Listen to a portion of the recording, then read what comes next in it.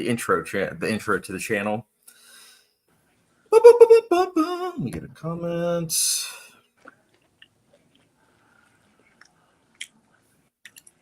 We already have one person in the chat. You know who's not? Oh, dude, there's 6 people already in the chat. Do you know who's not? Who? Me. Bro.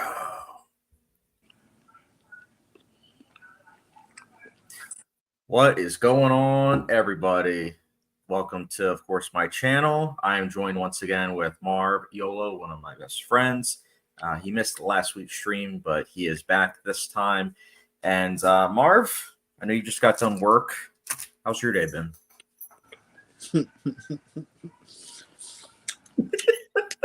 Is this where we left off at? No, we got to start from the beginning. So, guys, we literally were talking, and then I realized that I didn't hit the go live button. I thought that I did. And I was looking and I was like, what is going on here? Like, I don't want to. And I was like, oh, man, I forgot the go live button. Such a boomer. So, I wanted to kill my coworker today. Why? What did he do? He snitched on me. He snitched on you? Yeah, he's a rat. He's a dork. But I said it to say this, right? So I wanted to ask you this question. You're a very intelligent person. Oh, so you can probably help me with this. I hope so. Now, my coworker, I believe he's never said this, but I've been told that he's autistic. Okay. So you can't really get too mad at him, right? You can't. Yeah. Like, I'm saying that as someone that has an autistic friend, yeah. Yeah, but he never acts like this. This guy is like, I want to put a black eye on him. Like I've had this job for almost a year now. I've been doing things my way, and he'll come up to me. He came up to me today a couple times. Oh, you might want to do it this way. And I'm like, yo, you're not my boss. The boss has walked past. The boss has talked to me. He's seen me doing what I've been doing my way. He knows what I be doing, right? But he'll keep seeing me, and he'll try to offer suggestions, or I just want to let you know I'm just trying to help you out. I'm like, I don't need your help, dude. Like, leave me alone. Why are you talking to me? I don't go do something. Sounds like he's just trying to help, though. To be fair. He's not. He's not trying to help, because I've been doing what I've been doing for a year. I know what I'm doing. And he's like, you know why he's doing that though? Because for example, right? I wipe the tables, I wipe the cranes, I clean the carpet, I do stuff like that, right? Him and my other coworkers, they don't do that stuff. So they see me do it. No, the other two don't care. They could care less. But because he's like, and this is my question, let me get to it in a second. He sees me and he tries to for example, I got a good one. I was on the phone in the closet talking to my dad, and then he was like, "Oh," when I hung up, he was like, "Oh, what?" I just want to punch him in the face. I don't like him so much. Oh, so Marv, you were in the closet talking to your dad on the phone. You came out of the closet. Actually, I didn't. What was I saying? I was talking to my dad, right? Right. And I want to say, by the way, for the audience listening to this, Marv's in this closet a lot of the time when this guy comes up to him. No, it happens out on the floor too, and it upsets me. But I'm just wondering, like, I'm imagining the closet be like the one from The Conjuring, like huge one. I'm like, no, it's very small. That makes it even better, actually. So he comes in. I hang up the phone. He's like, "You're always talking to people." I said, "Yeah, whatever." I always brush him off and dismiss him because I don't want to talk to him. So as I'm walking out, he's like, "I usually wait till I'm off the clock to call people." I'm like, "What?" And that leads me to my question. Right. Is there like a thing about I don't want to say autistic people as a whole, but like, is it like a kind of like a form of like Boy Scoutish or Girl Scoutish behavior? Like, I'm because it's something that I've noticed that he does. It's like he tries to like. Well, keep in mind, like, it's one of those things where it's like anything. They're like if you're on the spectrum, like everyone's different with how they go about it. Yeah. I will say one friend I have that is autistic. He is very Boy Scoutish, which is fine. I mean, it's it's cool. Mm-hmm. Um, but I don't know. I mean, I don't know this guy, Yeah. but I know you don't. it sounds like for now on you won't be making calls on in the closet anymore. Well, no, I do what I want because he's not my boss. He's not going to stop me. I'm gonna do exactly what I want to do when I want to do it, how I want to do it. You know what I'm saying? Like, for example, he walked up to me. I think this was either yesterday or today. I'm cleaning down the glasses. He's like, he's like, Marv, I just usually use the blue rags, because you don't want cross contamination. And I said, Right. no, it's cool, Joey. I've been doing this way. This is how I'm gonna do it. All right, it's all good. I appreciate you though. He said, I'm just trying to help you out. I appreciate you. Then he came back and did it when I was at the table, wiping on the tables. You must have missed some spots. No, it was just like he saw me doing something like because he never did it that way. He wanted me to do it his way. I'm like, no, I'm cool. I'm doing it myself. But this is what made me mad. My boss had walked past me and saw me doing what I was doing, right? So he didn't care. But he stopped him and talked to him about it. Like, hey, are we supposed to do that? Because I see Marv's doing this, like, and then my boss comes back to me and said, listen, you don't have to clean the cranes. Technically, that's their job over there. So you can just go do something else. I'm just like, bro, like, why are you like, it's like you're like a bane on my existence. I want to throw you into the sewer. Like, I hate you. Like, I mean, to be fair, every job has like one person that's like that. really? I'm not tripping? No. With all the jobs I've had, there's always been one person that's kind of like that. Like, for example, I was vacuuming, right? I forget what I was doing, so that's irrelevant. But he had said something to me, and I'm like, no, it's cool, it's all good. I kind of like I brushed him off, like I said, did I do right? I'm like, oh, it's whatever, it's cool. Oh, I just wanted to let you know. I'm like, it's cool, go ahead. You know what I'm saying? Like I just like you know me to be very nice and communicative or whatever. Like you've never seen me be more like dismissive to somebody than I do this guy. I mean, it's more like, like it's like a fly, right?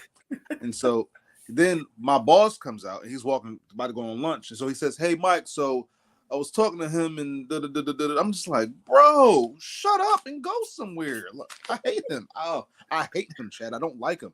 I almost punched him today. Well, hey, what matters now is that you're off, relax for the rest of the night. By the way, we have some comments. Film Kid says, "Hey," What's up, Film Kid? and hey, Film Kid. Ace Paulette says, "What's up, guys?" What's up, man? Ace is a fan of the channel. He found my channel through my top 10 TV shows of all time, and he's actually right now he's watching my favorite TV show of all time, which is Mr. Robot. Mm-hmm. I've been itching to rewatch that show. It's been like 3 years, and I'm like, that's too long. I need to rewatch that show. It really baffles me that you wait years to watch the stuff that you love. Because I have so much. Like my movie collection. I have over 500 movies. Like 500 movies. Even if you were to watch that in like 2 a day, you would. I think it would take almost 2 years. Almost 2 years to watch an entire collection. So it's like it's what happens. Like there's only so much time you can have. It would not. 2 a day, 500 movies. You don't post on Letterboxd. You posted one review on Low. I've been looking because you always say, "Oh, I watch Hereditary 6 times a week." I'm waiting for those little logs of. I don't go in there every time I watch a movie. You should. That's what it's there for. I forget it. I forget Letterboxd is even a thing. I'm not. That's because you're a hack. Speaking of Letterboxd, Film Kid says also forgot to say, "But thanks for the fallback on Letterboxd, dude." Of course, if I see that I was interacting with someone on YouTube and they have the same username on Letterboxd, then I put two and two together and I'm like, oh yeah, I remember that person. But there's sometimes where people have such a I don't want to say an odd username, but just one that I don't really recognize. So I'm like, do I know this person or is this one of those like bots? Because a lot of times on Letterboxd, there's people that will just follow people, and then as soon as they get the follow back, they just delete the follow. Like they delete that person as like a friend on there, and I'm just like, what's the point of doing that? Other than I guess just having more followers. Mm-hmm. Bootzilla says, "Hey, fellas, what's up, Boots? You remember him? Yeah, he was. He's actually been in. He was in my last stream, but then he was also in like several with you as well.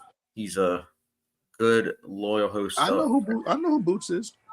A loyal subscriber. I almost said host. I'm the host. Subscriber of the channel. And then Ace Blitz says also watch the second episode of season 3 in terms of Mr. Robot. Yeah, you're in for a great season. Like you once you get to episode, I believe it's 5. It's just insanity. Like the episode is made to look like one long take, and I've never seen that before in a TV show. Up until the Bear did it, but the Bear was like after the fact. Marv, you need to watch Mr. Robot. You need to get on that. Never. Why not?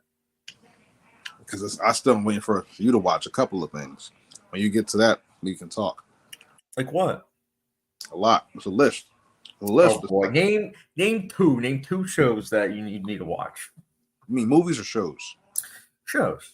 Shows? That's what Mr. Robot is. It's a show. Oh, shows? Does it count if I haven't told you about them yet? Which one? Does it count if I haven't told you about them yet? No, of course it doesn't count. It has to be. It has to be that you've already that you've mentioned it before. That's cheating. Because what am I supposed to do? Just immediately go over to the TV? All right, Marvin, I'm watching it right now. That's cheating. Okay. I'm trying to think. What have I asked you to watch? Show wise. I'm the one that's always like, Marv, you gotta watch Breaking Bad. Marv, you gotta watch now Mr. Robot. I've seen Breaking Bad though. I just haven't watched the whole thing. You watched like an episode and you were like, "No, I don't like this," even though you would love it. I know you would love Breaking Bad. I've watched episodes of it. Episodes. That's like you said, you were like it was sprinkled here and there. Like that doesn't count. I'm not saying it counts, but I've seen it. I'm not saying that it's bad or anything. I just couldn't get into it. I actually wanted to address that really quickly. So when it comes to me, it's not about the fact that like I get Walter White, I understand Jesse and all of that stuff. I have no problem with any of that stuff. And I get that the show's awesome. No problem there. The reason why I can't get into Breaking Bad is because the way it looks. It is visually uninteresting to me. So I can't never get into it. We're about to lose a bunch of viewers just from that. I didn't say it was a bad show. The cinematography is one of the best parts of the show. Like the vignettes that they use, like context matters, remember? I didn't say the cinematography was bad. I said visually it's uninteresting to me. Yeah, but that's part of the cinematography. That doesn't mean it's bad. It's uninteresting to me. Are you not listening? What's uninteresting though? Like it uses the full spectrum of colors. Like you have they took the film Traffic, which came out in 2000, and that's another movie that doesn't look interesting. I watched that movie Traffic. That's a great movie. That movie I thought was very, very not good looking. What? That movie looks great. Mm-hmm. It's got that like it's not even just the grittiest aesthetic. It's the fact that film was groundbreaking. Like when it came out, it was like, oh, this area is like yellow, this area is blue. This is like I think that. What? Sorry, there's a fly. What were we saying? I said I think that's dumb. Why? It lets you know about the headspace of the character. No, I'm cool. I mean, don't get me wrong. Like, I will say, it's not even Breaking Bad's fault. I will say though, Breaking Bad, like using the yellow vignette and being as popular as it was, it then made it so that way every show tried to use that, but they never were able to perfect like what Breaking Bad was able to do. And like, ask me what shows are visually interesting to me. What shows are visually interesting? Westworld, obviously. Agreed. Game of Thrones, but however, agreed. Game of Thrones didn't become visually interesting till the 3rd season for me. Really? Yeah, I thought the first season looks. I think the first season looks bad. Not bad. I'm sorry, that's the wrong word. But it looks very like it's. I need to change this live stream to MARV YOLA with hot takes. It's not hot takes. I'm not saying this. I want you to understand what I'm saying. The cinematography is not bad. I'm not saying that. I'm saying that the way the vision of the filmmaker is not resonating with me on a personal level. Like it's the same reason I don't really care for Tim Burton. I don't like none of his movies. I don't like his vision. I don't like his look. I don't like what he's into. He is an exception to every rule. But look is a huge part of cinematography. Of course, angles, lighting, camera movement, above Yeah, all other things. But I'm saying, that's a huge part about it too. You're missing the point. I get that part. That's not what I'm talking about. I'm talking about just like, for example, I'm trying to pick a movie out of a haystack here. What movie did we see recently? I got you. Remember we saw Slender Man? Yes. How would you say that movie was visually? Forgettable. I would agree with you. It wasn't like watching Slender Man. I know when it came out, it got like horrendous reviews, and I get that. But it like watching that movie, it wasn't like, oh my goodness, like the cinematography was some of the worst. It was just like it's there. It's there. It doesn't really do that much. But usually, if I say something is like visually uninteresting or that I like that usually implements that the cinematography just wasn't that good, as opposed to if you say like, oh, it was visually interesting, well, that means that the visual effects and the cinematography like complemented each other like really well. But I also understand like style. I think what you're saying more so is like style, that like Yes. if a director chooses like certain colors that they like Tim Burton's. I think Tim Burton's style I like, but I will say this: his venture from going from film to digital has really hurt his aesthetics because those looks look really good on film, such as like Sweeney Todd. But if Sweeney Todd was shot digitally, it would probably be a visually murky mess, such as we see with like I forget if Alice in Wonderland was shot on film or digitally, but I know like Dark Shadows I think was shot digitally, and I'm pretty sure Dumbo was. Maybe some That of movie looks awful. That actually looks bad visually. yeah. And I don't know. That's why I'm Beetlejuice. That's why I'm like I'm seeing it, of course, but I'm kind of like I'm curious. Oh, by the way, we have a couple more. Well, actually, no, not a couple more. We have a lot behind. Film Kid, I found your channel from your Michael Mann ranking. Oh, thanks, man. Yeah, I'm proud of that ranking. Even though I will say some of it has changed. I knew making that ranking though. I was like, I know the Insider being my number one Michael Mann is going to be like a hot take. Marv, what's your favorite Michael Mann film? I would have to say Collateral. Oh, that's a really good choice. Yeah, Collateral. If I knew as much as I knew now, I would have probably talked a lot more about Michael Mann's like early digital photography. Yeah, I actually got hip to that when I bought Miami Vice on DVD for Christmas in 06. And I remember he was talking about it, and I didn't really know what he meant. I mean, I knew that he was talking about video picture and all of that stuff. Right. But I didn't think that it wasn't like I didn't know that that he was like the start of it. Like he was like the one that was trying to usher it in. Not usher it in, but he was like that's what he decided to do. He was like, yeah, Lars von Trier was also like another one where he was like very much so like pro digital, but that's also because he was of the like the dogma like video age. So it's like it's one of those things where he's like, yeah, I mean, I shot on home cameras like to begin with, so it's like it wasn't really a big venture. I mean, at the time, Ace Pullet Ace Pullet says, "Is Marv seen Mr. Robot?" No, nope. unfortunately not, because Marv is a hack today. I've been Marv, as soon as this live stream is done, you're gonna watch Mr. Robot. No, I'm not. I'm gonna watch Westworld. Actually, I got Westworld 3 today. I thought you already owned it on Blu-ray. No, I had Westworld 1 on Blu-ray. Oh, you should pick those up on 4K. Like the 4Ks are. No. I was going to get the 4K, and a part of me, Chad. I'm not even gonna lie to you. A part of me feels really bad that I didn't get it. Right. Yeah. But I believe, if I'm not mistaken, I do have the first one in 4K. Oh, good. Okay. I gotta double check and look. I haven't watched it yet because I brought it, but I only ever brought it because I just wanted to own it because it's not even on HBO anymore. You know what I mean? So I brought it.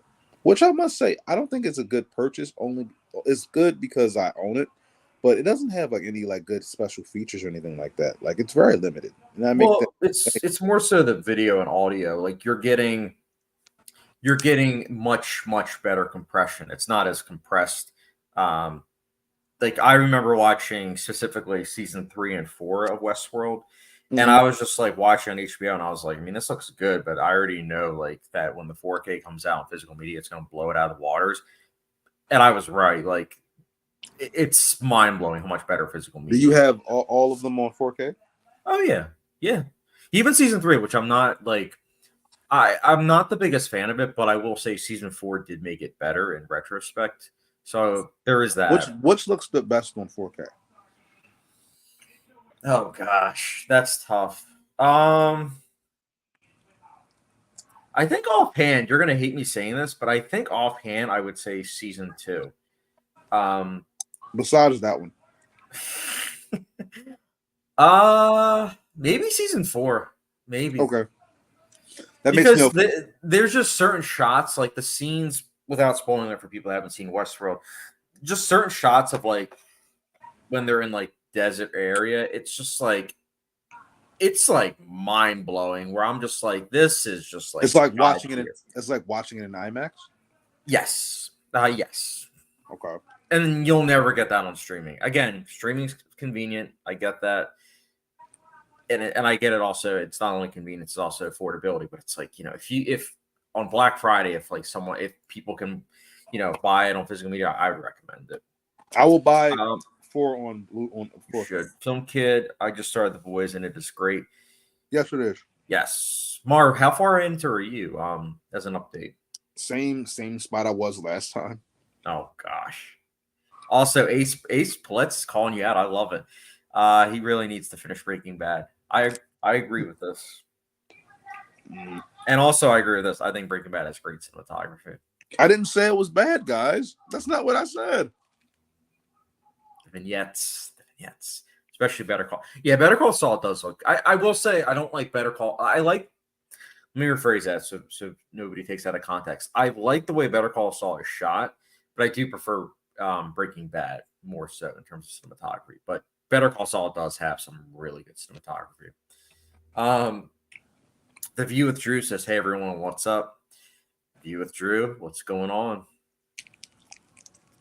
Ace Bullets, I thought Game of Thrones always looks great. I agree with that. And then Ace Bullets also said Mr. Robot has spectacular cinematography. It does. And I think what's also great about it is that the whole argument of film versus digital that's, in the film conversation, that show, it's perfect that it's shot digitally because it is all about the digital age. So it works really, really well with that show. I think that debate is over. Film is way better. Film is better, but at the same time, there are exceptions. No, like Mr. Robot is one of those exceptions. Nightmare Alley, shot digitally, but it looks incredible. One of the doesn't look better than film. You know it doesn't. No, Nightmare Alley looks incredible, dude. Does it look better than The Shape of Water?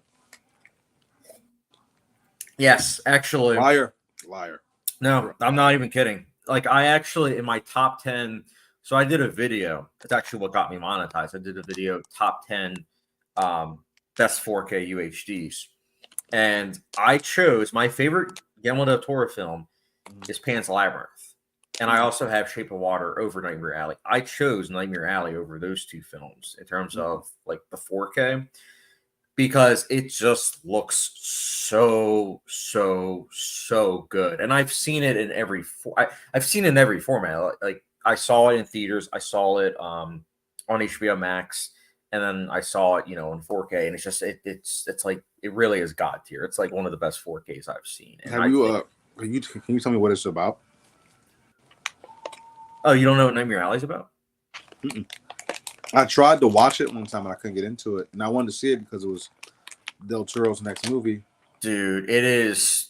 It's so good. It's so sad, but it's so good. It's basically about a guy who goes to the circus and he starts basically forming a relationship with Rooney Mara's character, whilst at the same time learning like the tricks of the trade of the circus. I'm trying to think what else I should say without spoiling anything. But what's the hook of the movie? The hook of it is that it starts off right away with Bradley Cooper burning down a house, and you're like, why is he doing that? Like, why would you burn down a house? Stop right there. Let me stop you. And I say, what's the hook? What is the reason I should watch it? Like, what's the hook? Like, what is it about without spoiling in it? That's what I told you. It's about him bring a house. No. I said no. I just told you what it was about, though. It's about a man who goes into the circus, falls in love with someone, whilst at the same time like learning the tricks of the trade. On basically that is not no reason to watch a movie. Well, for some people, the premise sounded interesting. For me, that's why that movie bombed. Because every time I saw the trailers and preview, I'm like, what is this movie about? I literally thought that somebody on Deadline even wrote the same thing. Because I was reading the Spider-Man box office report that weekend, and Nightmare Alley had made like $2 million. And I was like, that's a real shame. And then one of the execs wrote, like, who is this movie for? What is this movie even about? And I was like, yeah, that's what I got. I was like watching all the trailers. Yeah, but that's background noise. It doesn't matter. In 10 years, it's not like people are going to look at it as, oh, wow, that was a great film. Not how? What people? Nobody saw it. That's my point. I saw it. I've seen it 4 times. I loved it. You're one person. Yeah, but I'm not the only person. It got a bunch of Oscar nominations, including, I might add, Best Picture. Did it win? No, of course not. Exactly. It didn't but win. It's the fact that it got nominated. There will be people years from now that will be like, oh, Nightmare Alley. They'll come across it. Oh, wow, I got a Best Picture nomination. Oh, wow, check it out. This many people. I know a lot of people that watch that movie because of that. You'd be surprised. I'm not saying it's a bad movie. I'm saying it's a great movie. You can't even tell me what it's about. Oh, actually, you did. It's about a guy. It's about Bradley Cooper. He goes to the circus and falls in love with Rooney Mara. That's it. Also, at the same time, learning the circus. Yeah, I'm not going to spoil anything. You should know me by now. I'm not going to spoil anything. I didn't say spoil it. I said, what's the hook? And it don't have one. There's no hook there. I think it is. It's something. It's teasing you with an old-fashioned story, but it's got modern-day sensibility where it is a very nihilistic take and a very real take on like the world, and wow. it's at the same time giving you something that is like a hybrid of many different genres, which I know can be something that many people might not want to see. It is, on one hand, it is a drama, but on the other, it is also a romance. It's also a period piece. I will say Shape of Water was a lot easier to sell, but it's not even about easier. So you just got to sell it, right? Listen, right? Look at Crimson Peak, right? The hook is, what's her name? Mia. What's her name?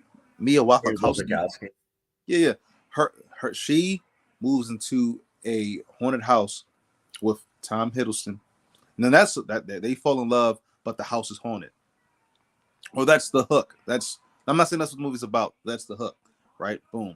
Then you get Pacific Rim. We all know what that's about. It's about giant robots fighting giant monsters. That's the hook. Then you got, what's his other movie, Chad? What's his other? Pan's Labyrinth. Not that one. That's a masterpiece. Mimic. Dude, I barely remember Mimic. I saw it once. Pretty forgettable. I watched Mimic a lot as a child. I was showing it for the first time at 6, and I watched it all throughout my childhood. Like, I'm talking about on repeat. Well, we have a bunch of comments, but I will end with watch Nightmare Alley. No. It is a great film. It is one of my favorite Bradley Cooper performances, and I think that watch Stuckman's review. I know you watch a lot of Stuckman's reviews. Stuckman said it best. Like, it is. It has one of the best endings I've seen personally of the 2020s. And that's one of the reasons why I decided to rewatch it. Because when I saw it in theaters, I thought it was just okay. But I also watched a 2.5 hour period piece at like a 9:30 showing, and for me that's like that's a major L. That's why I'm drinking coffee right now, so that way I'm like awake. But I couldn't get that ending out of my head, and so when I got a Best Picture nomination, I was like, cool, I'm gonna rewatch it with my wife because we always try to watch all the nominees. So I watched it with her, and I was like, yeah, that was much better. Now I don't know if we're Kim. Film Kid says, Chad, you've seen so much movies according to your letterbox. Yeah, man. That's going back to what I was telling you, Marv. That's the thing. Like, because I watch so many, even the ones I love, it becomes like a balancing act of like watching films for the first time that are classics, but then also movies that are modern day, to keep up with that. So that way I can do like a top 10 list at the end of the year, and then also rewatching movies I own. Yeah, I think on Letterboxd it's like 3,000 films or something like that. So yeah, and it's all different errors too. I try to balance it out. The View with Drew says Deadpool and Wolverine is now only 6 days away. Let's go. Let's talk Um, about it. We actually wanted to talk about this. Yeah, he also says I'm seeing Deadpool and Wolverine opening night, which I am too. I'm seeing it Thursday. Marv, when are you seeing it? I'm probably gonna go see it on Thursday. Thursday? Okay, let's go. Yeah, I'm probably gonna go see it on Thursday. I wasn't going to, but I have to. From what I'm hearing, I gotta beat the spoiler traffic. Yeah, you already know that as soon as the embargo lifts, you already know there's going to be like a million spoilers on the internet. Where it's like, oh, Elektra's in it. Oh, I'm trying to think of some other early 2000s. Oh my goodness, Green Goblin's in it. Spider-Man, all three are in it. You'll hear all that like stuff. Do you think that it's going to beat the No Way Home opening weekend? Yes, I think it's. I mean, I don't. I think that's not going to be the only similarity. I think I think very much so. How the studio was pitched was, you saw No Way Home, right? Mm-hmm. Yeah. Okay, we're gonna do that, except with Deadpool. Okay, like it's really one of those things where it's kind of a done deal. Like it's going to be successful. So is it? But you're saying it's a done deal. The record's broken already. Yeah, I mean, Deadpool is a character that it seems like a lot of people love, and do you? I don't know, just seeing Hugh Jackman and seeing Ryan Reynolds on the screen together. I think for many people that's going to be enough. Where it's like, yeah, let's. Are you a fan of Deadpool? I'll put it to you this way: I've seen Deadpool once in theaters, so that was what, wow, at this point almost 8.5 years ago. And Deadpool 2 I've technically seen twice. Mm-hmm. Once the R-rated cut, and then the PG-13 Once Upon a Time, a Deadpool with you. Mm-hmm. And I was like, yeah, I'm not watching Deadpool 2 again, because I was just like, it kind of ruined what I liked about Deadpool 2. Do you know that I actually prefer that cut over the actual cut? Really? I don't know why. I just they take out like everything that makes Deadpool. Like, I don't know why I like it so much. I remember when we went to go see it, I really liked it. Remember? Yeah. When we went to go see it, I really was into it. I was like, I'm kind of digging this. Film Kid says, I haven't seen Ali, Ferrari, and The Insider, but the others, it is Heat. I think of those, The Insider, as you know, is my favorite of his, hands down. So I'll be very curious to hear your thoughts on that. David C says, I think Michael Mann's Black Hat is criminally underrated. I see. I thought that movie was mixed for me, but I do want to. It's funny though. I do want to check out the director's cut though, because I have heard the director's cut's like a lot better. So I am open to like rewatching it. It's not really a film that I've kind of written off, because I'm like, it's Michael Mann, and I know that. I think if I'm not mistaken, he didn't get full control over that film. That movie was lost to the ether. Yeah, did you see it, Marv? Never saw it. I just know it flopped bad.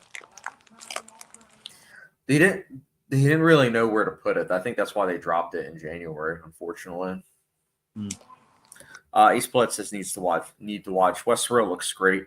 It is, but I will say this: it's very after season one. It's pretty much divisive as to like the quality. Like Marv and I, we debate all the time about season 2. I love season 2. I think it's a masterpiece, a near masterpiece. Marv thinks it's the worst thing since ever. It's worse than hell. He thinks there you go. I love it though. I think season 2. Listen, Ace, I'm going to tell you this right now. Listen, right, in all seriousness, right, no biasness in it, right.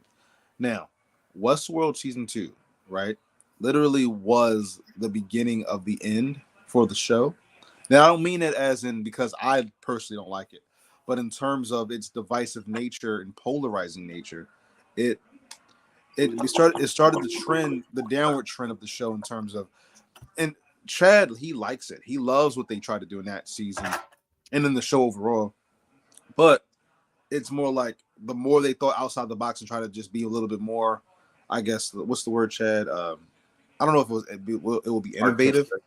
They were trying to be a little bit more artistic. They were trying different stuff, and it kind of backfired slowly on them, and we ended up at season 4, which I think is pretty good. I like that one.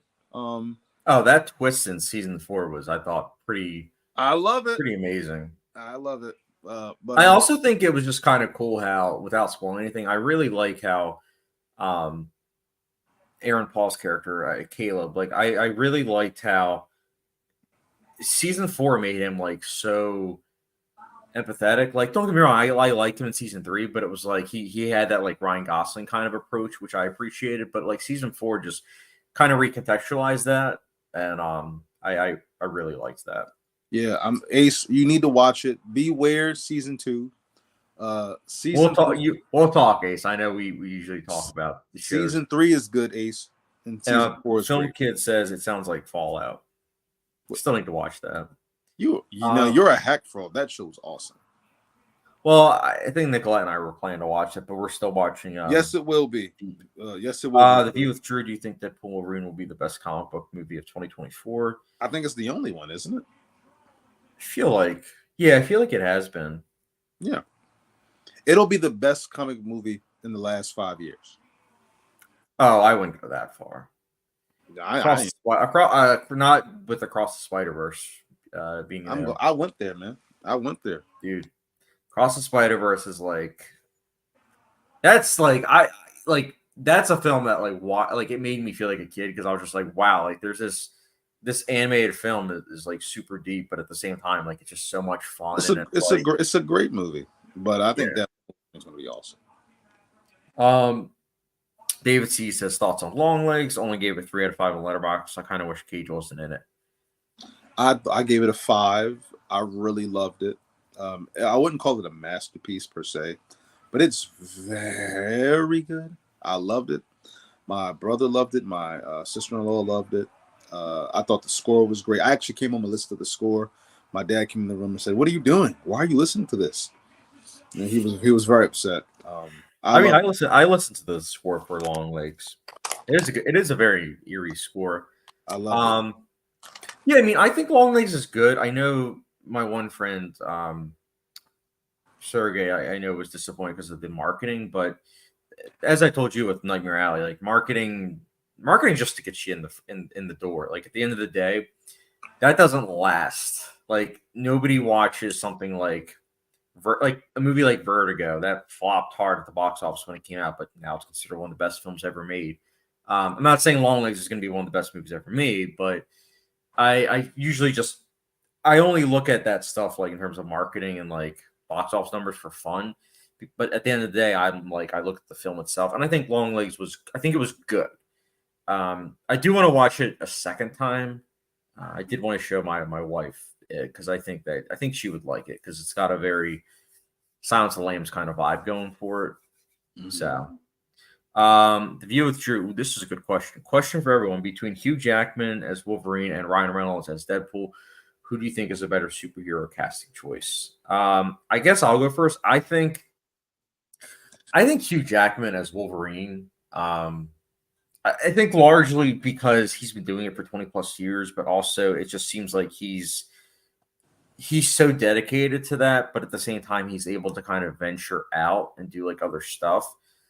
Versus Ryan Reynolds, as much as I like him, and I do like him a lot, it seems like he took his natural charisma and just kind of put that in the costume of Deadpool. And it works. It works quite well, but that's kind of the shtick that he does. And I'm fine with that. I am. But if I had to choose, that's why I would choose Hugh Jackman as better casting. I would choose Ryan Reynolds only because I agree with everything you said about Hugh Jackman, but I have heard criticisms that he's not Wolverine by people who love the X-Men comics. They like there's this girl named Comic Book Girl 19 who I watch, and she's always critiqued his casting. Not that he's a bad actor; he has those bad performance, but she says that's not Wolverine. Wolverine is not like that at all. He's like, it's kind of like with not so dark, deep focus lens. How she always, how she, Oh criti- yeah. how she critiqued Dune. She kind of had the same thing where like she felt like how she said Dune was very Hollywood. This girl said that his casting is very Hollywood, and he's kind of like the leading man type, and Wolverine's not the leading man, and he doesn't look like Hugh Jackman, and he doesn't act like that. Like he's shorter and chubbier and like more, I guess he like older and like, and then she was right. She's not wrong, but I thought Hugh Jackman did a great job, and I love his interpretation, and everybody loves him. But I will say Ryan Reynolds because I've never heard nobody, and I mean nobody, say anything other than Ryan Reynolds is Deadpool. He was born to be Deadpool. Nobody else can play Deadpool. That's all I've ever heard ever since before the movie came out. I remember when the test footage came out years ago, like 2014, and they were like, oh, because this is when people thought the movie would never come out, ever get made, and it was like, oh, Ryan Reynolds is Deadpool. We need to see that one day, and he deserves it, and stuff like that. So Yeah, when they leaked the footage, they didn't leak that, but we all know that. Yeah, I know. They claimed that they leaked it, but it was like we all know that wasn't leaked. By the way, important question: Ace Paulette's Marv's favorite show. Let's go, Marv. Westworld Tell them about Sex in the City. Westworld season 1 is the greatest show is the greatest season of television ever made. That's what that show. As far as show, I'd give it the Game of Thrones. I feel like I have to.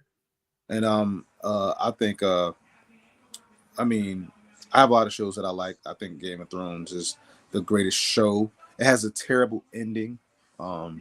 It's just it's sad. You just do what everybody else does and pretend that it doesn't exist. If I had to go to a show that stuck the landing, I would go with C. That's my dark horse. C. Which one? It's a show called C. I begged you to watch it, but you don't want to do it, so I just gave up. But Ace, I will tell you right now, if you don't want to watch Game of Thrones, I know you already said you're going to watch Westworld. He's seen Game of Thrones. Okay, cool. Ace, watch C on Apple TV Plus. You will love it. It is only 3 seasons long, and it sticks the landing. It'll give you Z's. It won't. Beginning, middle, end. It's excellent. David C. Rank the Maxine trilogy minus X, Pearl, and Maxine dead last. Yes, that's mine too. What about you, Marv? I didn't see it. Right. You didn't see Maxine. It's not showing anymore. Which do you like better though? X or Maxine, or not X or Maxine? X I didn't see Pearl either. Oh, you haven't? Mm-mm. Okay, so you agree with us then by default. Film Kid, that sounds very good. Ace Blet's Her Hand was the best cinematography in TV. Yeah, I might have to agree with that. It's pretty amazing. Every shot feels like something that you could frame. You should watch that show, Marv. That's an incredible show. And the fact that it was on NBC is just also just like so crazy to think, because it's so like artsy, like it is. It's really crazy the fact that it lasted 3 seasons, but I'm so happy that it did. Loved it. You kind of like turned me off when you said artsy. I hate that. Oh, dude, it's one of the most artsy shows you'll ever see. It is literally. It is the definitive art house TV show. Like, then I'm not watching it. Why would I watch that? I don't want to watch that. Because it's amazing. It is. No, it's incredible. Season 2 in particular is one of the best seasons of TV I've ever seen. The finale legit made me cry last time. It was so good. So good.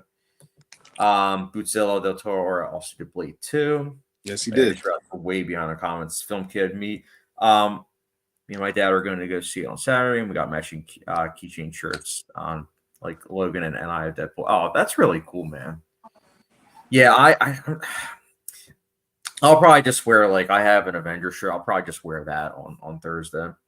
Mm-hmm. The View with Drew has a good point. Joker 2 comes out in October.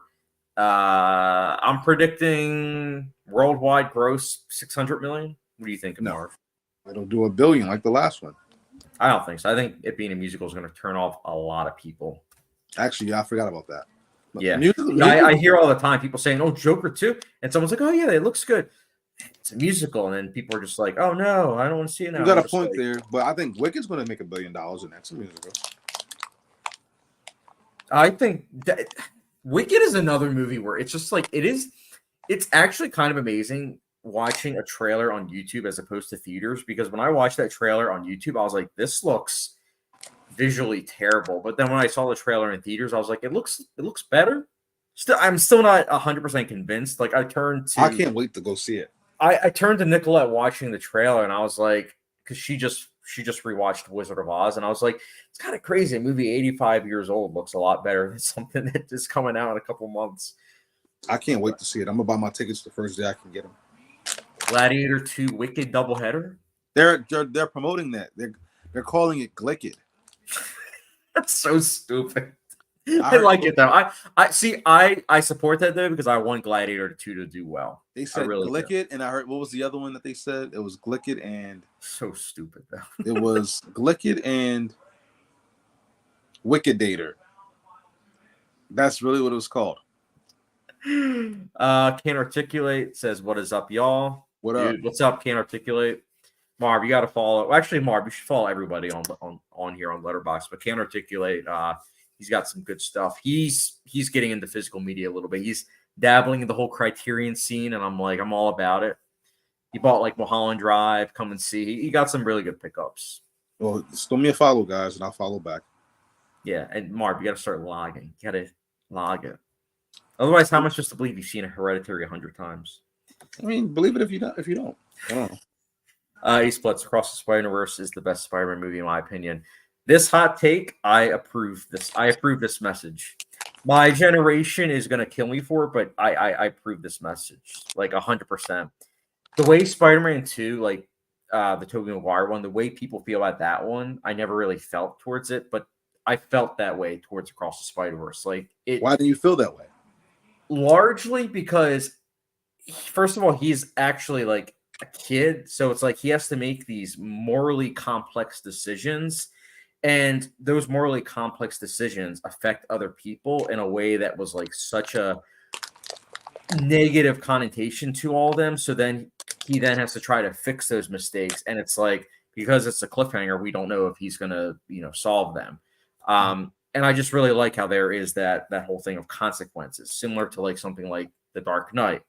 And that's always something that I'm not a fan of with superhero movies, where they don't have consequences. But Across the Spider-Verse, The Dark Knight, Watchmen, they had like big consequences that made me question my own morality. And that's what I like about it. Spider-Man 2, I never felt that, because it felt very like clean and like packaged together, where it's like, oh, will he be able to? And it's like at the end, it's like, yeah, he's able to.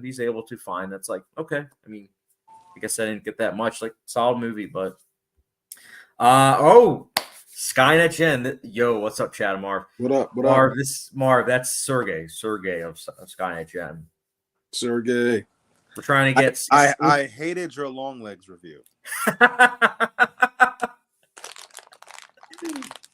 We're trying to get Sergey to 1,000 subscribers. Yeah, he'll get there. Keep hustling, buddy. He's close. He's like, I think he's at like 870. He'll get there. Gotta just keep putting in the work. Skynet Gen. See, I've only seen the first season. It's okay. Interesting concept, but something that didn't draw me back for a second season. Oh, I think he's talking about Westworld. Oh, he's hurting my heart. Hey, Splits, I'm so excited for Hannibal. Dude, yeah. I'm probably gonna rewatch it like in October. Because I'm already like craving that, like that rewatch. I have to watch this show that's on my list next is something called My Lady Jane. It's on Amazon. Oh yeah. I've heard of it. I haven't seen it. Yeah, it's on my list. I actually might start it later. I don't know. It's like tough because I'm at the point now where it's like Sons of Anarchy. I'm like towards the end of season 3, and I feel like after watching it, I kind of just want to rewatch like a show, like something like Mad Men or Mr. Robot, something like that. I hear you. Because after watching Yellowstone and now Sons of Anarchy, I'm just like, I need something like, it's gonna sound crazy, but I need something that's a little bit more seedy and like morally complex and not just like good versus evil. I don't know. I need something more than that. I'm a good versus evil type of guy. I'm not like, I just like watching Yellowstone. It's like, hey, this is the good, this is the bad, and I'm like, dude, just go make the Horizon movies, please. And that's what he's doing. Can't articulate. Yeah, Hannibal was excellent. Yes. Ace Blitz, how far are you in Sons of Anarchy? So I'm at season 3, episode 10. And season 3, if it wasn't for off to the side, Ace and I we talk. If it wasn't for Ace saying that it got like it gets better in like season 4 and that especially season 7, I probably would bail because season 3 just it feels like a writer strike movie. Like it's like there's something that happened at the end of season 2, and it's like the wheels are spinning in season 3 on like to try to fix that, and it's just not interesting. Like I am like losing focus real fast, but I'm sticking with it. Oh, this comment. And you were like, hey y'all, how does it feel to almost have a JFK part 2 last week? This sequel could have been called DJT. Yeah, man. I'm not gonna lie to you guys. That kind of came and went. It didn't even register in my brain. Well, what's great is Andrew's from New Zealand. So I remember he told me, he was like, yeah, I wasn't able to make the live stream last week because I was still like processing everything that happened. And I was like, I get that. Like, I get it. Cause like how I was able to process it was I was like, I'm just going to do a live stream. Cause I was just like, oh, great. Like, it means he's probably has it in the bag in terms of like winning. Yeah. I don't know. I just like my whole thing is I think that I need to know more information. Like I only know a little bit of it. So it's like one of those things where I'm still putting the pieces together, which I feel like a lot of people are, but you already see conspiracy theories getting spread like on both sides. And as someone that's like a moderate, like independent, I'm just like waiting for everything to kind of, fall in its place. But I'm not looking forward to November. The only thing that I'm looking forward to in November is rewatching Lincoln. That's it. My birthday. I'm looking forward. Actually, that's a lie. Actually, that's a lie. Like, I'm looking for it politically. I'm only interested in rewatching Lincoln because I don't like any of the candidates. But there is a lot of, in terms of my personal life, there is a lot of things happening in November, like wedding anniversary, my wife's birthday, and everything. But in terms of politics, just Lincoln and pressing or not pressing a button, filling out a form and just like saying, "Oh, great, here goes democracy." I might not even vote this time. See, I don't. My thing is this: I look at it this way: like when you go to Dairy Queen or somewhere, there's not like vanilla or chocolate ice cream. There's usually many, many different flavors, and that's what I think politics should be, where it's like multiple flavors, so that way people can choose, as opposed to you're either this or that. I don't like that. I think politics should just die. We should have no politics. I think it should be a lot like the Academy Awards, where it's like you spread it to like 5 or 10 candidates, so then that way, like people actually have like a lot to like choose from, and then not only that, but also people then actually get to showcase their views as opposed to, oh, I need to fit my views into like a certain view, so that way then I get votes. Yeah. It's a mess. It's a mess. Can't articulate glicked. David C. Hot take. Greatest De Palma film is Casualties of War, starring Michael J. Fox, Sean Penn, John C. Reilly, and John Leguizamo, scored by the master Ennio Morricone. Ooh, I need to check that out. De Palma, I've seen a decent amount of his work, but that's one I haven't seen yet. I do need to try to watch all of his films because I feel like that would be a fun ranking to do. But he's a good director.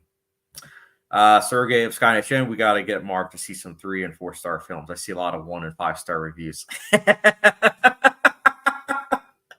He's calling. I love it. Are you reading my my Letterboxd right now? Oh yeah, dude. Sergey and we were both looking. I was like, yeah, check Marv's Letterboxd. You'll see a lot of like interesting 1 out of 5 star movies, like The Lighthouse. It's like 1 out of 5. Actually, you gave that a half a star. You get like I was like, okay, like a half a star. Yeah.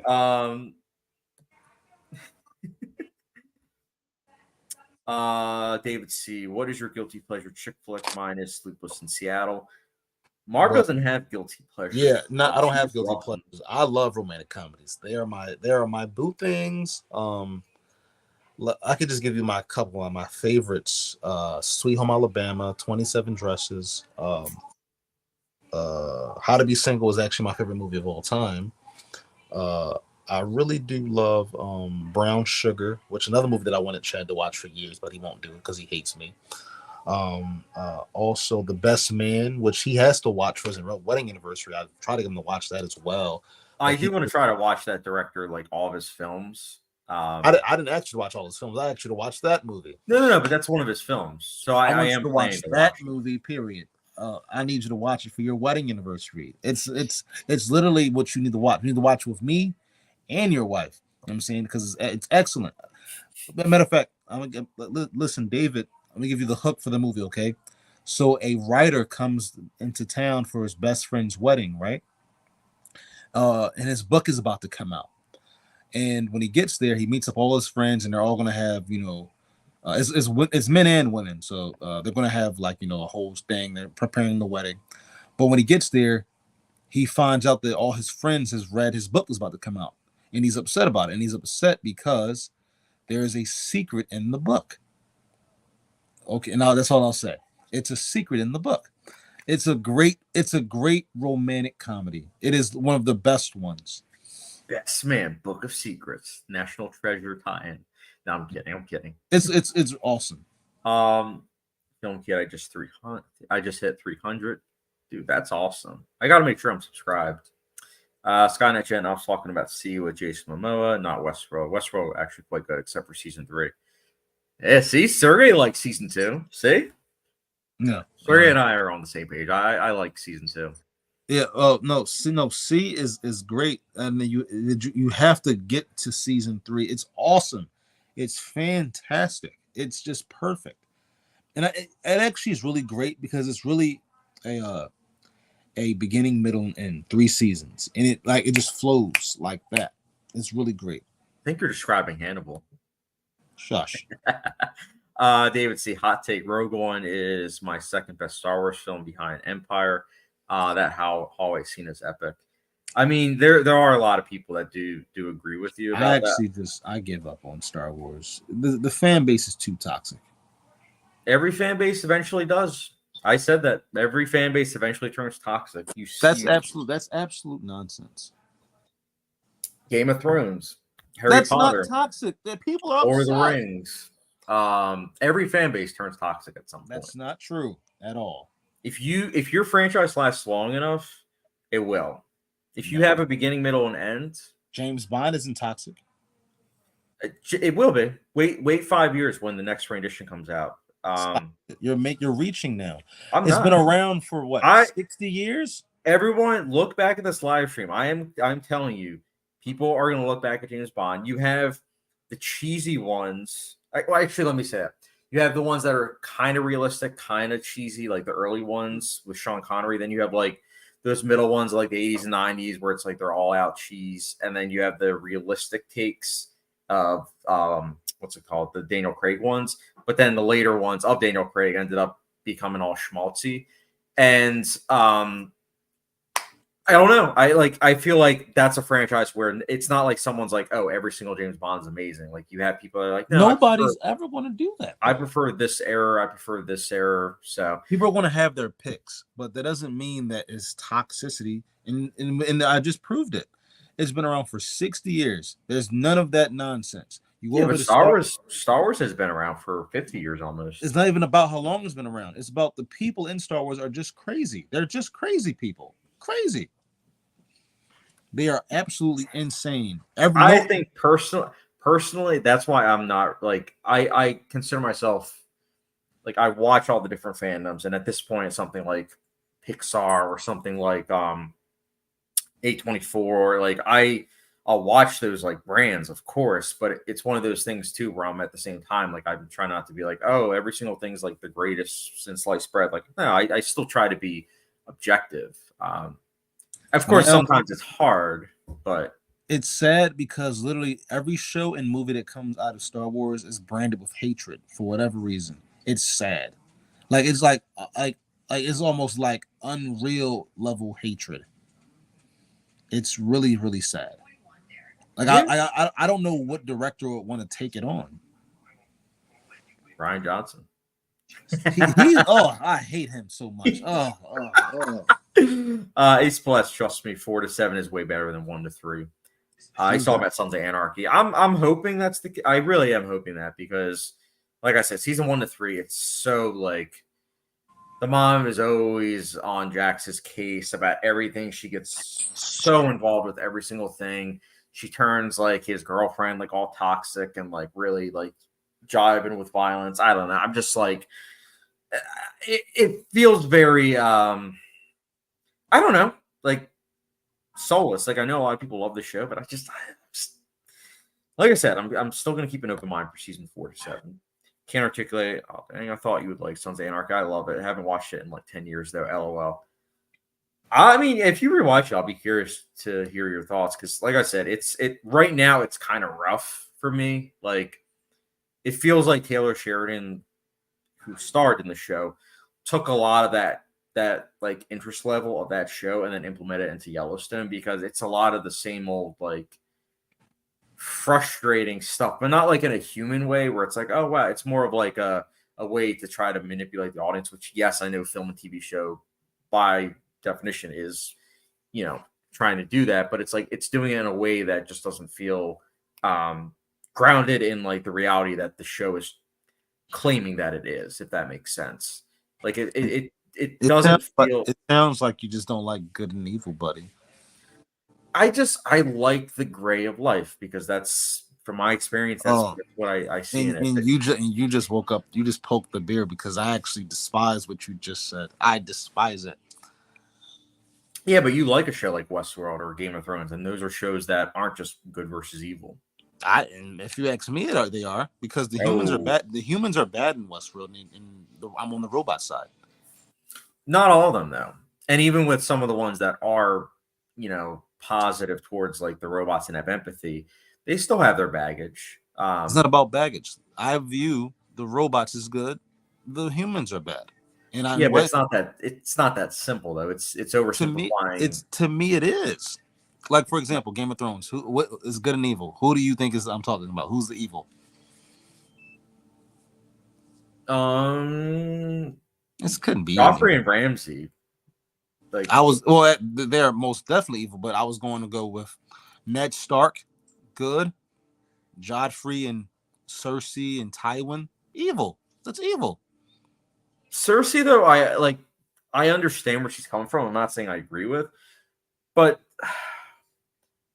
again, because they do such a good job of making everybody feel human, it's one of those things where it's like I'm not agreeing with her actions, but at the same time, her actions pre-season 6, it's like I kind of get that. Like that walk of shame, felt bad for her. Like it wasn't like I was like, oh, good. I was like, nah, kind of. Like, no, she deserved it. She put herself in that situation. She deserved that and much more, and she got it.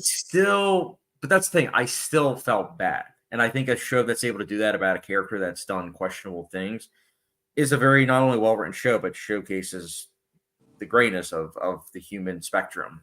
For me, I didn't feel bad. I felt great because she looked great. If you know what I mean. It wasn't even her. That was definitely her. Don't do that. No, it wasn't. Look it up. Your body. They only They only used her face. Never mind. Kid you not, look it up. Skynet and Rogue One actually defend despite hating everything else from Disney after Force Awakens. Yeah, I feel like most people feel that way.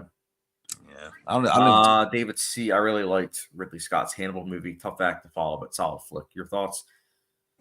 I actually, that's one of my most prized possessions on DVD. I want to love it. I do, but I don't.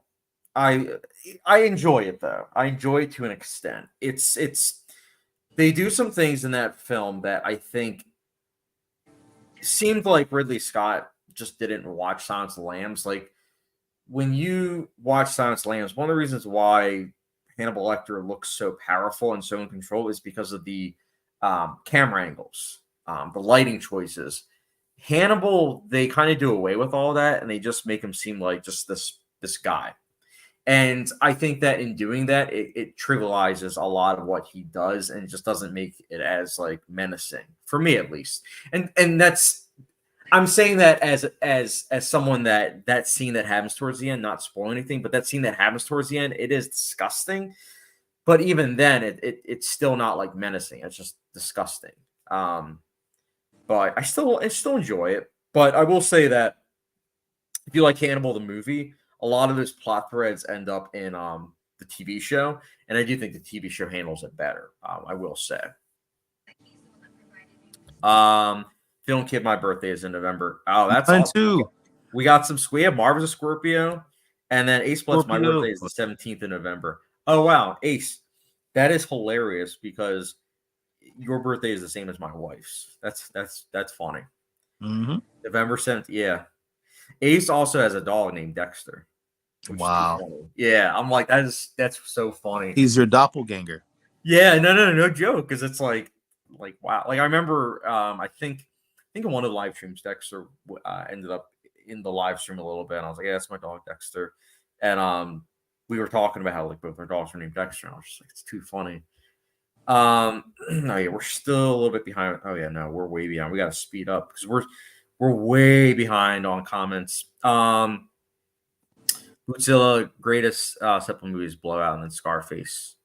I do love both. I love Blowout even more than Godzilla. Greatest De Palma film is Blowout, followed by Scarface. Film Kid Marv, I respect you now for not liking Barbie. Oh gosh. David C. Who is the more skilled actor? Chris Pratt, Chris Pine, Chris Evans, or Chris Hemsworth? Pine. No. Yes. Hemsworth. Okay. If you say so. It's Pine. Hemsworth at least is trying to do. Actually, that's a lie. Chris Evans is trying to. So I would say one of them. Maybe. Chris Pine. I think it's because immediately when I thought of Chris Hemsworth, I thought of him and Furioso, and I just loved how like wild that performance was. Like he was having a ball with that. Like I really dug it. Chris Pine is excellent. He's all right. You're just a hater. You're a hater, and that's it. Andrew Lay, not sure if this is a chick flick, but Julie and Julie is always my comfort movie. Oh yeah, I liked that movie. Never saw that one, but I know what it is. Dude, we got Jeff in the chat. Jeff Freeze. Jeff. Yeah. Our boy Jeff. The Sopranos fan base never turned toxic. Thank you. I don't know. I would disagree about that. I can't tell you how many times I've heard people say like that ending is so divisive that it's like I hear some people say it's the worst finale ever, and then I hear some. That's not toxic, dude. That's just that only means that the way it ended, it made people upset. That's not toxic. It's division though, and when you have division, a lot of times it brings about toxic elements. I want to hit my head into the wall. No, there's a difference. Jeff talked to him. The ending of that show, it ended very abruptly, and it made people upset. They're allowed to be upset. That was dumb. Right? Then you go over to Star Wars. That's toxic because you got people getting death threats because what is it? It's so much at this point. Well, I have my phone off to the side, but I'm sure if I looked up articles of the early 2000s of when that ended, I'm sure I would probably find stuff. But again, it was like the early stages of social media. So if you find death threats, then you got me there. But I'm talking about like new actors, just because they're actors of color are getting death threats. Okay, that never happened in Sopranos. They're mad about an ending. Well, that's because Sopranos was mostly white. No, everybody watches The Sopranos. It's a good show. It's good. It's a great show. You're a hater, and I'm tired of it. It's good. It's good. Where's my taser so I can tase you? I'll put it to you this way, right? Nicolette was like, I want to rewatch The Sopranos, but I also want to rewatch Veep. Which do you want to rewatch? I said Veep. Like, without even a question, I was like, Veep. I was like, we'll rewatch Sopranos, but I was like, Veep, I like much better. Hot take, I know. But Just as long as you, because I said what I said. People watch Sopranos every day. I can call anybody and they're like, I'm watching an episode of Sopranos right now. Again, it's good. It's great. Good. It's great. It's like The Wire. I respect it more than I actually can say. Like, oh, like I think it took me honestly a full year to watch The Sopranos. Like, I slowly watched that show because it's character driven as opposed to being like story and plot driven. And for the life of me, if you put a gun to my head, I could tell you a lot of like the character interactions. But if you asked me about like plot points or story beats, I wouldn't be able to tell you really. So you weren't interested in the characters in that show? No. I liked the characters. I thought the characters were interesting, but I think that was by design. And I think that's probably why the show was as popular as it was. And again, I respect it too, because it did a lot for TV and it popularized it as, hey, it can be looked at as an art form as opposed to just dummy TV, which is what previously it was. But I will say, I do think that the TV show Oz should get a lot more credit because that show, in my opinion, was much more groundbreaking. Not only just with its depiction of sexuality, but just like gender roles, violence, killing off characters. Like that show was just. That's why I'm happy that that's one of my most viewed videos on my channel because like that show is just so great, and I feel like not enough people talk about it, even though it came out years before The Sopranos. Jeff Freeze, Marv keeping it real. We gotta get Jeff. We gotta get Jeff in one of the live streams. Jeff, we'll own this hack. We'll own him. Bootzilla, every nerdy fan base is toxic. Agreed. No. To an extent. I think people a lot of times don't see the nuance in like certain franchises where it's like that's a video I should do about like fandoms. Ace Blitz, you should tell Marv one of the Breaking Bad episodes is directed by Ryan Johnson. I won't watch that episode. His Knives Out movies are awesome though. They are. Ace Blitz, the Lannisters are actually my favorite house in Game of Thrones. I think they're all so compelling. Yes, and I would say that they are morally gray. They're not morally gray. They're trash. I mean, I love them, but they're my trash. I want you to understand that. They're garbage. They're the scum of the earth people. I would say, especially like someone like Tywin Lannister, he knows that the world that he lives in, it's like you can't just be good. It's not enough to be good in order to get stuff done. Sometimes you do have to get your hands dirty because that's the world of Game of Thrones. Getting your hands dirty is fine. Being trash is being trash. I'm not gonna let you off the hook with that one. Okay, we're not gonna do it. I like Tywin. What can I say? I like Tywin. He's a good bad guy. I love him as a good evil guy. He's a good villain. I love him. As a son of mine. Oh, Skynet and Marv, did you end up seeing Fly Me to the Moon? I want to go see it probably Tuesday as a double feature with Twisters, but I don't know. I kind of don't want to right now. I just kind of want to wait now. I don't know why. Twisters was a lot of fun. I'm actually going to go see it because I see every theater is sold out, so I'm gonna go see it. I'm glad. I'm very happy, honestly. Actually, I have. Let me see. The theater actually had like magnets, so I'm putting this bad boy in my car if it sticks. But it's a legit magnet that says like Twisters. I had a blast watching that movie. Like that was just so much fun, man. Sorry, we're still behind on comments. Andrew Lay, Rogue One is low-key my favorite. Fair. Ace Blitz, we're on the same page. I felt bad for the Walk of Shame movement. David C. ranked the Quiet Place movies. Mine is Quiet Place 2, Day 1, and Quiet Place 1. 1, 2, and 3. I think for me it's 1, 3, 2. 3 sucked.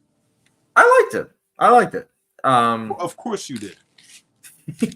It's a low-key, slow burn indie film that was disguising itself as a blockbuster. I'm okay with that. You gotta sneak some smartness into some movies. You know what I'm saying? I hate your comment, and it is what upsets me. I knew you would. That's why I said it. No, but it upsets me because that's implying that the other two, mainly the first one, was not smart, and that's not. No, the first one was exactly. So what are you talking about? It had some issues, but it was smart.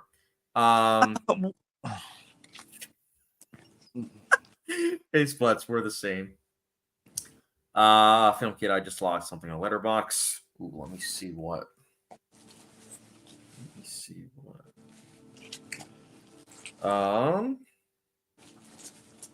Second. Let me see what Film Kid logged. Oh, Ride Along 2. Yeah, I wasn't a fan. Andrew Lay says, again, sorry, we got to catch up on comments, Marv. For the fans, Andrew Lay, Chris Stuckman is the most skilled actor, playing the movie critic for years, and now he's revealing his true self, a filmmaker. Yeah, I despise that logic. I am very mad at the both of you right now. Andrew and Chris, you made me upset today. I'm very proud of Chris Stuckman, especially that his film is being distributed by Neon. Like that's huge. That is very huge. I'm excited for him. David C. ranked 80s, 90s action stars: Van Damme, Snipes, Stallone, and Arnold. I haven't really. I don't think. I think the only Van Damme film I've seen is Expendables 2. And then Snipes, I think I've only seen U.S. Marshals and like the Blade films. So I don't want to rank them, but I will say of Arnold and Stallone, I would say Arnold and Stallone. I don't know. I feel like Arnold knew more of like his limitations and how to use them to his advantage, like in something like Total Recall. But Ace Splits Oz looks amazing. Oh yeah, you're gonna love Oz. It's so good. And it was so ahead of its time, like so good. Can't articulate. Oz is great. Top 3 HBO shows. I like this take. I think that's fair. Film Kid, I find it a little funny at the beginning of the stream. They were talking about wanting to give a kid with autism a black eye. Now they're talking about TV franchises. Yeah, Marv and I, we talk about many different subjects. Believe me, I wasn't expecting the stream to start like that. Yeah, you asked. That is true. You keep me on my toes, Marv. I will say that. Mm-hmm. What am I gonna say? He splits Tyrant Lannister. He's a great person and a complex person. He's someone that literally the first time you see him, he's like drunk and he's in mud, like next to pigs. He's actually a good one as opposed to the other ones. Bootzilla says also love Looper for Ryan Johnson. Yeah, I like Looper quite a bit. I think the only Ryan Johnson film that I'm not the biggest fan of is The Brothers Bloom. I thought that was just kind of But Last Jedi, I've turned the corner with that one. I actually like that one now. It went from disappointment to then okay to now I'm like, I like it. Skynet Gen, everyone needs to check out Oddity, my favorite horror film this year. I'm looking forward to watching it. I'm seeing it Monday, and then I know we're seeing Deadpool 3 on Thursday. We're almost caught up. David C. Worst Sandler flick, just go with it for me. Worst Sandler flick, I would say, I forget the name of it offhand, but it's the Western, Ridiculous Six. I think that might have been the worst one for me. That's one of my favorite movies, no lie. Marv. That was one of your favorites? Yes, it's stupid. It's a very stupid movie, and it's hilarious. Yeah, I lost brain cells watching it. That doesn't happen too often. It is a very, very dumb movie. It's bad. And Taylor Lautner, like, oh my God. I know, it's so stupid, right? But I just love it. I watch that movie a lot. I watch it like 5 times a year. Ace Flex, loved the story in the beginning. Mm-hmm. Marv, you're going to get me demonetized. Sorry. You're trying to bully autistic people. That's what I'm saying. They're going to be like, this is like hateful. I'm going to be like, it wasn't me. I swear it was the person I had on the channel. It was you. Jeff Freeze is in the chat. Season 4 of The Boys was a disaster. Concerned about season 5, praying for a return to form. I don't agree. I think season 4 was good. I think it was a step down from season 3 because Season 3, I was 100% in. Season 1 and 2, I really wasn't. I wasn't really into The Boys until towards the end of season 2. Just being upfront. You're a hater. That's why. Season 3, I loved. I thought that it was actually pretty close to top tier TV. And then season 4, I think that it has the issue of what some shows do, which is spinning the wheels, the show. By that, I mean that they are juggling so many things just to get to like a key plot point that then is set up for the next season. And that is fine if in retrospect, you're able to rewatch the show after watching the next season and it strengthens it. Something like Mr. Robot season 2. That's a good example of a season where when you watch it the first time, you're like, I didn't really get that much out of it. But then you rewatch it after season 3 and 4 and you're like, it's incredible. I don't know about The Boys season 4. I don't know if it's going to be after watching season 5, it strengthens season 4. But as it stands, I think it's good for what it's going for, but it is flawed. And I do think that I like some of the satire, but it wasn't, it had tonal issues, I would say, because it wasn't fully going for that balance of comedy and drama.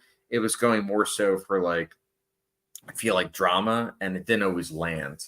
But I liked it overall. I thought it was overall good, but definitely not at the same height as season 3. Ace Bullets. Don't know if I said I prefer season 2 over 1. I like that because I would agree. The first time I watched Mr. Robot, I thought that season 1 was better. But in retrospect, I do think season 2 is much better. And I'm saying that as someone that loves season 1 of Mr. Robot. Andrew Lay Looper is a great action movie, but a bad time travel one. Not logical at all.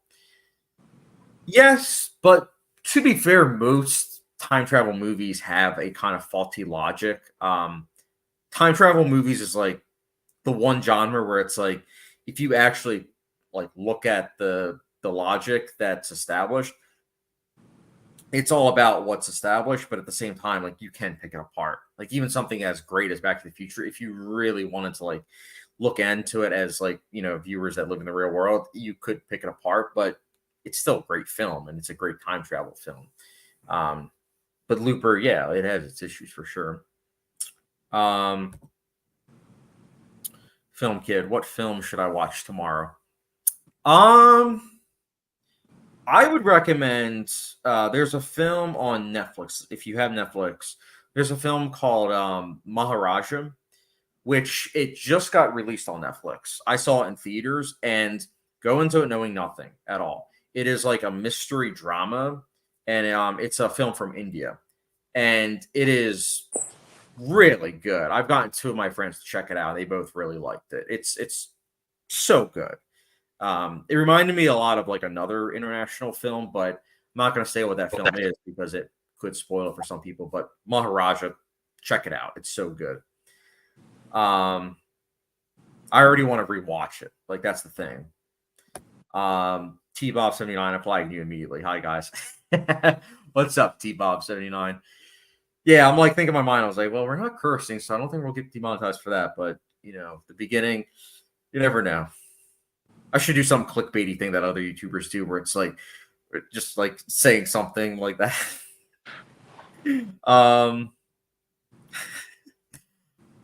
Wait, Film Kid, everyone go to the beginning of the stream.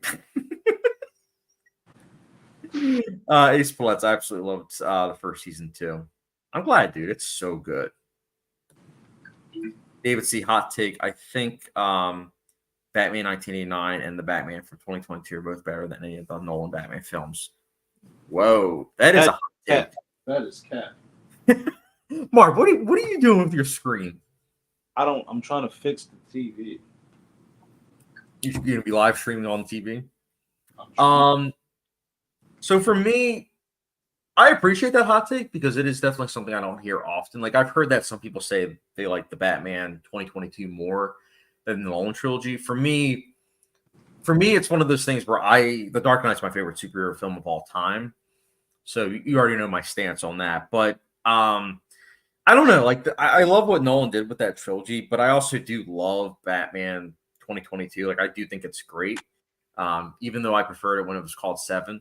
I wish I could see. You're Marv. a hater. There it is. I was looking for your face with me saying that. Batman 1989. I do like. I do think it's good. I don't like it at all. Marv, you're such a hater. You're such a hater. Andrew Lay, only Nolan does great time travel. Love conquers all. Skynet Jen Maharaja is great. Seen it twice. Yes. Yeah, I when I recommended it to you, I was glad that you watched it. I wasn't sure, but I wasn't 100% sure if you would like it because I know that other films from like India, I know that didn't always work, but I was like, that film Maharaja, it's more grounded than a lot of like the action films from India. Because like they have that action logic that they like established like that in that industry, but it's not for everyone. But like Maharaja, I feel like it can be for everyone. Have you ever seen RRR? Oh yeah, dude, I was gonna recommend that to you. Have you seen that? My mom has. She told me to watch it. Dude, you gotta watch it. It's so good. I've been itching to rewatch it like again. I liked it a lot. You will, Marv. You will love it. That you're gonna give that 5 out of 5. I'm calling it now. Like that is a Marv movie. And you want to talk about good versus evil? That's a movie where it's very just good versus evil. You'll like it. It's so good. I'll watch it as soon as I can. The dance scene, Natu, that was me at my wedding. As soon as you see the dance scene, you'll be like, oh yeah, I know what Chad's talking about. I mean, it's really all about like. It's really all about. Oh, speaking of which, Joseph Guerrero, season 4 of The Boys was not a disaster. Not the best, but not a disaster. I do agree with Joseph. Joseph was at the wedding, by the way, too, Marv. Really? Yeah, Marv was in my bridal party. Gave a great speech, great advice. Don't mess it up. Yeah, please. Haven't messed it up yet. Just for the finale was great. I like the finale of The Boys, but I do think it is a step down from season 3, but it's still good. Like, not going to spoil anything because I do have like a catch-up video of TV shows that I'm planning to film. But I think I would give season 3 like a 9 out of 10. At season 4, I would give like an 8.5. It had a couple episodes that I genuinely loved, but a lot of them, when I watched them, I was like, it's good. What about 1 and 2? 1 and 2, there was a lot of like 7 out of 10s and then some 8 out of 10s. Like I said, it took me a while to warm up to The Boys. Film Kid, I want to go see Kill. Dude, watch Kill. Support that film. It's the first 45 minutes of Kill, it's very much so like, oh, so this is kind of a generic American action film, which kind of confused me because it's a film from India. So I'm like, why are they doing generic American filmmaking tropes? And then when the title card comes on screen, which is 45 minutes in, it turns into like the Rage films. And it's honestly like pretty brilliant, like the switcheroo that it does. If you don't like over-the-top action, though, I wouldn't recommend it. But if you can appreciate over-the-top action, watch it. It's insanity. Of course, it's getting an American remake already, and I can already say it's not going to be as good. But I would recommend supporting Kill in theaters. T-Bob79, I definitely prefer Batman 1989 to any of the Nolans. There's a pompousness to the Nolans I just can't go on with. Batman Begins is very good, though. Oh, definitely a hot take. Definitely. Although I can respect that. I don't know. I do like Nolan's approach though. Like he takes his love of like the movie Heat and he implements it onto the the superhero genre. And I just think it's refreshing, Ace Blitz, love the final season, season 2 with Elliot, Mr. Robot, and Tyrell. Dude, wait until you see season 3, like some of the scenes with like Elliot, Mr. Robot, and like Tyrell, he's in season 3, but he's not in it as much. But there's some great scenes with them in like season 4. And season 4 has like a homage to The Sopranos. It's like there's an episode where it's like The Sopranos meets Mulholland Drive, dashed in with the Christmas setting. It's amazing. Also, hot take. That episode I'm talking about in Mr. Robot, it's better than the Pine Barrens episode in Sopranos. Mic drop. I'm out. Ace Blitz, The Dark Knight is the best superhero movie. I agree. Yeah. No, the Watchmen best. 2009. Watchmen 2009 is a close second for me, though. I do love that film. I would say the best superhero movie of all time. Oh boy, all time. It has to be Infinity War. It has to be. It has to be. It has to be. It has to be. Infinity War, followed by hold on. Infinity War followed by I would go BVS, the Ultimate Cut. I do like that. I mean, I like both of those films. Like I own both of them on 4K. Then I would go I think when you get to number 3, it's a toss up between, for myself, Deadpool or Winter Soldier. Those are fine. See, over here in fanboy cinema, okay, that's what I call it. Nobody else calls it that, but that's what I call it. That is, the Winter Soldier is one of the greatest superhero movies ever made. And Deadpool, it's trying to riff on like 1970s conspiracy theory. That's exactly what it's doing. And as someone that considers that to be not only one of my favorite eras of film, but that genre in particular, it doesn't fully encapsulate it because it has that like clean digital look, and it's like the 1970s. That's fair. The 1970s conspiracy theories were not about that. It was about aggressive film grain to match the aggressive nature of like the morals that these characters like are delving into. That's fair. I'll give you that. And not only that, I also think that movie is 2/3 of the way really good, but it does fall apart in the third act, in my opinion, because it becomes your typical, we just need to destroy this and this and this, and it's like, okay, that's it's fine, it's fine, but I haven't revisited it in a decade because I just, I think you're the only person I know who said who've seen Winter Soldier, said it's good, and hasn't watched it again. I bought that movie. Sometimes there's a film I watch where I'm like, it's good, but I haven't rewatched it. I watched that movie on DVD 3 times when I brought it. The first night I brought it home, watched it back to back to back. It was that good. Oh, I love this film, kid. Mar, do not like anything that you watch, and when Chad recommends something to you, you're like, nope.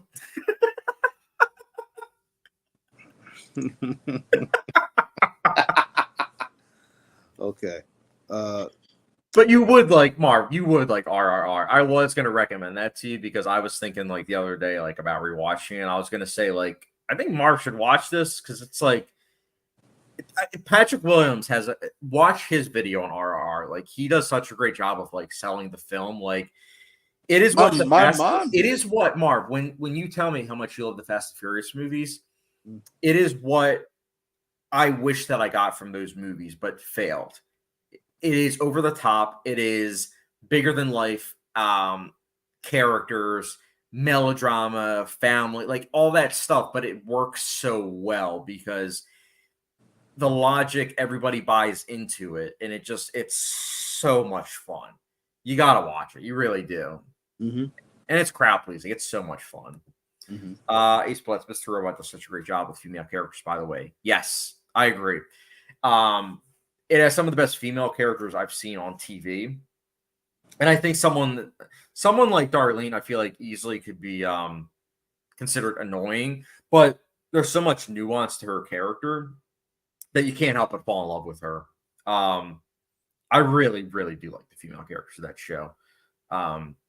It's just also a show that is incredible that when the first time you're watching it and you're finding out new information about all the characters, it's great. But at the same time, when you rewatch it, it's just as impactful, if not more so, because you're able to then recontextualize certain elements. And I think that's what I love about certain shows. Can't articulate Spider-Man 2 is the best superhero movie. Fair? Yeah, fair. Chad doesn't want to hear that. You hater. Ace Blitz need to watch the Watchmen movie and show. Yes. I think they're both great. I think that if you were to watch them, I would recommend watch them in that order. Watch the Zack Snyder film and then go right into the TV show. The ending is different in so technically the movie changed the ending from the comic, but the TV show somehow takes the comics like that ending and It's it a somehow it's a makes it sequel. realistic. It's a sequel to the comic, not the movie. But it works as that. Yeah. I would argue it works as that. Especially knowing the ending, like the last scene of Watchmen, the movie, it does such a great job. I love that because you look at the movie's ending one way, and then when you watch the show, you then look at that ending differently. At least for myself. Film Kid, you like Kick-Ass? Yes, I own it on Blu-ray. I think this is gonna be a hot take. The way people feel about Deadpool is how I feel about Kick-Ass. What I wanted Deadpool to be. I think that Deadpool is kind of riffing on the idea of what Kick-Ass does, but it doesn't really feel genuine, in my opinion. Oh God! I know, hot take. I know. I'm not the only. Look, Marv, you're not the only one that can give hot takes. I think that it's a really good film, and I think that scene at the end with Nicolas Cage when the music from Sunshine, the film, kicks in. I think it's called Adiago in D minor. When that kicks in, like it's such an emotional scene. It's so good. I like it. And Kick-Ass 2, I think, is solid. I've only seen it once, but I remember it being solid. I've seen both plenty of times, and I love both of them, and I think that they're staples in the genre for sure. I actually think that I even might like the second one just a tad bit better, just because I really dug the continuation, and I remember I watched it. Last time I watched it was about like 2 years ago, and I remember I watched it. I was like, man, this is what it's like to read a comic book. I love this, and I was Ace Blitz asks a really good question. How close is Mr. Robot season 3 to season 5 of Breaking Bad in your opinion? That's tough. That's really tough. I might have to give Mr. Robot season 3 the edge because Mr. Robot season 3 was at a disadvantage where it was like they didn't know if they were going to get a season 4, so they had to somehow, some way make it so that way the ending was satisfying in case they didn't get renewed, and they did. Like season 4, I'm glad it exists. I'm glad that it was great and that it was near masterful. But at the same time, the fact that season 3 works on its own so well and is just containing some of the best episodes of TV, in my opinion, is just amazing. That's not to say that season 5 of Breaking Bad is anything to snooze over. I think that it is a masterful season. They're both 10 out of 10s, in my opinion. Like on IMDb, I have both as 10 out of 10s. No question. That's tough. It's good question. T-Bob79, maybe I'm swayed by The Dark Knight Rises. I just don't like that one at all. Tom Hardy is awful. Whoa! Best superhero movie, personally, Spider-Man 2, as Can Articulate said. That's fair. I know a lot of people feel that way. T-Bob79, I hate the Watchmen movie. Haven't watched the TV show yet. Tremendous. Love the graphic novel so much. Oh! Yeah, I know that as much as I love the movie, I know that it is divisive in some circles, so I get that. Ace Blitz, love what they're doing with Darlene in season 3, Mr. Robot. Yeah, wait until you see what they do with her in season 4. She has such a great arc. She really does. I even like the FBI agent on Dom Shapiro. Like, she's great. I didn't realize until like a year or two ago that she's actually Meryl Streep's daughter, which makes sense because she's a great actress. Skynet Winter Soldier is great. 5 out of 5. Superhero genre, unfortunately, has become tiresome to watch after Infinity War. Everything Ever All at Once, technically a superhero film, and it's great. Oh, I didn't know it was considered a superhero film. I mean, it is a great film. Like, I do love that. Winter Soldier, I can respect as a 5 out of 5. Like, I personally don't have it as a 5 out of 5 now. Like, I think now, I know when I first saw it, I gave it like a 4.5, but I think now I would probably have it as like a 3.5. It's solid. It's a solid film. I will say I am kind of disappointed that the Russo brothers are in talks to do the other 2 Avengers films. I was kind of hoping for a fresh voice, but If it ain't broke, don't fix it, I guess. But still agree with Marvel Infinity War is #1 comic movie all time. Hey, that's fair. I like it. I do think it's really good. Skynet and Chad, you watching X-Men 97 to get all the 100+ references in Deadpool Wolverine? No. Definitely not. Oh, I've been so behind on the TV shows. Like, I just was so overwhelmed that I was just like, all right, I'm out. I'm sorry, I'm out. Like, Chad, Moon Knight, I think I only watched like one. that Deadpool 3 is coming out the same time as Comic-Con, right?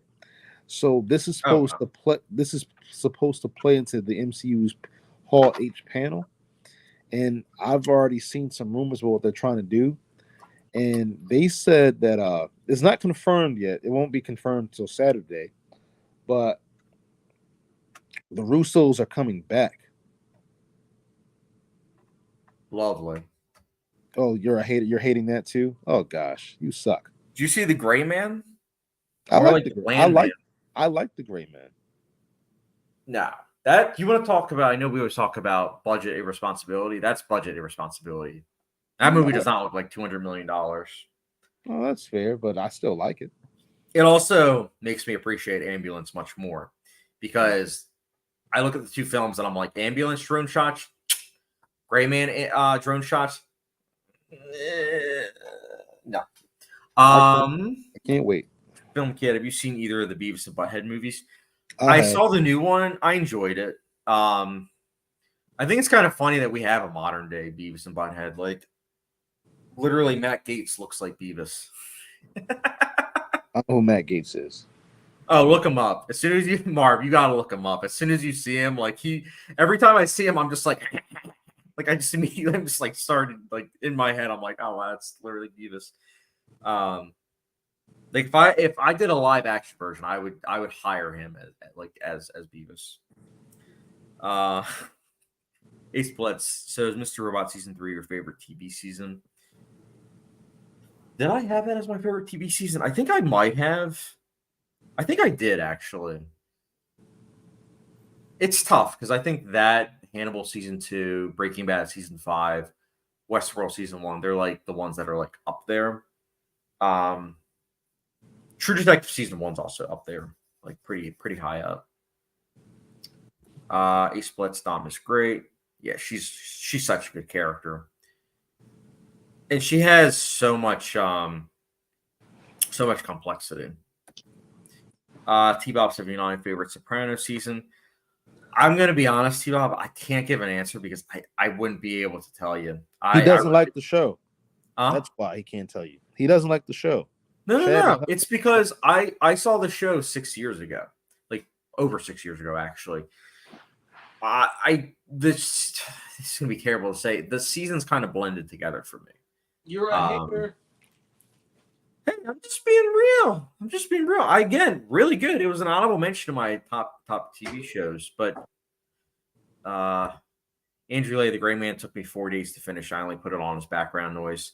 Yeah, it's that The Gray Man is what I like to call a treadmill movie. Like that's a movie you just exercise to, and you're just like, all right, passing the time, but you forget about it instantaneously. Film Kid OMG, you need to watch Do America. I think I have it on my list. Ace Blitz, you had it at number 2, but Breaking Bad at number 1. I mean, that's the thing. It's tough for me to decide. Like if that's what I had it at the time, then I'll stand by it. But at the same time, like it's tough because those 2 seasons I do think are some of the greatest of all time. And they're both 10 out of 10s. I guess just in retrospect, I think that I just give Mr. Robot more props because they had so much more to live up to, being like a middle season. Ace Blitz, True Detective season 1 was phenomenal. Yes, I never saw it. Gotta watch it, Marv. You gotta watch it. I saw Night Country. I enjoyed Night Country. It's flawed, but I enjoyed it. I'm only going to watch that once. T-Bob 79, agreed. Ace, Bootzilla. Yeah, Roosters are coming back for Avengers 5 and 6. Let's go. Joyful. You're a hater. Don't even go see them. I don't even want you to go Ryan Coogler. When I heard Ryan Coogler was directing one of them, I was excited. But now I have as much excitement as I'm trying to think of a movie that I have zero excitement for. Fast 11, or is it Fast 12?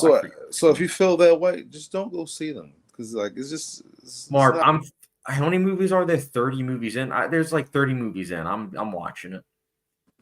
35 to be exact. When I have kids, I want them to be like, Dad, you see that franchise that has 100 movies? And I'll be like, yeah. You want to watch it? And I'll be like, no. That's so sad. I'll watch them. I'll watch them with them. I'll watch it. No, I'm kidding. And my kids into superhero movies, like if that genre is still as big, like when I have kids, like maybe I'll watch it. I'll more so like when I have kids, I'll more so want to see the reactions with like the Dark Knight trilogy. You break my heart. Just being real, man. Just being real.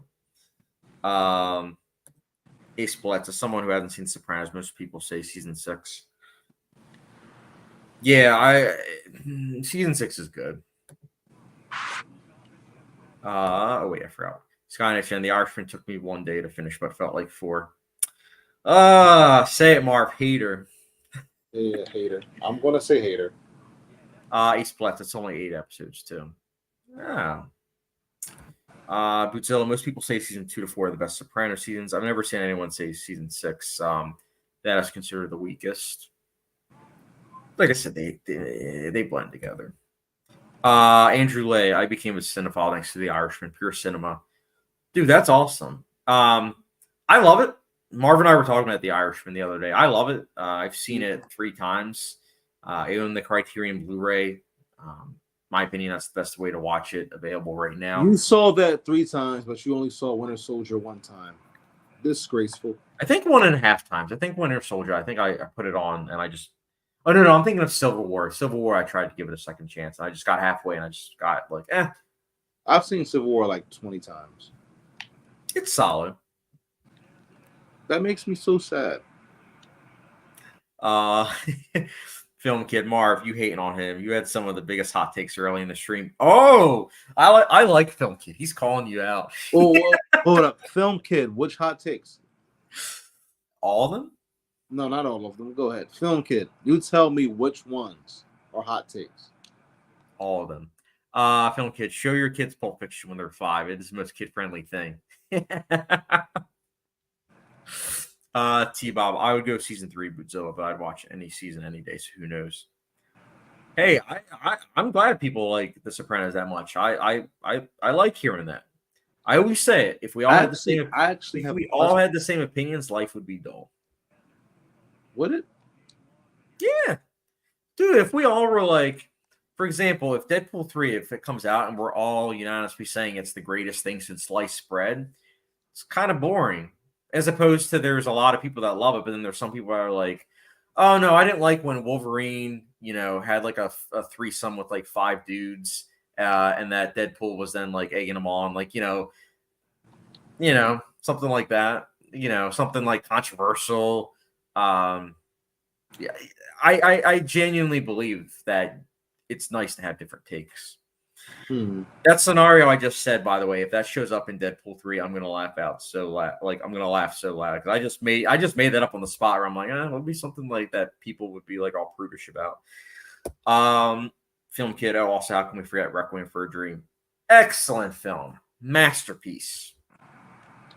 Ace Blitz has Marv seen 6 Feet Under? No, I have not. Because he is a hack fraud. I know what it is though. I just never saw it. It's a great show. That and Oz are the 2 HBO shows that when I looked up on like YouTube and I saw that nobody was reviewing it, I was like, I'm so glad I'm watching these shows so that way I can tell people how great they are and how they should watch them. Because like they don't get talked about enough when people are like the greatest HBO shows. Because you don't like the greatest HBO shows. You don't like The Wire. I like The Wire. That was an honorable mention. I like that movie. That show a lot. It's a good show. Season, I think 3. I think that was the one with the teachers. That changed my perspective on like the school system. And hold up. Just really quickly, why don't you like it, Ian? What, The Wire? Uh-huh. I never said I didn't like The Wire. You said that you don't like it like most people, and I'm asking why. Most people watch it daily. I think that for me, it might have been a one and done. Only time will tell. But similar to The Sopranos, I watched those like at the same time, and I haven't had the urge to rewatch it. Well, man, It doesn't mean it's bad. I think it's great. Like The Sopranos and The Wire. They're two shows that I'm pretty sure I gave like a 4.5 out of 5. That's a pretty high rating. It just like in terms of rewatchability, there's a lot of other shows that I turn to more so, which is fine because TV shows, especially, it's a limited amount of time that you have to watch those. Like, it's a lot easier to put on a 2-hour film than The Sopranos, which is like 90 hours. You know what I'm saying? Like, that's a big commitment. The Wire is the same thing. It's a big commitment. It's like, 90 hours versus something like Hannibal, where it's like, it's 25 hours. I still haven't finished one of my favorite shows, and it's been years, like literally like 14 years, and I still haven't finished it. Which show? The X-Files? No, New Girl. I think Nicolette's seen that show. I think she says it's good. There's a lot of actors that from that show they kind of became famous. Yeah, I love that show, but I've never finished it. It's hard. Sex in the City, I've never finished. Film kit about Breaking Bad. Bootzilla says, agree, T-Bob. Film kid, I'm going to be a great parent. Yeah. Bootzilla, 6 Feet Under is great. Top 5 shows for me all time. Love hearing that. It is a great show. One of the best finales I've ever seen. Brought tears to my eyes. Ace Splats, how dare you spoil Wolverine and Deadpool.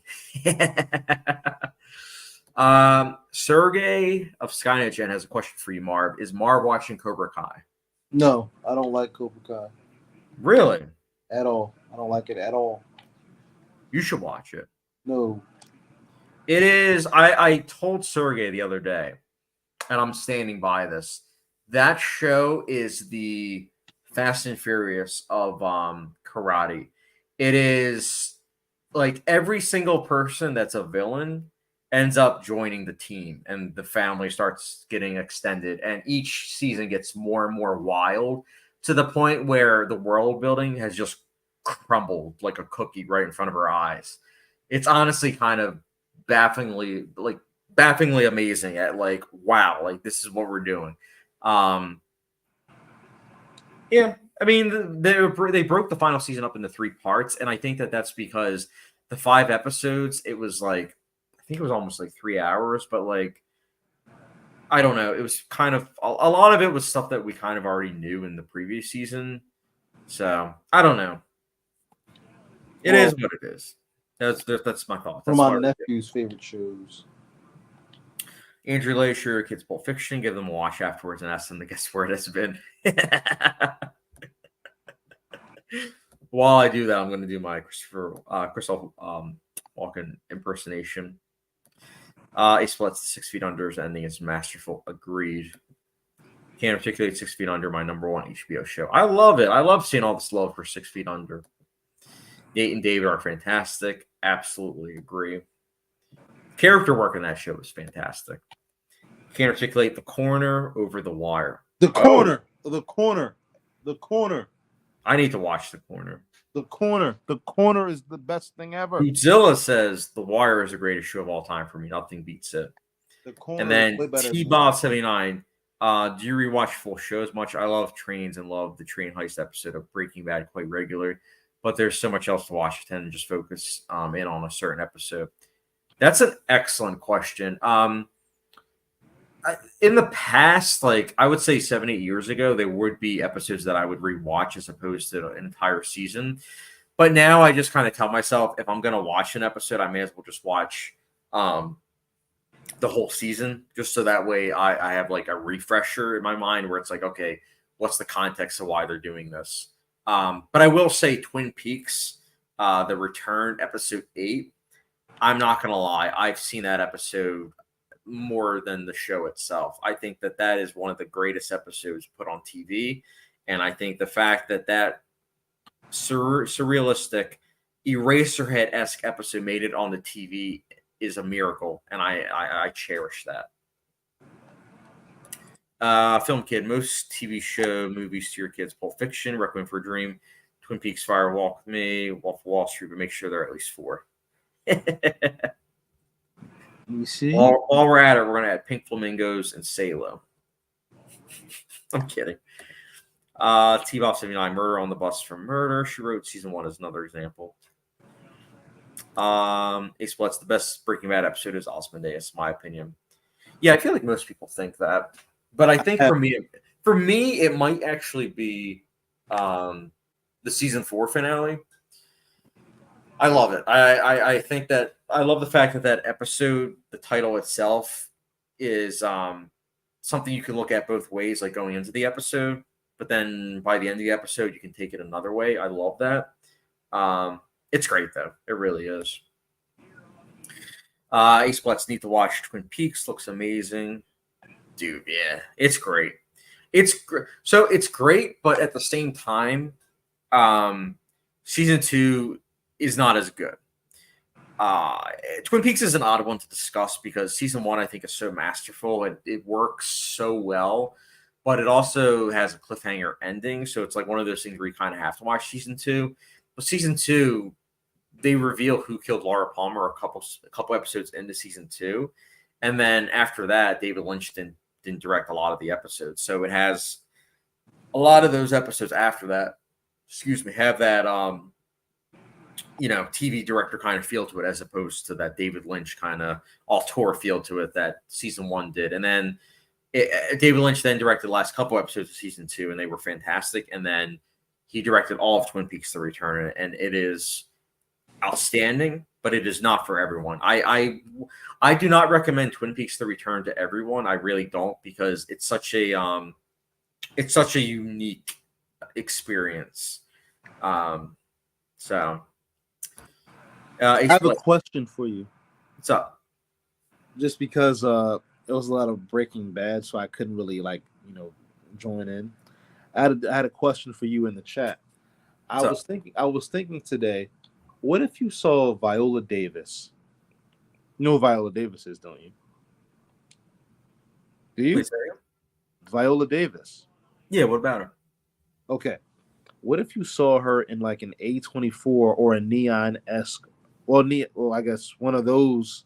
What if you saw her in one of those starring in a horror film? How would you feel? I'd be fine with it. I like Viola Davis. Would that be interesting? Would it get you like excited or just pique your interest? I mean, yeah, I like her. I've seen a lot of her work. I think she's a great actress. Who would you pair her with? For a horror film?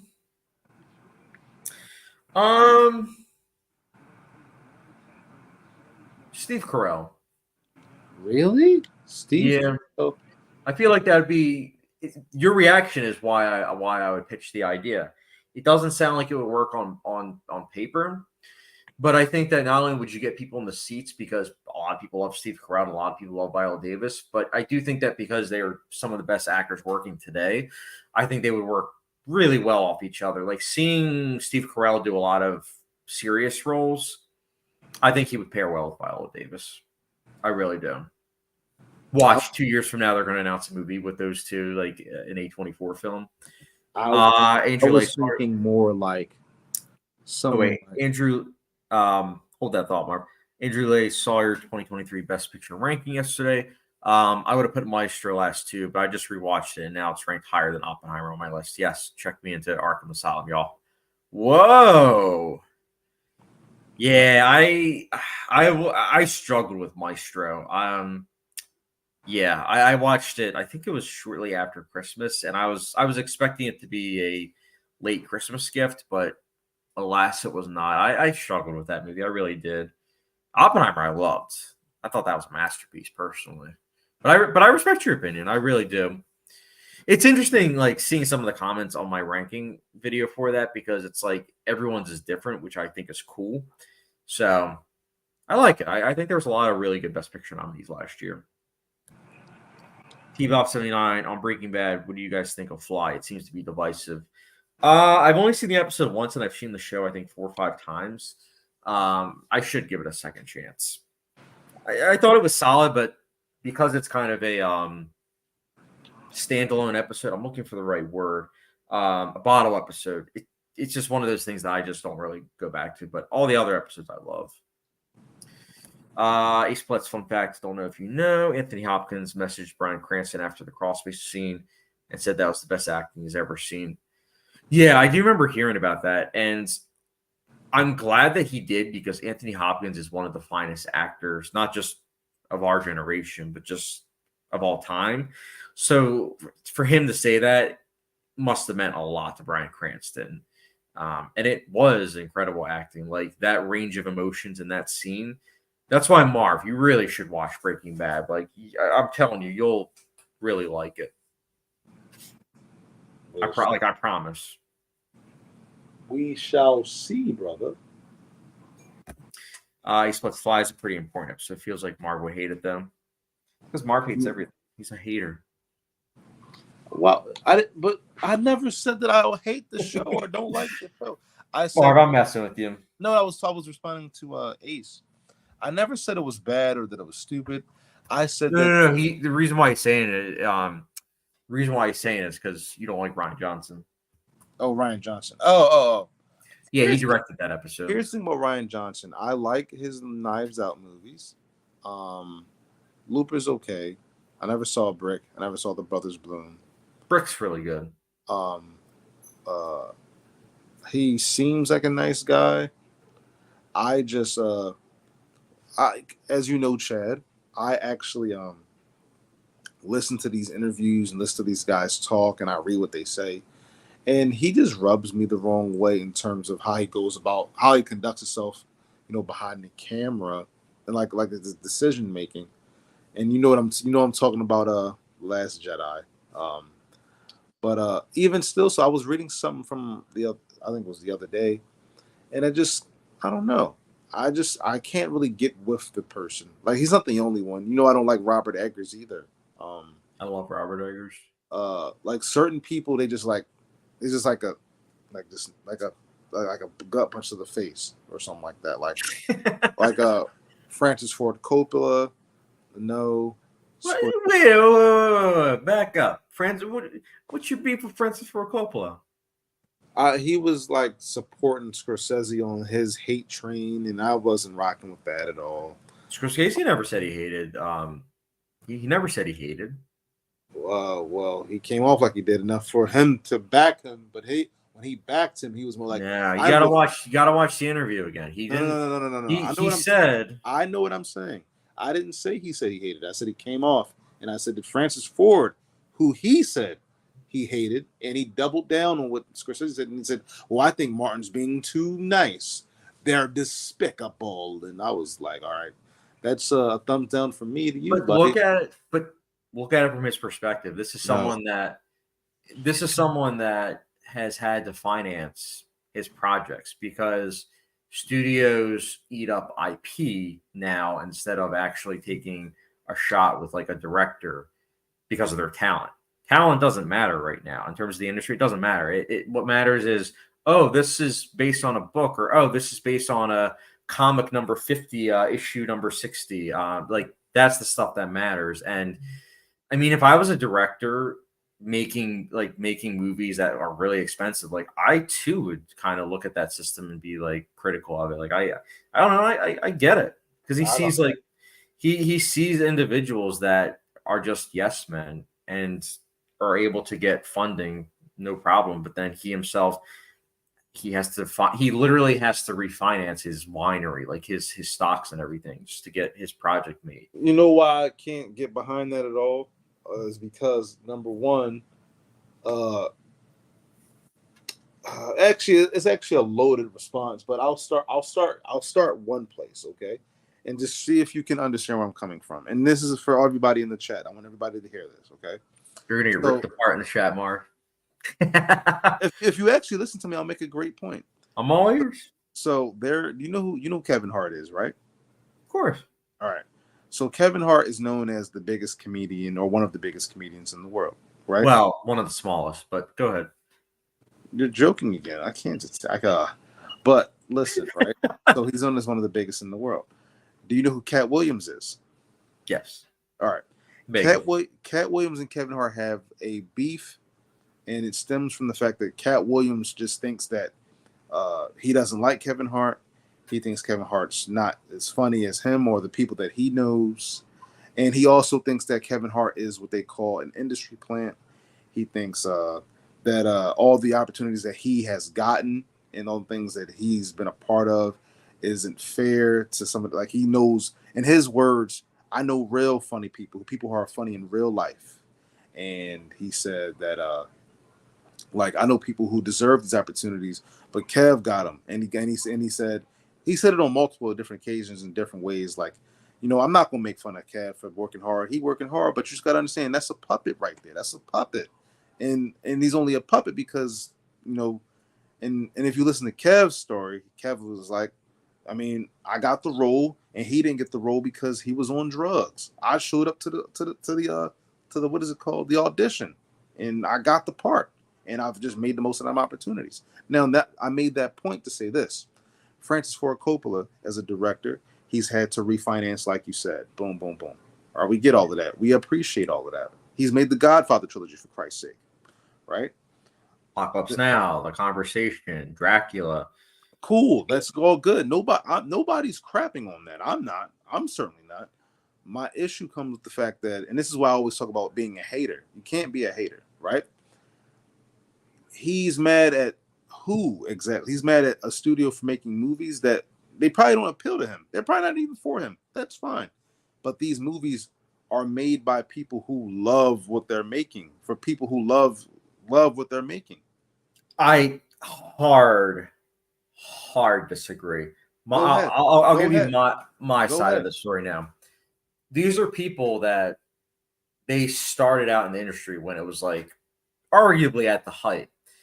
And when it was like they were able to combine, yes, the finance side, which is important because it is at the end of the day a business, but also the artistic side, the balance of the two, and how it is important to do the two. Objectively speaking, that is not as well the case with some movies that are produced and that make money. Like, I would argue something like Minions.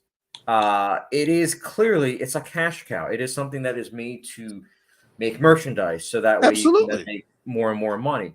And when you see that is what the industry is becoming, so commercialized and everything, as opposed to something that where it's like, hey, I want to make something that I'm passionate about. I want to tell a story. And it's like, you know what? It doesn't matter that you won a bunch of Oscars. It doesn't matter that you made us like a lot of money. It doesn't matter, because right now what's in the superheroes, you're either gonna ride with it or you're gonna fall behind. That's just how it is. And it's like, that mentality is something that for older directors, they're worried because they see what that leads to. You see that in other industries. Other industries have fallen and have become less relevant because of that. Now, TV shows, I would argue that's not as much the case. It's actually kind of the opposite. TV shows have kind of risen because that is where directors now are able to do whatever they want. They can do whatever they want because it's a long format, and it's interesting. And I'll also say this with Scorsese. I feel especially bad for him because he is one of the greatest directors of all time, the most consistent. Coppola is not consistent. I'm going through his filmography right now. He's not the most consistent. And I will say that to some extent, I understand why he hasn't gotten financing. Scorsese, though, he's consistent with giving great movies. And for him to now be relegated to just streaming services, it's sad. Actually no. That we're not gonna. I'm not gonna let you lie to the audience. I'm not gonna let you lie to the chat like that. We just talked about this. Those movies would have got financing if they were not 3.5 hours. But we're not going to lie about this. I disagree though. I disagree because he's made plenty of long films. Like, no, 3.5 hours is pushing it. 3 hours is the limit. 3 hours is the limit. Dude, back in the day, they literally had a genre, the epic genre. Lawrence Arabia was that was in the 50s, dude. No. Yes, Lawrence Arabia was 1962. All right, 60s. You know what I'm saying? Cleopatra was like, I saw Cleopatra. That was 4 hours and like, I think 10 minutes. Dad, do they do that now? No. Exactly my point. They don't do that anymore. They don't. That's not Nobody does that. They haven't done that in hold up. They relegate that to the superhero genre. It's okay for Avengers to be a little over 3 hours. No. It's not okay, but it's not okay to tell is 3 hours but it's flat. not okay to tell a personal story about. Hold up. Two things. Number one, Avengers is only 3 hours flat, and then two, let's compare. Avengers made how much opening weekend? 350. Okay, is that going to do that? Is that going to make that money on that? No, but Scorsese's not about the money. He's about actually. It's a business, dude. Yeah, but that's my full circle, Marv. That's my point. Scorsese is saying that it used to be about melding the two, but when you have an economy that's on a decline, what that does is it then puts pressure on the studios, and then the studios then are like, oh, well, we're not about the artistic merits. We're more so about just the financing side. And he sees that, and he sees that it being relegated as like a lesser art form is something that he is scared for. I am too. I actually have a video that I filmed, and I'm going to be releasing soon about why I'm worried about the film industry. It is something to be worried about. I think. Oh, excuse me. Hold up. Chat, is any comments? There's plenty. We have a lot to catch up on. A lot. Ace Plus Bryan Cranston is probably the best acting performance in TV. Fair. It is an incredible performance. Thoughts on Martin Scorsese saying superhero movies aren't cinema. I would say we just talked about that. Yeah. I like the Sergey giving you some heat. I love the Skynet Gen. All right, we can expect a half star from Megalopolis from Marv. No, you cannot. No, you cannot. Marv, you're not even going to see it in theaters. I'm not going to see it at all. Can't articulate Andrew Lincoln best acting performance. Oh, I only saw like the first 2 seasons of Walking Dead. What? Andrew Lincoln is great as Rick, but he's nowhere near Bryan Cranston as Walter. Yeah, Walking Dead. Like I said. Oh, here's a hot take. I should have a bell where it's just like the hot take bell. Can't articulate Anthony Starr over Bryan Cranston. I don't know who Anthony Starr is. Oh, yeah, that's right. That's Homelander. Homelander. I'll take Homelander. Oh, you guys are we're gonna have a brain aneurysm with all the hot takes. No, I'm kidding. I love y'all. T-Boss 79. I like Bryan Johnson. I didn't get Last Jedi on first viewing. I still think it deserves his loop, but I also think in a short space of time, it's aged better than Force Awakens, Rises Ewoks, the end. Yeah. Well said. Ace Platts don't agree with Anthony Starr being better than Cranston. Yeah. Can't articulate. I don't think Cranston would be a good Homelander, but Starr could be a good Heisenberg. An actor that is versatile is what determines the greatness for me. That's why I have Starr over Cranston. That's a fair point of view, but I don't know how Anthony Starr would be as Walter White. I really don't, to be honest. I don't know. I would have to see him. It's going to sound weird to say, but I would have to see Anthony Starr bald. That's a huge thing with Breaking Bad in my eyes. T-Bob 79, he made the first 2 Godfather movies, Marv. That's true. It's a good thing they didn't make a third Godfather. They did. Marv, we're messing. Ace Plus, I'm talking about individual performances, though. Fair. Godzilla, he made Apocalypse Now, Marv. Yes, and Apocalypse Now is a masterpiece. We didn't say that he made bad movies. T-Bob 79, at least Sophia directed Lost in Translation to make up for Godfather 3. Although I haven't seen the new cut yet. It's on TV, Ryan, next week, so I'll check it out and hope. Let me know how it is. I'm curious how the other cut is. I've only seen the theatrical cut.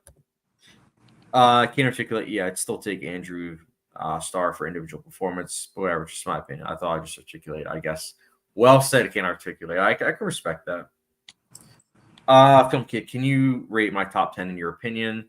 Number 1, Whiplash. Number 2, Shawshank. Number 3, Goodfellas. Number 4, Princess Mononoke. 5, Maverick.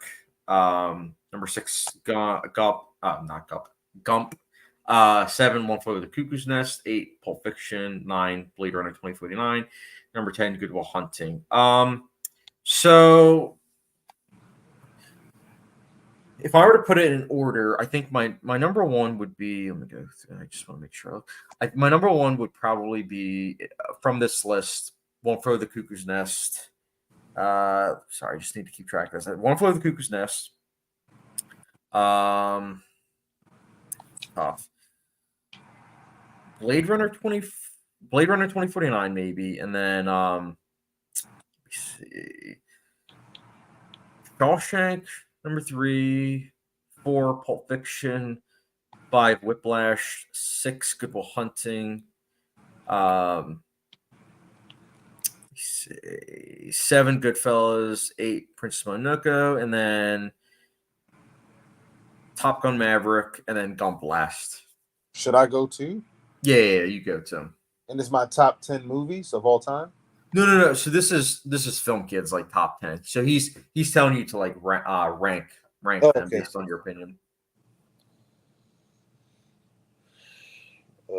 So for me, for example, my number 1 was One Flew Over the Cuckoo's Nest. My number 10 was. I never saw Whiplash. You haven't seen Whiplash? No. Oh, dude, that's a great film. Never saw Princess Mononoke.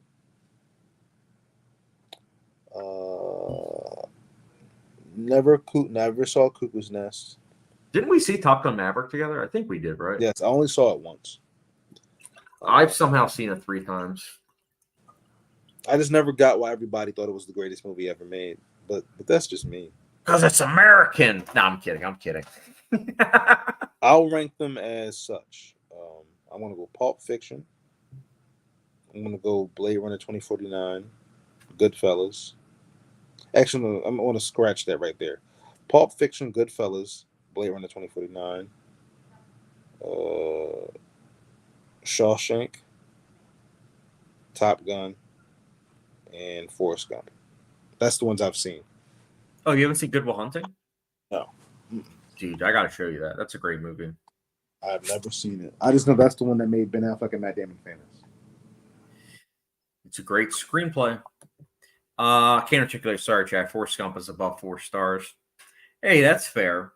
I have it. I think as a 2. Yeah, I'm not a Forrest Gump fan.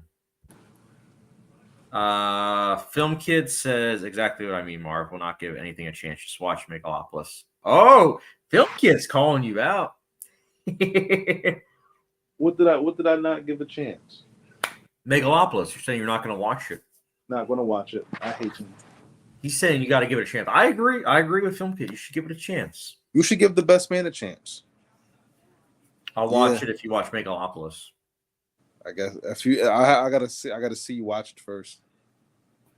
You know I'm gonna watch it. You said no, I don't know it. You didn't. It took you 5 years to watch Baby Boy. Yeah, because I was ranking John Singleton's film, so I knew I was gonna watch it. No, Chad, you're lying to the chat. You didn't watch Baby Boy because you thought it was a comedy. You forget that I remember that. It wasn't because that wasn't the reason why I was putting it off. I was putting it off because I was trying to. What I do with my ranking lists, I'll usually look up like the movies to see like where I can watch them, like whether it's the library or streaming services. And with Baby Boy, like that was always a movie that I saw on streaming services, but then when I finally would want to watch it for the ranking list, it got taken off. And it wasn't like at my local library, and I wasn't going to buy it because I wasn't sure if I was going to like it. So it finally, I think it made it on Hulu, and that's when I was like, okay, I'll finally watch it. Andrew Lay, favorite Bryan Cranston performance. Mine is All the Way 2016. I'm gonna go TV show because Bryan Cranston's movie roles I think are good, but there's off the top of my head, there's none really that stick out. But I would say Breaking Bad is probably my favorite. Ace Plutz has a question for you, Marv. Has Marv seen BoJack Horseman? I know what it is. I never saw it. Dude, you gotta watch it. Gotta watch it. It's so good. Can't articulate. Great list. That Film Kid. One Flew Over the Cuckoo's Nest. 5 out of 5. 100% agree. Can't articulate. I rewatched a film called 5 Easy Pieces, and it's a film that stars Jack Nicholson, and I would highly recommend it. Like I like One Flew Over the Cuckoo's Nest, of course, a lot better, but I do think that 5 Easy Pieces is a very interesting character study. Definitely groundbreaking with its like flat arc character study. And it's interesting because it was like a film that did well financially, but if that film were to come out today, it would not do well financially. It would be in theaters for a week because it'd be looked at as like an indie film. Andrew Lay, Shawshank above Gump, above Pulp Fiction from 1994. Yeah, for me, it's Shawshank, Pulp Fiction, and then Forrest Gump.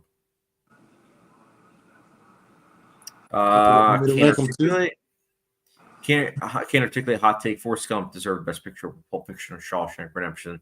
You just shot my heart. You just shot. Nah, he said he's joking. I agree.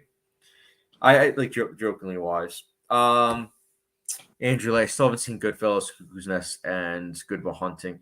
Of those three, watch One Flew the Cuckoo's Nest first, then watch Good Will Hunting, then watch Goodfellas. But Marv would say just watch Goodfellas. But One Flew the Cuckoo's Nest. One Flew the Cuckoo's Nest is a masterpiece. Good Will Hunting is a great film, and Goodfellas is good. That's why it's called Goodfellas. That's why it's called Goodfellas. You're going to hell. You don't believe Goodfellas is great? No, it's good. That's why it's called Goodfellas.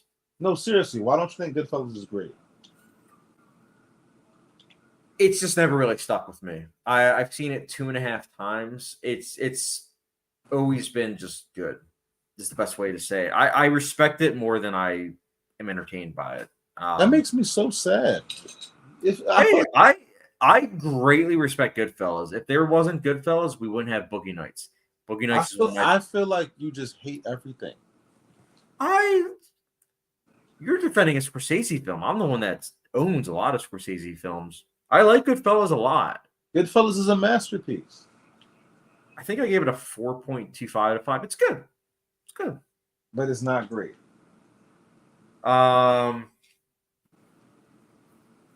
Maybe I'll watch it a third time.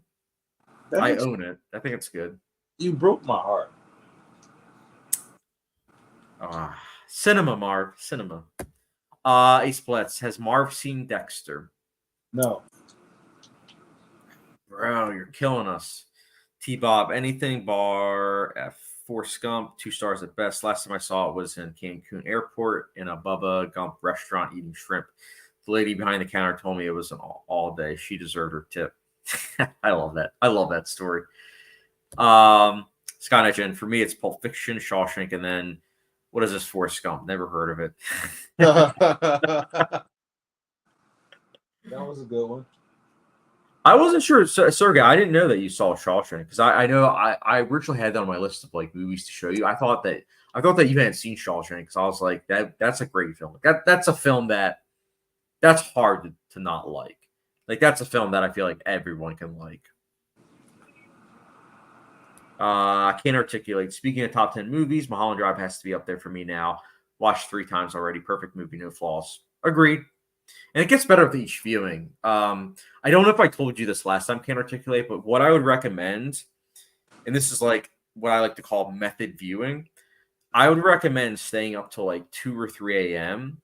and putting that movie on. You being very lucid, you being very tired, whilst at the same time watching that movie, especially when you get to that Club Silencio scene, it's incredible. I watched that Club Silencio scene at like 3 a.m. and it was like one of the best things I've ever experienced in my life. It was truly like otherworldly. It was amazing. Like that is how that scene is meant to be watched. Like watching that movie in the middle of the day, watching that scene in the middle of the day, it doesn't do it justice. So method viewing. I am copywriting that term. That is a good term. I like it. Yeah, dude. Honestly, it's just like something like the Texas Chainsaw Massacre. You know how they. Let me go back to this. You know how they have those 4D movies where it's like the theater shakes and everything.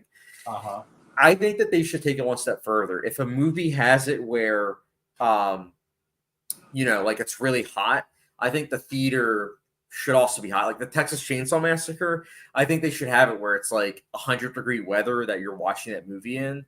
Or like if you're watching like True Detective season 4, like the theater gets really cold. So like when you're watching like The Revenant, you're like freezing, so you feel like you're Hugh Glass. If it's a war film, you hear a lot of like the sheets rumbling, like So I don't know. Like I think that would be really like fascinating. I'm with you. And I think also like if a film has it where I'm trying to think of a good example of like a method viewing. Well, 5 Easy Pieces. Like 5 Easy Pieces is about a character that's like really hateable and just really isn't happy with his life. So it's like just try to find somebody that is like that and just bring them over. So that way you're getting the experience of watching that film, but at the same time you're literally right there with someone like that. That's dope. I like it. Yeah, something like that. Why don't you put these ideas out there, dude? I should. You should. It's mostly with Lynch's work, though. Lynch's work is where I came up with that term. Like, I'll watch Eraserhead on Father's Day. I watch Rosemary's Baby on Mother's Day. So that way, it's like I'm in that like mindset, where I'm like, oh, great. That's a good idea. To watch Rosemary's Baby on Mother's Day. That's awesome. It's amazing, dude. Ace Plets, I agree with Chad's take on Goodfellas. That's awesome. Film Kid, I like how I share my top 10 and now I have the whole chat talking about it. Dude, that's how it works. I love it. Film Kid, Chad, also, why is all your favorite films just extremely messed up films? Your favorite film is American Beauty. Because going back to what Marv and I were talking about earlier, I am someone that I like seeing characters that aren't, just clean cut and it's like very simplified of like what they are. Like, not what you see is what you get. Like how there's a lot of dimensions to them. Like something like American Beauty, people could easily write it off as like, oh, it's a guy that's into a kid. Like, oh, it's terrible. And it's like, yeah, if you look at it like that, but it's like as the premise also promises, you need to look a little closer.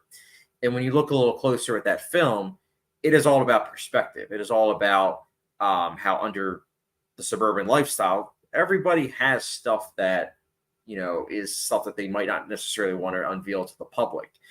And I like how that film really dives into that, but at the same time showcases all these different characters.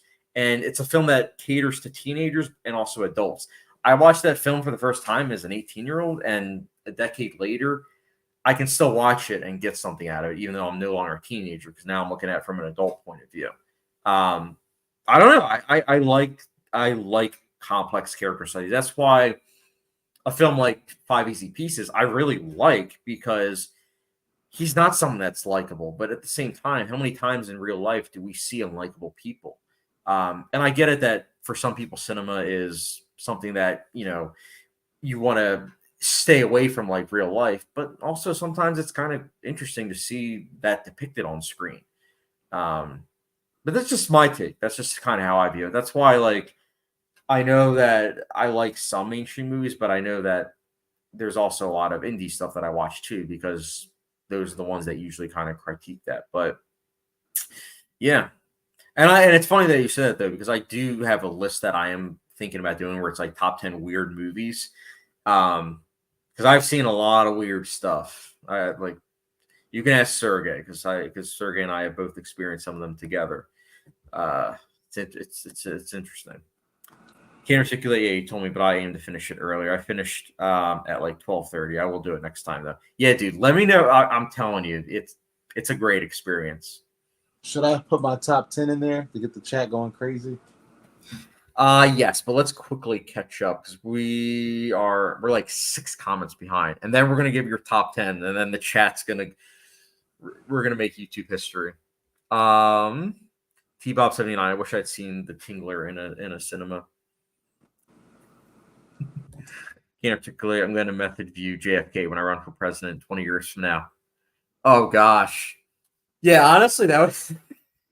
I feel like that would have been suspicious if, like, on Letterboxd, someone watched JFK and then a couple hours later that whole incident happened, and it would have been like, did he know? JFK though is single-handedly one of the best directed films I've ever seen, and I am going to take that to my grave. So good. So good. Sergey Skynet. Oh no, I saw Shawshank, but I haven't watched it in years. Oh, cool. Okay, I just wanted to make sure, because I know I remember not seeing that you logged on Letterboxd. So I was like, oh, he hasn't seen it. But to be fair, I thought Marv hadn't seen it, and I know he told me that he had. Hey, Splits, I feel like the method viewing is an amazing idea. Dude, yeah, like I remember the one time, I think it was Seven. One time I watched Seven and I didn't shower all day. So that way when I watched the movie, I felt even more grimy and like disgusting. And then I was like, okay, now I actually have to take a shower. Cause like, you know how sometimes you hear people say that where it's like, oh, this movie made me feel like all grimy that I needed a shower. It's like, okay, going into this movie, I needed it. But now watching this movie more so, I definitely need to. So it's like that kind of experience too, or like Prisoners. So stuff like that, I feel like method viewing is like really cool. Like it's an interesting idea. Ace Plets, I also agree seeing messed up stuff is great. Yeah, man, it gives you like different views on stuff. Like the movie Gummo I watched recently with some friends.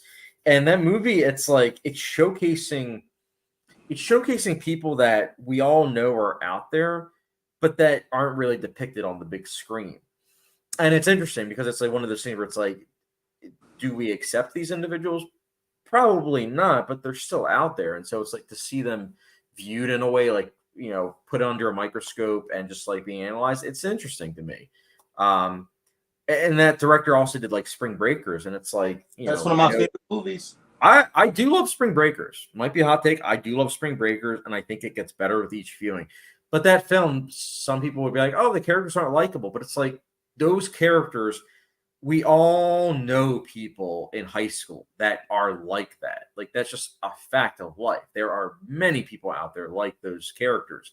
And so to see it depicted on screen, it was fascinating. Did it take me a second viewing? Yes, but that's I how it loved is. it on first viewing. Why did it take you on second viewing to like it? I loved it. Because keep in mind when I watched it like 8 years ago, I didn't fully understand that sometimes the repetitive nature of something is intentional. So I just looked at the repetitive nature as something that I just wasn't able to grasp. But then watching it a second time, I was like, okay, I get it. It's the point. It's to, you know, match the fact that this kind of lifestyle is repetitive and that it can be old and that it can ultimately lead to your destruction. I don't know. I found it interesting. It's not on film. Was it shot on film? Yes, it was by Benoit De Boy or DeB. He does Gaspar Noel's films. That's a great looking film. Like the neon lighting, like I think it was one of the first, like one of those films where that's considered like neon noir, which is a really cool term. I can't articulate. I went into watching Call Me by Your Name that way. I focus on Timothy's character age gap and his relationship rather than the plot. That's why my score was low. I will rewatch it though. Yeah, there's a lot of times where films that will come out where it's like they're focused on that, and it's like Marv and I always talk about this. Context matters. It's like that whole age gap really depends on like where you live. And again, I'm saying this as someone that like I understand like America, it's different, but the film doesn't take place in America. It takes place in Italy. So it's like for me, you look at what's the age gap in that area, and in that area, it's acceptable. So it's like, okay, you accept it. But that's just how I looked at it. The movie I think is great. I love Call Me by Your Name. I love Luca Guadagnino. Challengers, favorite film of the year so far, hands down. And I do love Call Me by Your Name. Andrew Lay, it's winter here in New Zealand, so I method viewed Society of the Snow. I died of hypothermia halfway through. But the question is, Andrew, did you also, you know, have some of your friends? You've seen the film, you know. No, I'm kidding. T-Bob 79, if only JFK had a tampon protecting his ear. And if only he moved his head all the time, like T-Daddy Trump, Agent Orange. Ace Flat 7 is great. Absolutely agree. Prisoners is also amazing. Yes. Can't articulate. Megan is Missing is the weirdest movie I've seen. Discretion. What movie? Megan is Missing. Actually, one of my childhood friends, him and I, we still talk, and he mentioned that how Megan is Missing, like, apparently has like some really messed up stuff. That's all I know about it. I don't know like the premise or anything other than I guess Megan is Missing. What about I See Don't Breathe? Have you ever seen that? Godzilla 7, best feature film. I can respect that. I love 7. T-Bob 79 agree. Ace. Denis Villeneuve is a great filmmaker. I love alien invasion movies, and Arrival is a classic to me. Classic. Yes. Modern, definitely a modern classic. Classic. Angela, Enemy over Prisoners in 2013, and Zodiac is best Fincher for me. Yeah, I think for me, my favorite Fincher is it goes back and forth between Gone Girl and Social Network. And in regards to Villeneuve, I think Prisoners would be my favorite. Prisoners is great. I love Prisoners. Yeah, dude, I've been a fan of Prisoners since year one. That was the last film I saw in December of 2013. I think that's the only time where a film affected me so much that I stopped watching movies for a week. All right, because I was just it affected me so much. Like I like it was just hard to explain, but like the moral complexity of that film is great. Like I'll never forget. I read a review where it was like saying how the ending of Prisoners is too happy, and I literally was like thinking to myself, again, without spoiling anything, I was thinking to myself, that ending is not happy. It is a lose-lose situation. Like regardless on how you cut and dry it, like it's something where that ending is not happy, and I don't know how anyone can really perceive it as such. I think it's a happy ending. I don't. How do you not think it's a happy ending? I'll try to be vague, but without spoiling anything. Without spoiling it, if a certain character is found, he is going to prison, regardless on how you cut and dry it. And it's like for him to do that. But I will say though, Chad, I'm pretty sure he knows that. Right. That's not a happy ending. He's going to prison. Yeah, but actually I don't want to spoil anything, but and full circle to the beginning of the live stream. It was someone that was, I'm pretty sure he was on the spectrum. So it's like, it's even more messed up where it's like, not only was he torturing somebody, but he was also torturing someone that like didn't know any better because he literally was also like not only abused, but also was on the spectrum. So it's like, he is going to jail for a long time. I don't care. Like, I don't care what judge would be like, oh, no, it's under, like, no, he's going to jail if he's found. It's a good ending. Especially we're in PA and it took place in PA. So it's like, we know the laws. Like we know, like he wouldn't, and he wouldn't be able to afford it either. Like again, trying to be vague. I think it's a good end. I think it's a happy ending because everything worked out, but he deserves what he gets, but it's okay. Let's get our live doctor up. Can we get G-Com up? So, X-Plots, I've only seen 7 if I call from picture, but hold on, Chad. I'm scared. I'm scared. I actually almost cried. My phone started talking about what we're doing. I'm not even kidding. I was talking to you and my phone just started talking to me. But I think it's a happy ending, man. I do. Just agree to disagree. X-Plots, though, watch Fincher's other films. Though. He's so good. Bootzilla, what did you think of Incendies? I know Marv didn't see this movie. I thought it was good. I need to rewatch it though. It's been like 7 years, so I do want to rewatch it because I don't really remember much about it. I just remember it being good. Andrew Lay, JFK was the first movie I noticed the editing work. Yeah, JFK, like that film is, depending on which cut you watch, it's over 3 hours, but it flies by. There's not a single scene where it's like, oh, that should have been cut. Everything flows beautifully. It is incredible. The directing makes you convinced that this isn't a conspiracy. This is what actually happened.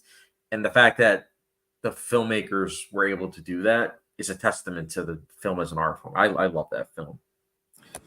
I can't articulate. Actually, Mad God was really weird. I did not like that movie. It's funny. I saw Mad God twice earlier this year. My friend Austin, shout out to Austin. He was like, "Oh, have you seen Mad God?" And I was like, "I have not." And he was like, "Dude, you would love it." And I was like, "Really?" He's like, "It is a Chad movie." Like my friends, specifically, shout out to Austin and Kevin.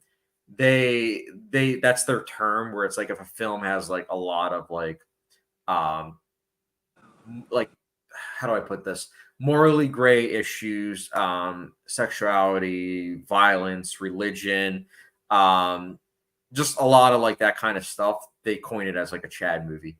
And Mad God has all of that in spades. Like, it is a very religious film. Oh, I forgot symbolism. That's the other thing where they're like, it's a Chad movie. And Mad God, also visual storytelling. I forgot that.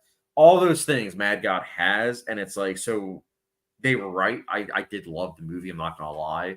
I think but it's not for everyone. I get it. It's so bizarre. It really is, but I love it. And also it being a claymation film was like the cherry on top as to why I loved it. Ace Platt's Prisoners was so messed up. Yeah, and it really gets you thinking, man. Like it's, I love it. Film kid, should I watch Gumbo? I would say watch it, but just know, especially if you're a cat person, know there is some like animal violence and abuse. And that's something that now that where is Dexter? I think he's in the other room. Now as like a dog owner, animal violence, like it's not something that like before when I would watch like animal violence, it was always difficult. But even now more so, it's even more and more so. So watching them was like tough. It was a tough experience. But it is a film that overall I would say watch it once to experience. But I wouldn't really say, oh yeah, it's a film that you'll rewatch many times over. It's a film that you watch and you're like, okay, this is what Ohio's like. Got it. Interesting. And then that's it.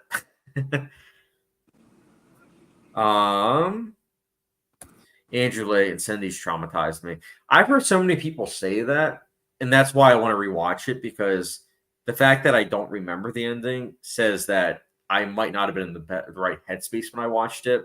So I do want to rewatch it. I will say that. And I actually got it out from the library a couple years ago, like the Blu-ray. But I just was like, I don't know if I want to rewatch it. But I'll tell you what, I'm actually going to put down. I'm going to try to rewatch Incendies like either sometime this month or let me write it down. Incendies rewatch. Because that is like, in terms of Denis Villeneuve's films, that's like the one where I'm like, I know so many people love it, and I'm always like, it's good. So I want to give it a second chance.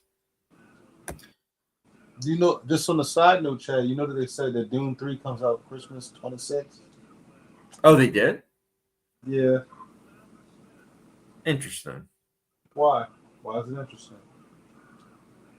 I don't know. I mean, I don't know. We'll see how it is. I want to get into why you just said that. I don't like your response. I knew you wouldn't, which is why I said it. I don't know. Like, I've heard. Again, I'm saying this as someone that is ignorant to the second book. Like, I haven't read any of Dune, but from what I understand, the second book is just Paul Atreides like moping around, like depressed, and that's something that I would like to see in like, maybe like a 90-minute movie, not a almost 3-hour movie. I don't know. I just feel like the ending of part 2, it felt, for me, it felt satisfying. Like we as audience members were able to put 2 and 2 Are you together. kidding me? Yeah, dude, I just rewatched it not too long ago, like I think less than a week ago. Yeah, it because we know history. We know what Holy War meant. Holy War means that there's going to be never-ending violence with no ending in sight. Cool. I like that idea. All right, move on. Let's go to the next franchise. That makes no sense. You're upsetting me right now. No. I like when audiences actually kind of have to put 2 and 2 together. Maybe people will look up a history book and say, what was the Holy War like? Like what happened in it? And it's like, oh wow, I just learned something new. T-Bob 79 favorite Jimmy Stewart movie. I'd go Vertigo or Anatomy of a Murder, but so many classics. I think for me it would be Anatomy of a Murder, with Rear Window being a close second. I do love his performance in Vertigo, but I think that with Rear Window, with him being like in a wheelchair, just really added something to him, because he then had to be like really, really focused on his like upper body, specifically his face, to really emphasize his emotions. And I think that just it required a lot more from him, and I think he really nailed it. Marv, have you seen any Jimmy Stewart movies? Nope. Bro, you gotta on that. Ace Palettes, what TV show has the best visual storytelling in your opinion? Marv, I'll let you go first because I need to think about this for a little bit. I'm gonna say Westworld. Really? Yeah.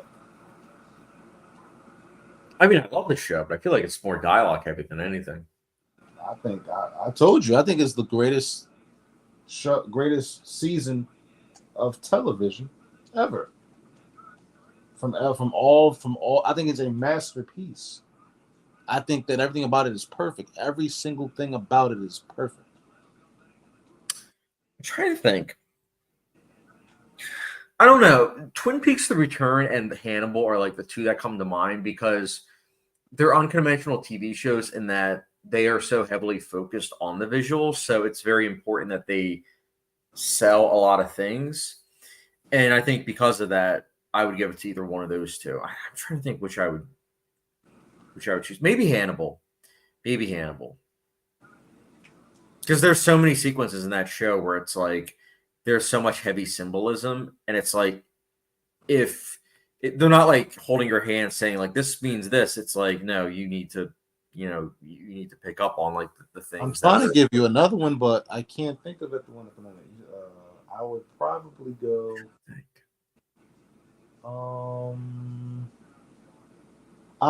No, I can't say that because you'll fry me for that one. Why? Which one? You'll fry me. I don't want to say it. You'll kill me. You guys will all flame me for this one. Want me to tell you? Yeah, I want to hear this. WandaVision.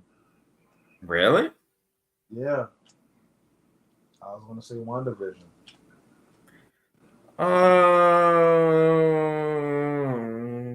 I knew it. Look at you. It's like a deflated balloon. I just think, I don't know, man. Sorry, I'm just looking something up real quick. So, I would say Hannibal.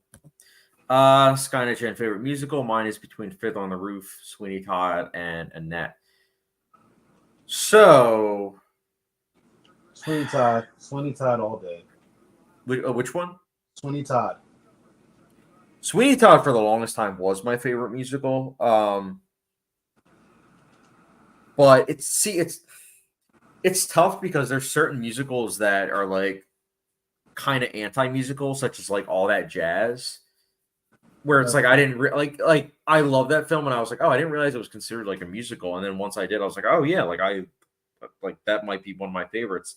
There's another one. That's the thing. I have my top 10 musical list, but I haven't like released it because that's like a tough list to do because I feel like the musical genre is just so broad that it's like, I think if I recall correctly, my number one is one that I think some people might not consider like a musical. But for the longest time, I did have Sweeney Todd like as my number one. Let me go back once. But you didn't. Oh, never mind. I was going to say something. Never mind. Oh, you're good. I'm looking it up right now just to give like a concrete answer because, like I said, I have the list. I remember Sweeney Todd I have up pretty high. Oh no, I have Sweeney Todd as my number one. All That Jazz I have as my number two right now. But there's a couple that I just need to like finalize. Like South Park, Bigger, Longer, and Uncut. I have like up there. Ace Platts, watching animals get hurt is so hard. Yeah, dude, it really is. Especially when you know that they actually did get hurt. Like that's like as much as I love Apocalypse Now, that scene where they're killing the animal, like it's like very hard to watch knowing that actually happened. But I think the worst offender is Cannibal Holocaust. Like that I don't think I could ever watch it again. That was just like that was stomach churning for me. I don't think I'd watch that again. And yet I can watch the Texas Chainsaw Massacre once a year. So I could watch it every day. I do love the film. Film Kid, this is about one of the Marx brothers. Oh. All right, we're way behind. Skynet Jenner, Sergey says, Chad, have you seen any Bela Tarr films? I have not, because a lot of his films are like 7 hours long. Santiago is a film that I've had on my watch list for a long time, but like it's as long as a shift at work. So it's like I don't think I can watch it one day. I like to think I have a pretty good attention span, but 7 hours is a long time to have an attention span with like no eating, just 100%. I don't know. I feel like I don't know. I've had it on my technically, Chad, you do binge shows, and that's like watching 8-hour movies. It's different though because with shows, I don't think I've ever watched a full season of something like in one day. Word?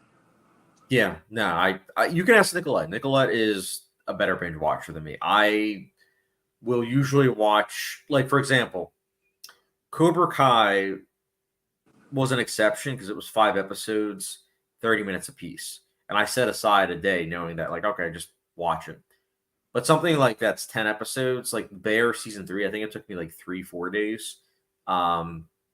So that's what I'm saying. Like something like Santiago, if once I set my mind to watching it, it's probably gonna take 3 days. I watched Westworld in one day. You have? Yeah, I watched Westworld season 1 in one day. I got up in the morning and watched it the whole day. Yeah, I don't think I've done that. Like maybe back in the like no, I can't even say back in the day because no, actually, you know what? I think Breaking Bad. I think when I watched Breaking Bad, I think that I might have watched this. No, that's a lie because I was in college. So no, I'm trying to think of a show that I watched in like one day. No, I don't think offhand I can't think of anything. I'm very methodical when it comes to shows. Like it takes me a little bit. Film Kid says I gotta go. Have a great live stream, dude. It was good seeing you. I look forward to seeing your stuff on Letterboxd. Andrew Lay, Once Dune 3 is out. The trilogy is going to be my single favorite Denis Villeneuve movie. I refuse to consider them 3 separate movies. That's fair. I don't know. Like I said, I'll watch Dune 3, but I don't know. I like the ending of 2. I think it's upset all the time, and I'm just tired of it. I do. I think it's good. Dude, Dune 2 it reminds me of Godfather Part 2. Now, Godfather Part 2 is, of course, a billion times better. But that ending of Godfather Part 2, it works so well because it leaves the main character at a state of ambiguity. And it's also gut-wrenching. And that's similar to Dune Part 2, where it's like the lead character has a sense of ambiguity with where he's at. But at the same time, like it's so... I don't know. I liked it. I liked it personally. But Dune 2 was clearly set up for Dune 3. That was his plan all along. Yeah, well, I mean, if we get that, then I guess it's going to be that the lead character, defeats evil, and all the houses come together. He gets both girls. Everyone lives happily ever after. That's not even the story. I've read it. I know what. I didn't read the book. I pretty Mark, much. I'm busting your balls. I have no clue what to expect, but if I had to guess, it'd be something along those lines. It's not. It's Game of Thrones in space. I hope you're right. Like I said, I like Denis Villeneuve. I like everyone involved. I'll be there. I'll be there day one. We both know that. I'll be there day one. Sounds like you're gonna just catch it on streaming. No. I can't particularly. I'm reading the Dune book right now, ironically. Oh, that is funny. Skynet Jen says Rope gets overlooked as far as Jimmy Stewart films. Yeah, it does. Even though it was pretty groundbreaking for its time, especially with like the long takes. Also having 2 characters that were gay. For a 40s film, especially, like that's pretty amazing. Oh yeah, Ace Plus says something. We still need Marv's top 10 movies. Marv, light up the chat. Okay. But do I say them and then you just rank them? Just say them. Yeah. Actually, Skynet Jen says Marv's top 10 is going to be wild and like no other top 10. And then Bob says, agree, Skynet, Hitch and Stewart's perfect match. Rope is technically astounding for its time. Yeah, let's get that top 10, Marv. All right, so you listening? Oh, I think we're all listening. Okay, so number 1 is How to Be Single. 2, I'm gonna have to go with because they always change in order, so you guys can rank them if you've seen them for yourself. but no, I would go number 2. I'm going to have to give it to. I want to say Hereditary, but I'm not going to do it. I'm gonna say Mean Girls. Number 3, I'm gonna give it to 13. Number 4, I'm gonna give it to The Prestige. 5, let's give it the 25th Hour. And then we're in the now. That's the top 5, and then the next 6 we can go. I'm BVS Ultimate Cut. And well, I'm at 7, right, Chad? I'm at 7. You gotta have a list, Marv. You gotta make that bad boy. No. I don't know which number I'm at. I got 3 or 4 more left. I think you're at 7. 7? Okay, so 7. I'm gonna go ahead and put Halloween right there, but it's Halloween? That's the cheating part. I kind of like rotate them in and out, but as I'm at a cross between Halloween 1 and H2O, but I can't never put one over the other because I think that Halloween 1 is the best one, obviously, but Halloween H2O is the one that I saw is the first movie that I remember seeing besides Booty Call. I know we talked about that. So my dad took me to go see both of those movies, right? But my memory of that is that I just got my dad in trouble when we went to go see it. I actually remember going to go see Halloween H2O, and that was on August. Let me see, August 10th, 1998. So I was 5 when I saw it. I remember that. I remember that he was scaring me in the bathroom, like, yeah, Mike coming to get you. I remember that. So I'm putting Halloween there, but it's kind of like a double entendre. Then 8 will be American Pie 2, and then 9 and 10. 9 will be Better Luck Tomorrow, and then 10 will be Hereditary.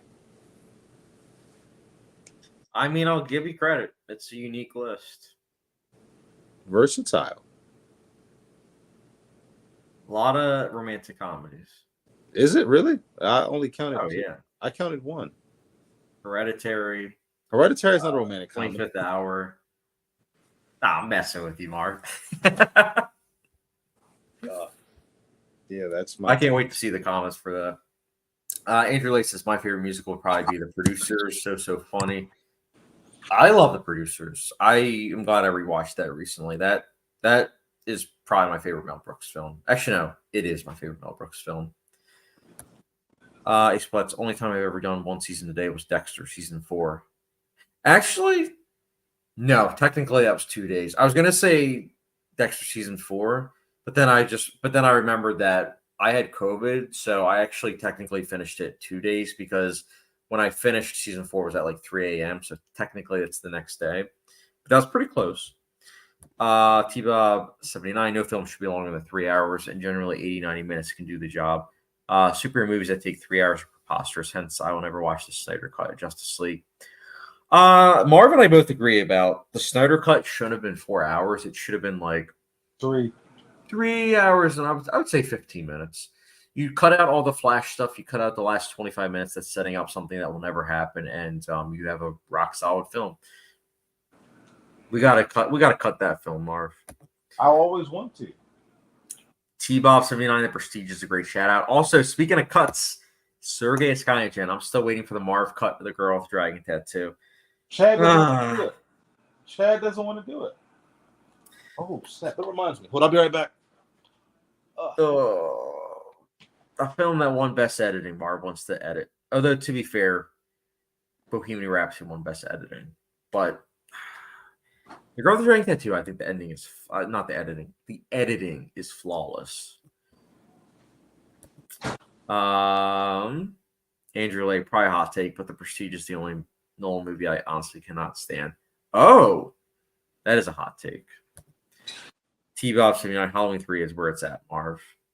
I hate that. He splits. Gotta love Marv's camera angle. I was wondering when someone was going to say something. No, it's because it's on the charger, so I had to leave it there. Oh, yeah, Marv. There's like no lighting. Yeah, there's no light in my living room. There's no light whatsoever.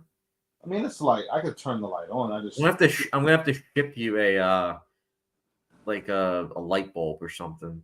Oh, hold on, let me turn on the light. I don't know anybody wanting my light. Well, yeah, they want to see you, Marv. Otherwise, it's just audio. There you go. See? There we go. Now they see Marv. Well, now they don't. Well, I'm in and out. It's because of the angle where I have the charger. I had to like hook it up because it was dying. See the top of your shiny head, Marv. I need to get you hymns. What's hymns? Oh yeah. That's the stuff that I used to grow my hair back. Hold up, you're balding? I was not anymore, dude. No. I was. No. Remember, so before the wedding, like 3 months before the wedding, I accepted the fact that I was like, oh my goodness, I'm balding. So what I did was Ryan, you remember Ryan, like he went from being like a baldy to then all of a sudden having a thick head of hair. He's like, dude, you gotta do hymns. So I did hymns, and around the time of the wedding, that's when my hair started growing back, and now it's a full head of hair. So the stuff works. It's expensive, but it works. It's actually not really expensive. It's actually a pretty good bargain, actually. He said it was $150 for 5 months. Yes, at first it's 200 for 6 months, or no, for 5 months. But once you're there for a long time, which of course got married in 2022. So yeah, I think I've been a customer for 2 years or so. So that's why like the pricing is a little bit different now for me. But I would recommend it. Like if like it's really effective. I mean, I'm definitely down. I want to get my hair back, man. It grows it. The only thing is it grows it back, but at the same time, so it grows it back, and then also what hair you have, it also strengthens it. So in your case, you don't have any hair, so it might be a little bit different. But I would say start growing out and start spraying hymns. You might see. So hold up. So do I have to grow it back for it to come? Do I have to like let it grow for it to come back? I mean, I would say personally, it would help a lot if you at least tried to grow your head instead of like always shaving it, and then spray your head, because then your head has something to work with. That's the only hard part. I don't know if I can do that, man. Only one way to find out.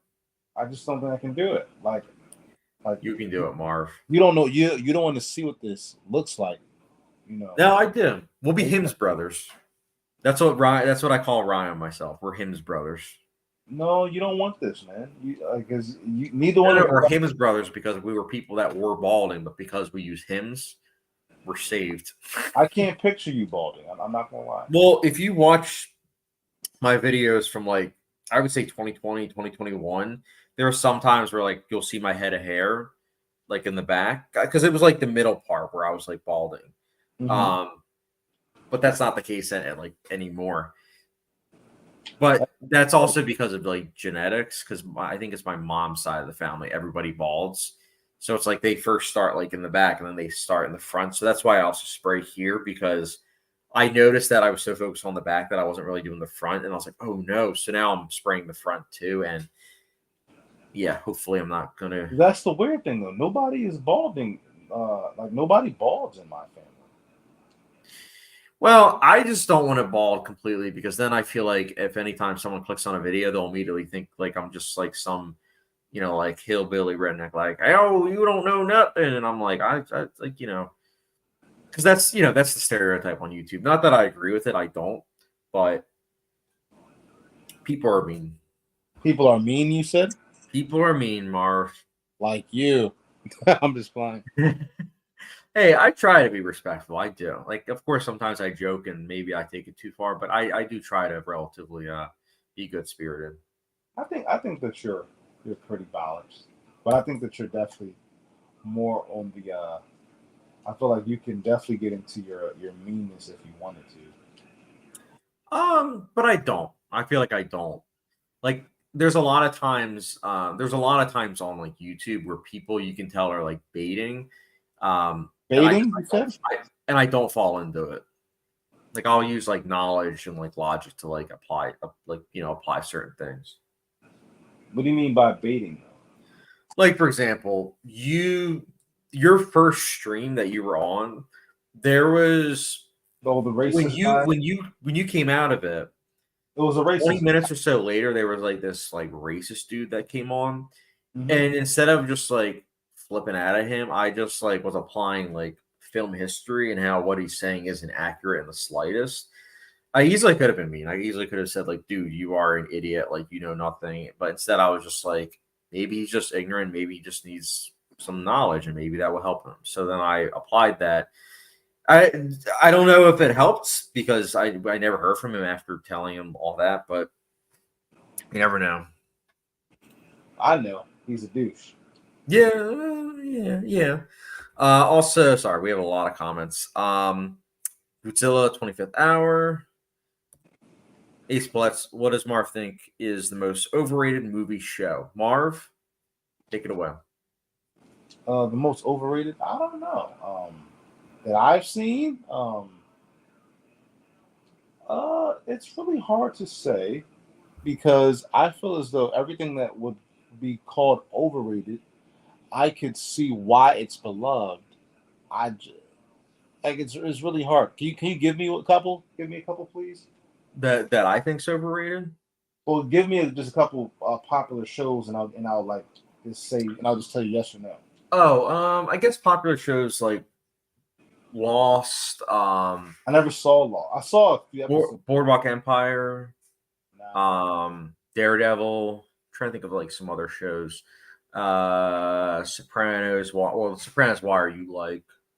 I'm trying to think of some other shows. Agents of Shield. Loki.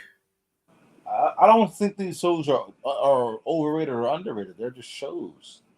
Like Well, what about movies? Like, is there any like because movies that I think is overrated.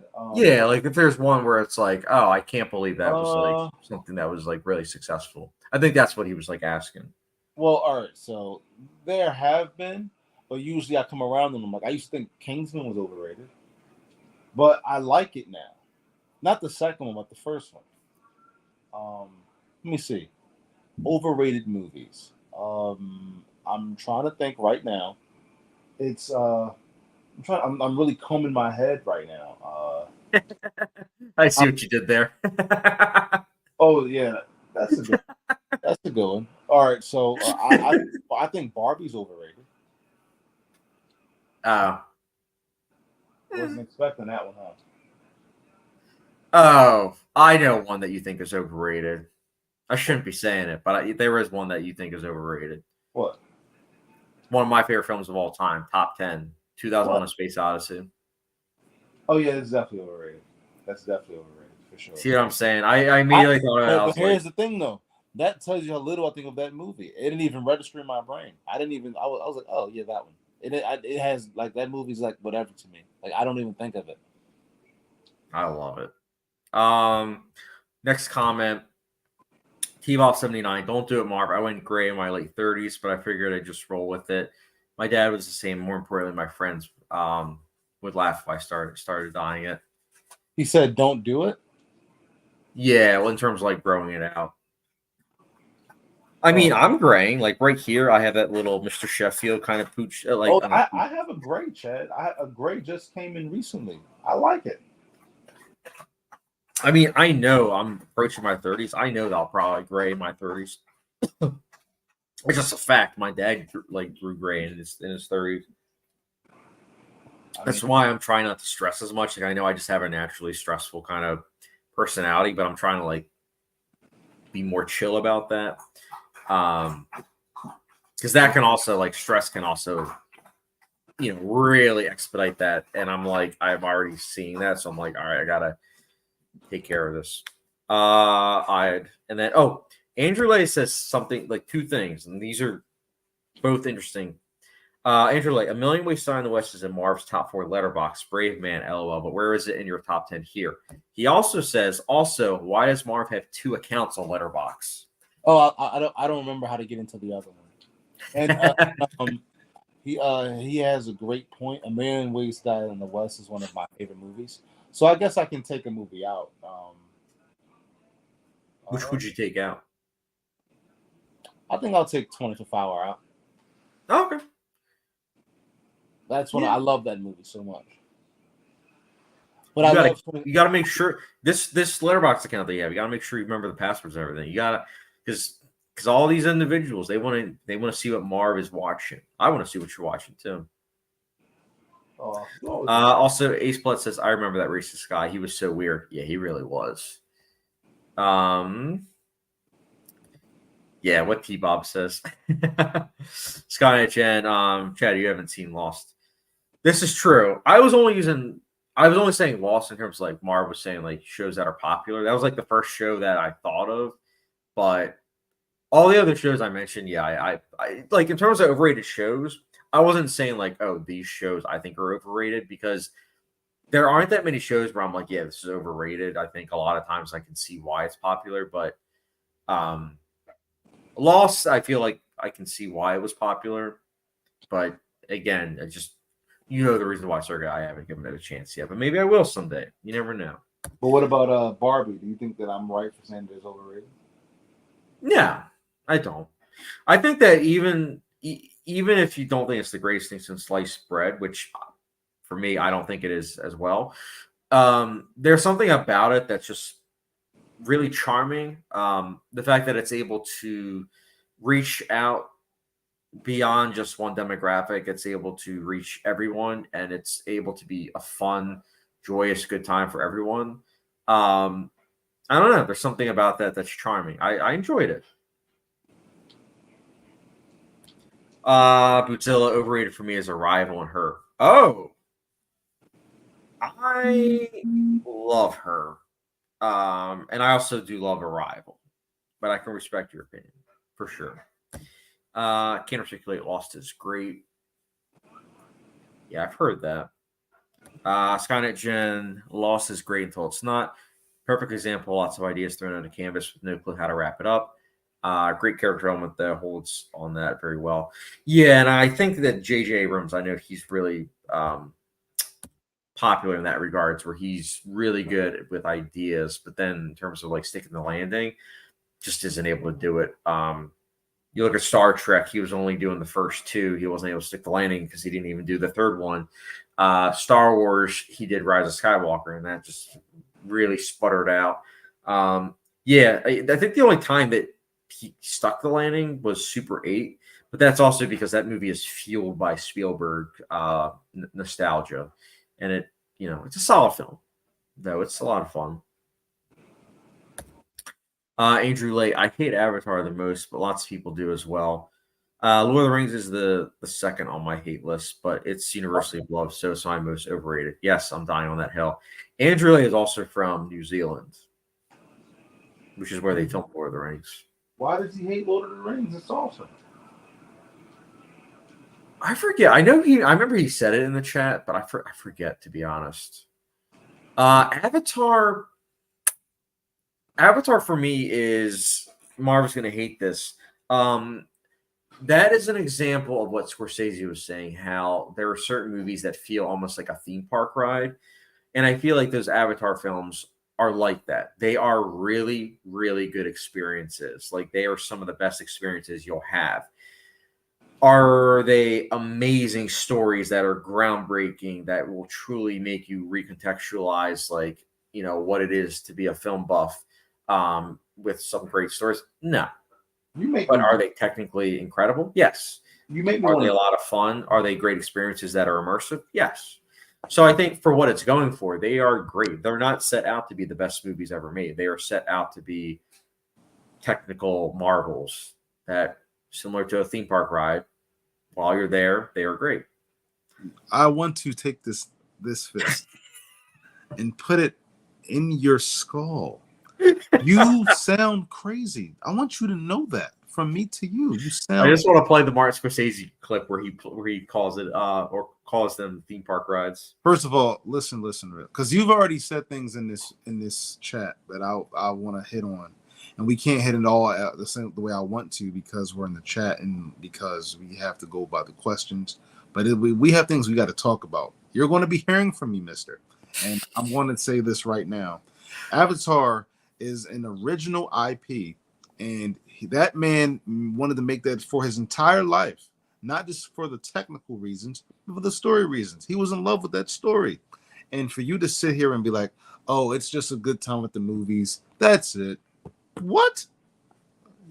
You're doing me a disservice. Look, I'm saying this as a fan of the films. I like them. Like when people say they don't like the films, I'm like, okay, it's your opinion. I get that, but like, I do like them. I saw Avatar in theaters for the first time, like the original, and it was great. It was like I had tears in my eyes because it was just like it was so good. Like I'm so immersive, but you do lose some of that at home. And Avatar 2, I saw twice in theaters. I haven't seen yet at home, so I do. I wonder if watched that it. holds I up. watched it at home. I didn't see it in theaters, as you know. Oh, that's a missed opportunity. It is. It most definitely is. I was in a bad spot when it came out.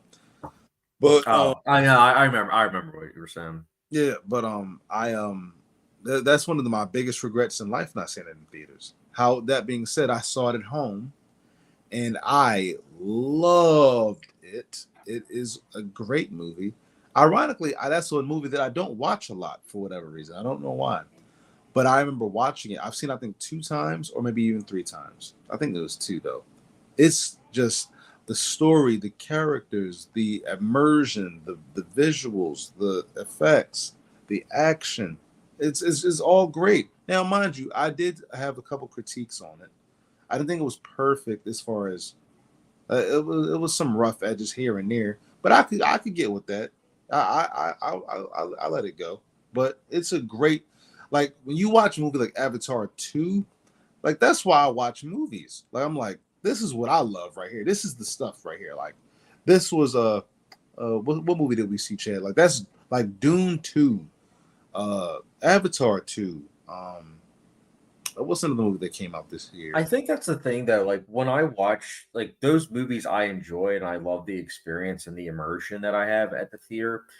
But I think when I'm at home, like I just sometimes think about like certain things that just like bug me that like were there in the back of my mind when I was watching in the theater, but because I was just so into it, I didn't really think about it.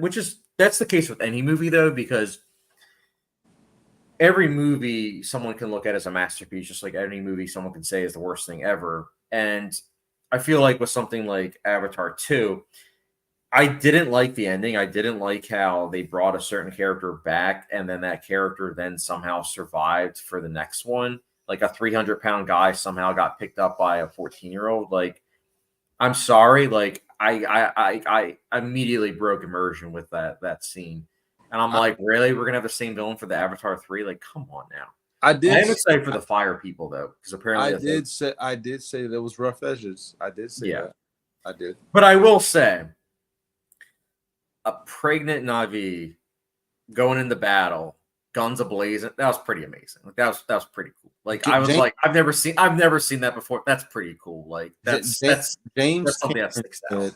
James Cameron said that Avatar 4 is going to be like the one, like the game changer. Avatar 4. I was like, why not just make Avatar 3 the game changer? It's upsetting to me because it's probably set up for 4. That sucks. Hey, I mean, it's gonna make $2 billion, so it's like we'll get it. It's not gonna be like Horizon where we'll never get it, unfortunately. Skynet. Speaking of not sticking the landing, will M. Night Shyamalan's next film have that issue? I don't know. That's his career, buddy. I want to say that I think Trap will do well financially. It looks like a fun time. I'm actually taking my dad to see him, which is kind of insane because my parents hate horror films. So I'm just kind of like enjoying this that I'm taking my dad to see a horror film. He doesn't know it's a horror film. I'm just like, oh, it's PG-13. So he's like, oh, I'll watch it. I was like, cool. Don't do that to your dad, dude. You'll ruin your time. No. But he did see the trailer. So it's like, he kind of knows what he's getting himself into. Take him to go see Long Legs. Oh, yeah. Yeah. A religious horror film. Yeah, they would definitely, yeah. well, a lot of people going to go see it don't know it's a horror film, believe it or not. They think it's a crime thriller of some sorts. So as your dad watches it unfold, he could be like, Yeah, I would love to. I know they would not like long legs 100%. Actually, I just saw yesterday with my mom Inside Out too. And my review, before I get to the comments, my review for Inside Out 2 is this. I'm glad it exists. I'm glad that it's making $1 billion plus because it's bringing awareness to millions of kids about anxiety and how it's something that many people, including myself, live with and have to endure, and how it's saying that that's okay. It's just a matter of learning how to live with it. I like that because that's something that the previous generation wasn't as accepting. So I like that. But the movie itself is just, it's okay. But if I were to watch it as an 8-year-old, like if I watched that movie, what was it, 20 years ago, that would have affected me like my childhood, like in a positive way. So I'm glad it exists, but it's like a 3 out of 5. It's all right. It's weird that you brought up anxiety because I was talking to my brother about that the other day. And, really? And it was a very frustrating conversation because he couldn't understand where I was coming from. It was almost like really at all. He couldn't get it. Which is funny because your brother is younger than you. My brother was like, "What? Like, what are you talking about?" Because I was telling him he was. So apparently, and I'm sorry, Chad. This is I guess a side note, but my brother was talking more about like how like I was telling him like in the outside world, I'm not really treated a certain way, but by my family I'm treated a certain way, and he was like, "Bro, it's because of this and that, and people like might do things based on this and that."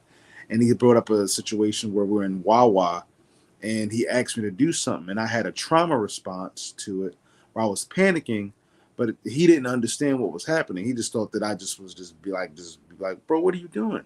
But what happened was I was panicking mentally because he asked me to get a bag, right? But as you know, in Wawa, you got to pay for the bag. So when he asked me to go get it, I'm like, oh, well, let me try to find the bag. I don't know where he wanted me to go. Where did he want me to get the bag at? This is what I'm saying in my head, right? Yeah. So I wait in line to get a bag, right? And he comes over, bro, what are you doing? I just wanted you to give me a bag. There's free bags right here. So in his mind, he thought that I saw the bags. I never saw those free bags. Never. No.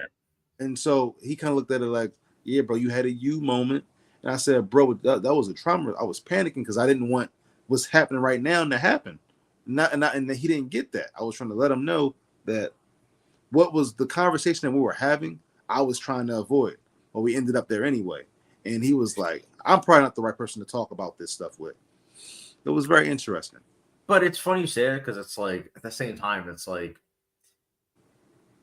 I feel like that's something that someone can learn, like grow on, where it's like, yeah, they might not in that moment be the person to turn to, but it's like they can learn. Like your brother's younger than us. It's like he's still in that age where it's like you can change, like you can make a difference. Like, so it's like it's not like a stamp of like, oh, anxiety is not real. Like he can learn. Like it's I feel like once you open up even more about that with him, like I feel like he could, like, especially if you break it down where it's like, this is something where it was like, I didn't know where it was, which then made my mind say like, panicking and everything, like, because I didn't know. And it's like, and then if you're able to think about a time where maybe he felt similar, not like where it's like he said that he was anxious, but like a time where he also wasn't able to find something, he had a similar response, it might give him like context and he might be able to have like perspective. Well, I think I think you just said the key word. I think a lot of people lack context and they kind of like I think they make up assumptions based on what they see as happening. I guess. Yeah. It's really hard to know. It's only until you hear someone's perspective that you can fully get where they're coming from. Because once you make assumptions, you're putting your own view on things as opposed to then hearing someone out, and then it's like, oh, that makes sense why they were doing this. And I think what you just said right there is key. I fall victim to that. It happens sometimes, like in the world where like at work and stuff like that. But like I'm more embraced at work. You know what I'm saying? When it comes to in the family life, it feels like it has that asterisk next to my name. Like people are making their own assumptions. They're not really actually understanding what's happening. You know what I mean? So that can be frustrating. I don't let it bother me too much, but every once in a while, it's like, no, that sucks. Yeah, I mean, it's definitely like that's what I'm saying. Like, I'm glad that our generation is becoming more aware about that and how it's something that we, you know, need to work on. And it's like then when we have kids, it's like we know that because we have it, we know our kids are probably going to have it. And so it's like when they are explaining their feelings, we can have like empathy. And it's like instead of being like dismissive, where it's like, oh, it doesn't matter. It's like it's like you'll be fine. And it's like well, that's not going to help anything. It's just putting the I problem. dealt with that. I dealt with that like so my whole life. We both have. Yeah. Oh, by the way, we have a lot of comments. Ace Plets, maybe hot take. I think Stranger Things is the most overrated. Great first season. Would have been great as just a one and done. Liar. After that, it's okay. Whatever. I'm tired of you.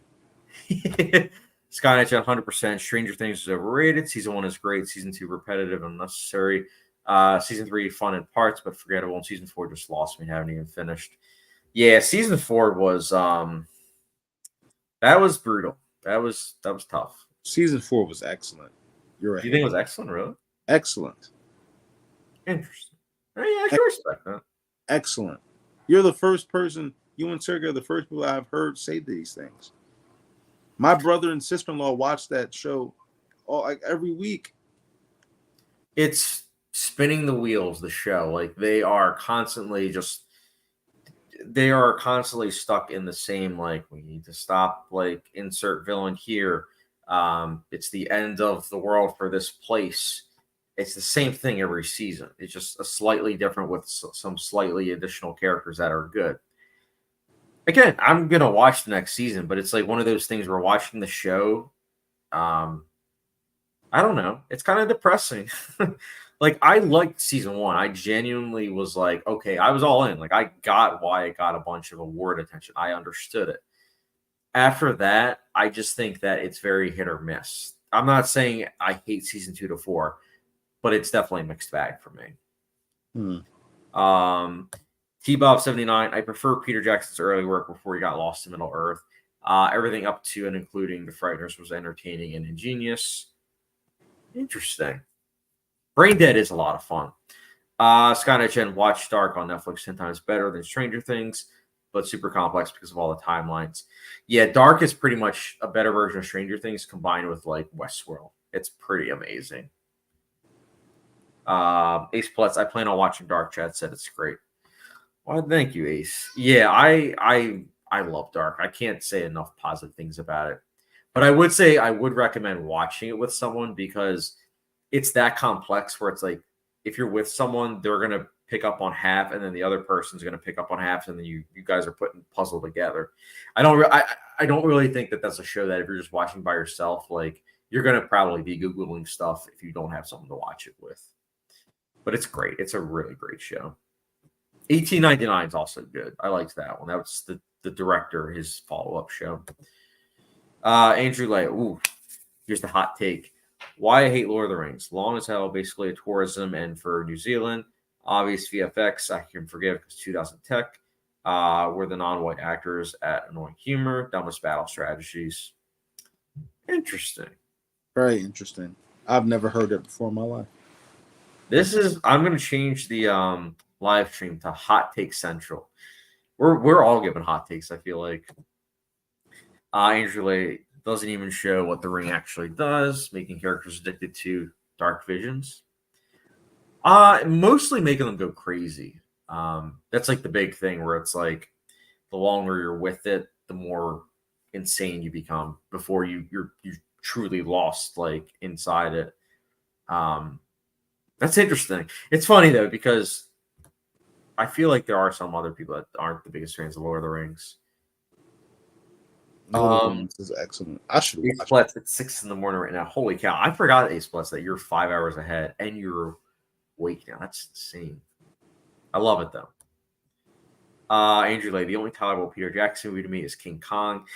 I really like that. That's personally my favorite monster movie. You like that one, right, Marv? Mm-hmm. Yeah. So my brother and my dad on opening weekend.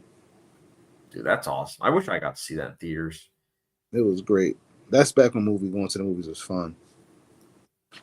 It still can be. Longlegs was a lot of fun. I that was a good theater experience. It's more about it's about the experience and event of going to the movies is what I'm talking about. That's Oh, gotcha. Yeah, I mean that's what Longlegs was for me. Like it was a packed theater on a Thursday night. Was mine packed? I don't think mine. It was okay. Trying to think. Oh, Andrew also said in Titanic with James Cameron. Bebop 79 with Stranger Things. I'd rather put on an actual 80s movie instead. Winona Ryder rules though. Fair. It's fair. Andrew Lake says, hence why I prefer Lincoln over Titanic for my birthday watch. Yeah, I love Lincoln. I like Titanic a lot too. Titanic is way better. No, I disagree with that. Lincoln is phenomenal. Mm-hmm. It is a film that's a breakdown of politics. Boring. Breaking down figures that are beloved by all, but showing the human side of them, whilst at the same time they're morally great compass, but at the same time doing so in a way to make it so that way the country is for the better. But at the same time, during a tumultuous time in our history. So I think it's fascinating. I think it's a great film. And I think that the filmmaking especially is just incredible. But I guess it's not saying much because it's Spielberg. So like, but I don't want to downplay that because I think it's just great. That film also had a huge impact on me. Like that was the first time I noticed like, like long takes, all the long takes of Daniel Day-Lewis giving speeches, the lighting changing once the 13th Amendment passed. Just a lot of great stuff. But I like Titanic. I like Titanic too. Ace Bullet, so many hot takes. Yep. There are a lot of hot takes right now. T-Bob 79, looking at the new Beetlejuice trailer, Winona looks like she might make a Tim Burton film watchable again. It's the eye roll. Yeah, I feel like that film could go either way. I don't really know 100% what to think about it. Going in with an open mind because I do like the original Beetlejuice, but I do wonder if they're going to double down on the Michael Keaton stuff. And I feel like if in doing so, I think that might actually affect the film the wrong way. Because when you have a side character that then becomes like the main person, certain characters you want in little dosages. And I feel like Beetlejuice, like that's someone that you want in doses because it makes those scenes all the more impactful. It won't be as impactful if he's in 90% of the movie. That's my take, at least. What do you think, then, Marv? Are you excited for Beetlejuice? No, I'm not. But I'm going to go see it because it's kind of like Twisters. I have no interest in going to go see it, but when it comes, I'll be like, oh, let me go to the movies. It'll be like that. But Beetlejuice, the first Beetlejuice, ton of fun. It was fun. But I know personally that they've been trying to make this movie. I love this comment. You finally caught up on comments. Yeah, sorry. It's so accurate. Let's keep catching up.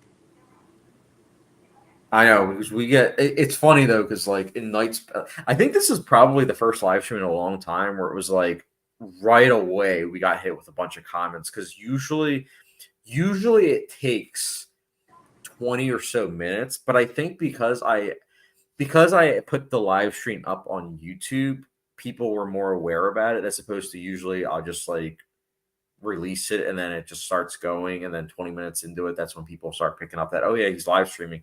But this time it was like right away. There was like 6 people in the chat and there was a bunch of comments. I was like, holy cow, like I'm not used to this, but I like it. Andrew Lay, you're such a fan of Letterboxd chat. Why aren't you a Patreon? It's a good question. Largely because I am a huge fan, but I'm also at heart a cheapskate. That's the honest truth. That's why I still have Letterboxd like free. I don't know. I guess it's also like for myself, I'm also like I know a lot of people go Patreon so that way they can get more followers. So I'm just like I kind of just want to be free and just if I get a lot of followers, I get a lot of followers. But I just know that there's like usually an ulterior motive, and I'm like I'm not about that. Eastwest. Pretty sure there was like 12 messages off the bat. Yeah, it was a lot. There's a lot of messages like when we started, but I'm glad. I appreciate it. I mean, honestly, I really appreciate everyone's like support with the channel because like especially recently, it's been nice. Like I'm so used to like I'll get several comments here and there, but like recently it's been overwhelming, and I'm really not used to that. Especially certain videos like people just coming to the channel, but I actually wanted to ask everyone, like, what in terms of my videos, what's the thing that you guys love the most? Like, do you guys love the top 10 lists? Do you guys love the director ranking lists, the movie reviews, TV show reviews? I'm very curious. I do want to hear from you guys because I look and I do see that in regards to viewership, most of my viewers are new, and I think it's like 30% or 40% is usually from people that are subscribed. So I'm like, okay, so there's 60% that have subscribed, but they're not watching. So I'm just like, maybe it's just because it's not something that they're interested in. So I'm just kind of curious, honestly, like genuinely curious. Because all the videos I do are for me, but at the same time, it's a bonus if like the people that subscribe to me are like, hey, I love these videos too. Eastblet says, I do think you should do more TV show ones. Yeah, I usually TV show ones. It's tough because usually my whole thing now, like 8 years ago, it used to be that I would watch the show and I would go season by season. But now I only do that if I'm not caught up, meaning that like if a show has already ended, I'll just wait until I'm done all the seasons and then do a a quick spoiler free review. But if it's currently airing, like something like The Bear, I'll do season by season. T-Bob 79 rankings are always good, and I enjoy the Oscar ones too. Will you go back on those now you've come to an end? Yeah, so I've actually I just realized that I might not have said this on the channel. So I have already filmed, already edited, already post dated. I have 1980s and 1990s Academy Award Best Picture nominees ranked. I have it set up until I think it's 2026. And on Letterboxd, I don't know if some of you have noticed, but I'm going through the 1970s. And I have, I think, 3 left. So once I'm done that, I'll film them, and then those will probably come out in like 2026, 2027. So, yeah, I guess you guys could say I'm a planner. Well, just a planner. Yes. I don't know. I just think it because you never know. Like stuff can happen. And when I first started the channel, I wasn't a planner. And that was kind of a detriment because then of like the early days when I would get like depressed or something would happen, I then wouldn't have that push to do reviews. But it's like if that happens now, not that it has, like thankfully it hasn't, but if it does, God forbid, then it's like one of those things where it's like, well, I have backup. I have all these videos that people can still enjoy. It's just like my director ranking list. I am set up until I think November or December of 2025. So I'm like over a year ahead. So that way I can then right now do, ranking lists for then the following year after that. So that way I'm always ahead. That's why if people watch my videos, it's like, wait a minute, he looks different. Like if you watch my upcoming, I think it's 80s and 90s Best Picture nominees, and even the director ranking list, you'll see my glasses and you'll be like, oh, his glasses are different like now. And it's like, yeah, it's because I filmed it like a year or two ago. And sometimes when I release those videos, I'm like, oh yeah, what were my thoughts? Like, oh yeah, I remember now. So it's just like, I don't know. That's just me though.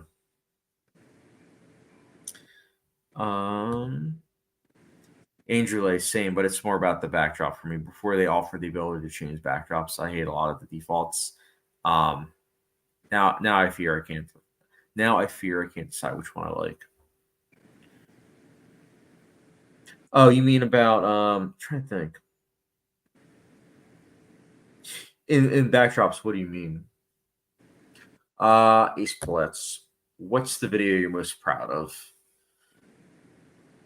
Ooh, that's a good question. I think it's actually if we're talking about videos that as a whole, like including ones I haven't filmed, that I haven't released yet, I would say my Charlie Chaplin ranking. Um, that one I'm really proud of, and I can't wait for everyone to experience it because I made it a silent video. It's a piano, like it's only music that's playing. I put title cards in. Instead of shooting on 30 frames per second, I shot it on 24, and then I sped it up. I did 4:3 aspect ratio, black and white. And I made sure that my motions, like I made sure that I used my hands even more, so that way when it's in the video, it looks like like the way a lot of silent films used to look. That one I'm really proud of. I'm excited for people to watch whenever it comes out. But if we're talking about videos that I've already released, I might have to say 6 Feet Under. That might be the review that I'm most proud of because I remember I filmed that like legit right after I finished the finale. So I was like in such an emotional state. And I really think that that's why that video has done as well as it has, because I feel like people can see like I was emotionally affected by it. And for many people that have experienced that show, they too were able to like say, yeah, I get what he's saying because I felt that when I watched it too. So I might have to say that one. So I might have to say that one. But I'm curious what you guys like your favorite video of mine is. Still says Darkest Amazing Show. 100% agree. Andrew laid backdrops for Letterboxd Patreons. Oh yeah, I know what you're talking about. Like with the posters. Yeah, that's one thing that I think is like I see some people that have a Patreon, and I'm like, oh, that's pretty cool. I've honestly like I have the Patreon for my YouTube channel, and it's one of those things where I have like the pricing options and everything, but I'm also like, it's one of those things where I'm like, at the same time, like I don't know, because I'm cheap. I'm like at the same time, I'm like the fact that I have it. I'm like, oh, I wonder if people are gonna like do the Patreon for me. But it's like at the same time, it's like I get it because it's like right now like the economy is like terrible. So I'm just like but I have it just so that way I can say like, hey, I have a Patreon. Ace Splits, love the 6 Feet Under video. Thanks, man. Yeah, I think that's the one that you said that you came across my channel, which I appreciate. Watched your video on that right after finishing the finale. Yeah, I really do love that video. I will also say this. I know that there's some recency biasy, but I really am very proud of my top 10 4K UHDs video because that one, I remember before I released that, I was like, I'll be happy if it gets 100 views because I know physical media is at like a decline. So when I saw that like a day or two later, it was at like several thousand, I was like, oh. And not only that, but I saw the demographic and I was like, oh, wow, like it's not just the 20s, 30s. It's like I'm reaching the 50s, 60s older group. I'm like, oh, wow. Like it was like a moment that was similar to when I did a Tim Burton director ranking list where it was like, oh, this is something I love. And people also are like, really feeling the same way. Like, because I remember when I was doing the Tim Burton ranking list, I was like, this is a win-win. Like, I love doing these, and it seems like people really like them too. So why, like, keep doing them? It's great. And it's just like with the physical media, like videos, I'm like, people seem to be really positive towards it, and I'm very proud of it because I felt like I was able to articulate my thoughts with that list very well.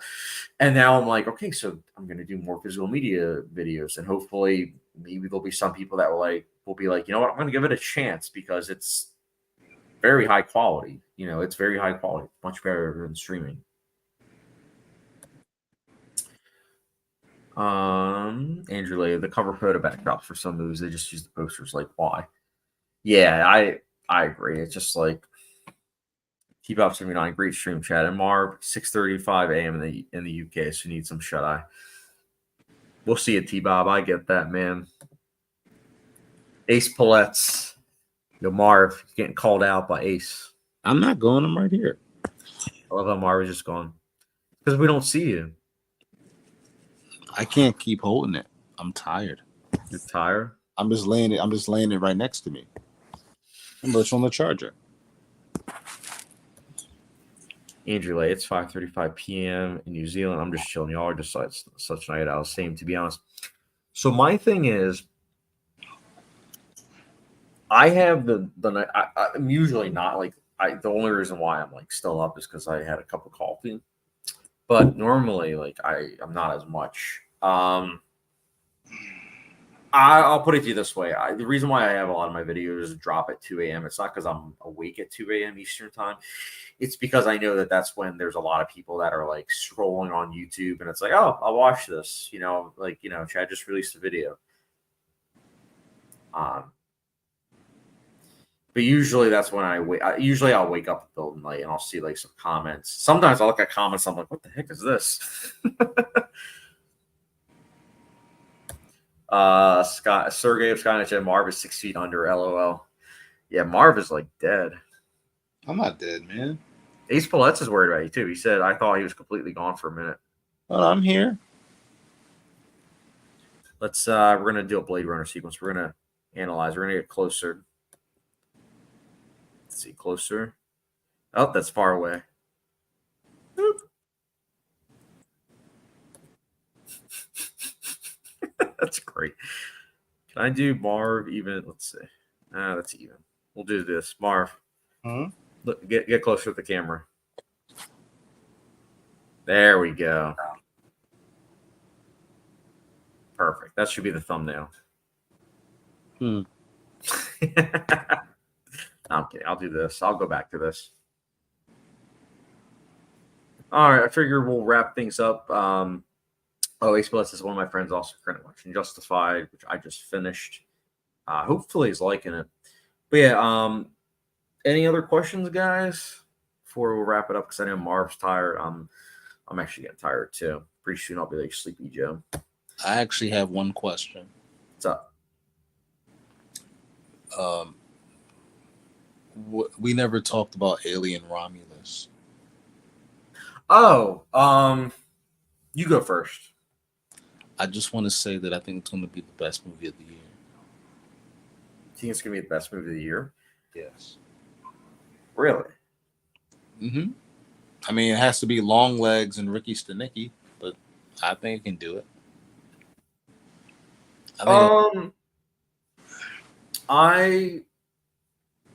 My thing goes like this. When I saw the trailer at home, as we talked about, I thought it looked okay. Seeing the trailer in theaters was a different story. It looks good. I just don't really know what more it's going to do for the franchise. I feel like when you try to go a little bit too far away from the Alien franchise, such as like Prometheus, you anger too many people. When you try to get a little bit closer to the franchise, but then still dabble with a little bit of philosophy like Alien Covenant, you're also not pleasing people. So it's like, I feel like they're going to play it safe. It's going to be a retread of Alien, and I feel like it's going to be crowd pleasing. It's going to do well. All that said, I am going to be there day one. Where as you and I both know, we're going to try to see it the night before Airbnb weekend. I also am thinking about getting that popcorn bucket that they have because it's pretty sick. And you know me, I don't even eat popcorn because I have a corn allergy. I just think that it's going to be awesome. I think that it's going to be what you said it is, though, and I think that's perfect. That's just what the doctor ordered.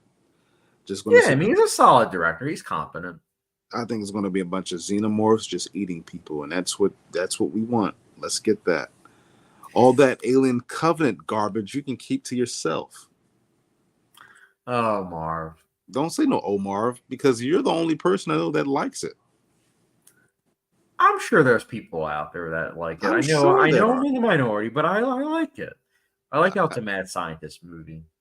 Oh, God. Oh, God. You do the fingering. That seems hilarious. Yeah, not in a good way. People walked out when that happened. They're like, "What are we watching?" I'm out. I'll never forget that. I'm gonna buy you a flute. I'm gonna say it to you. I'll be like, I'm gonna do the fingers. I'll walk out. I'll be like, I'll see you next week. Could you imagine the pitch meeting for that movie? Well, yeah. Then there's a scene where the two identical twins, not identical twins, but the two people that are very similar to each other are playing a flute, and the one says, "I'll do the fingering." They had to have known. Like that couldn't have been like a joke. It's just weird to me, man. Like you think that movie's better than Aliens. It's something wrong with you. No. I didn't. Okay, You did. I did not say that. Yes, you did. You are you're twisting my words. I didn't say that.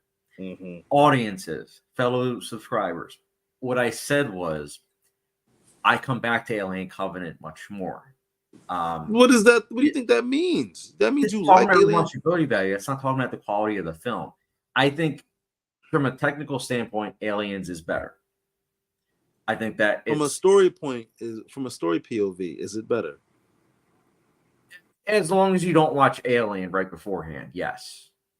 What? If you watch Alien right beforehand, not so much. It's a good movie, though. It is a good movie. I have it pretty high, highly regarded on Letterboxd. Like, I think I gave it like a 4.25. I think it's good. It has a 98% on Rotten Tomatoes.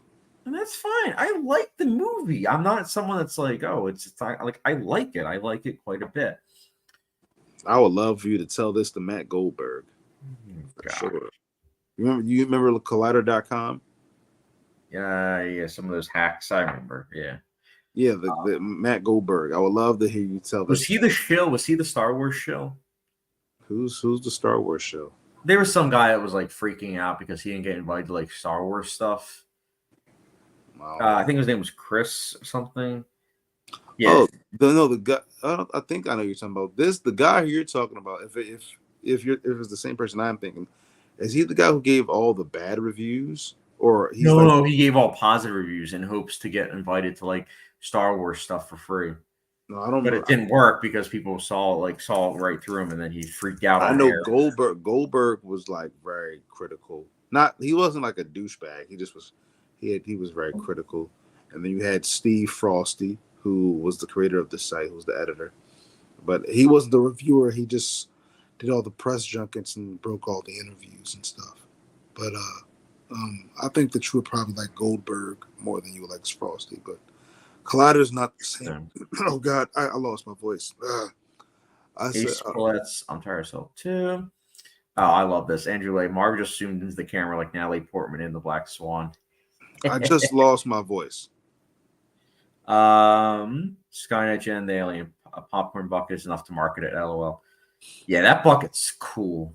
That's so cool. He Splits also says, it's a shame you can't eat popcorn. It's awesome. Yeah, man, dude, I'll never forget July 2020, not 2020, July 2012. No, that's a lie. Fact check. August 2012. Born Legacy. When I saw that in theaters, that was the last time I had popcorn. Now, what's nice is I have something called now that I'm monetized, I should get sponsors.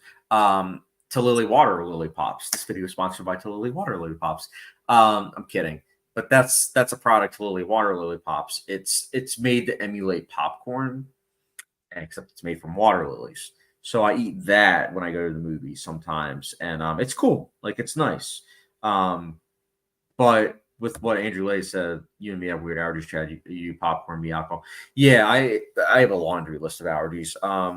I have corn allergy, peanut allergy, egg allergy, mild wheat allergy, mild soy allergy. Let's see what else. Missing other stuff. Oh, I have psoriasis and autoimmune disease, so I try to limit other stuff too. Shade plants, like tomato. Like, I love tomatoes, but some, like, I've realized I have to kind of limit that so that way I don't have my psoriasis flare up. So yeah, it's not fun. Allergies are not fun, but I will say it does help me in terms of eating healthy. But yeah, it's yeah. And also I'm dairy free, but dairy free, that's a choice. The other ones aren't choices. Like I have a pretty bad allergy with like eggs. Like, eggs is something I legit can't eat now because my throat closes up. It's like, and that it's funny because that was like a new allergy. That was like something like a year or so ago. But before that, I was able to, no problem. Skynet Gen, Alien 3 is better than Covenant. Oh, that's a hot take. That's fair. I'm a Alien hardcore. 3 is better than Covenant. I'm a hardcore Fincher fan, but I've only seen Alien 3 once, and I'm good. I'm good. Bootzilla Chad, you're talking about Christian Harloff, I think. Yes, that's his name. Yeah.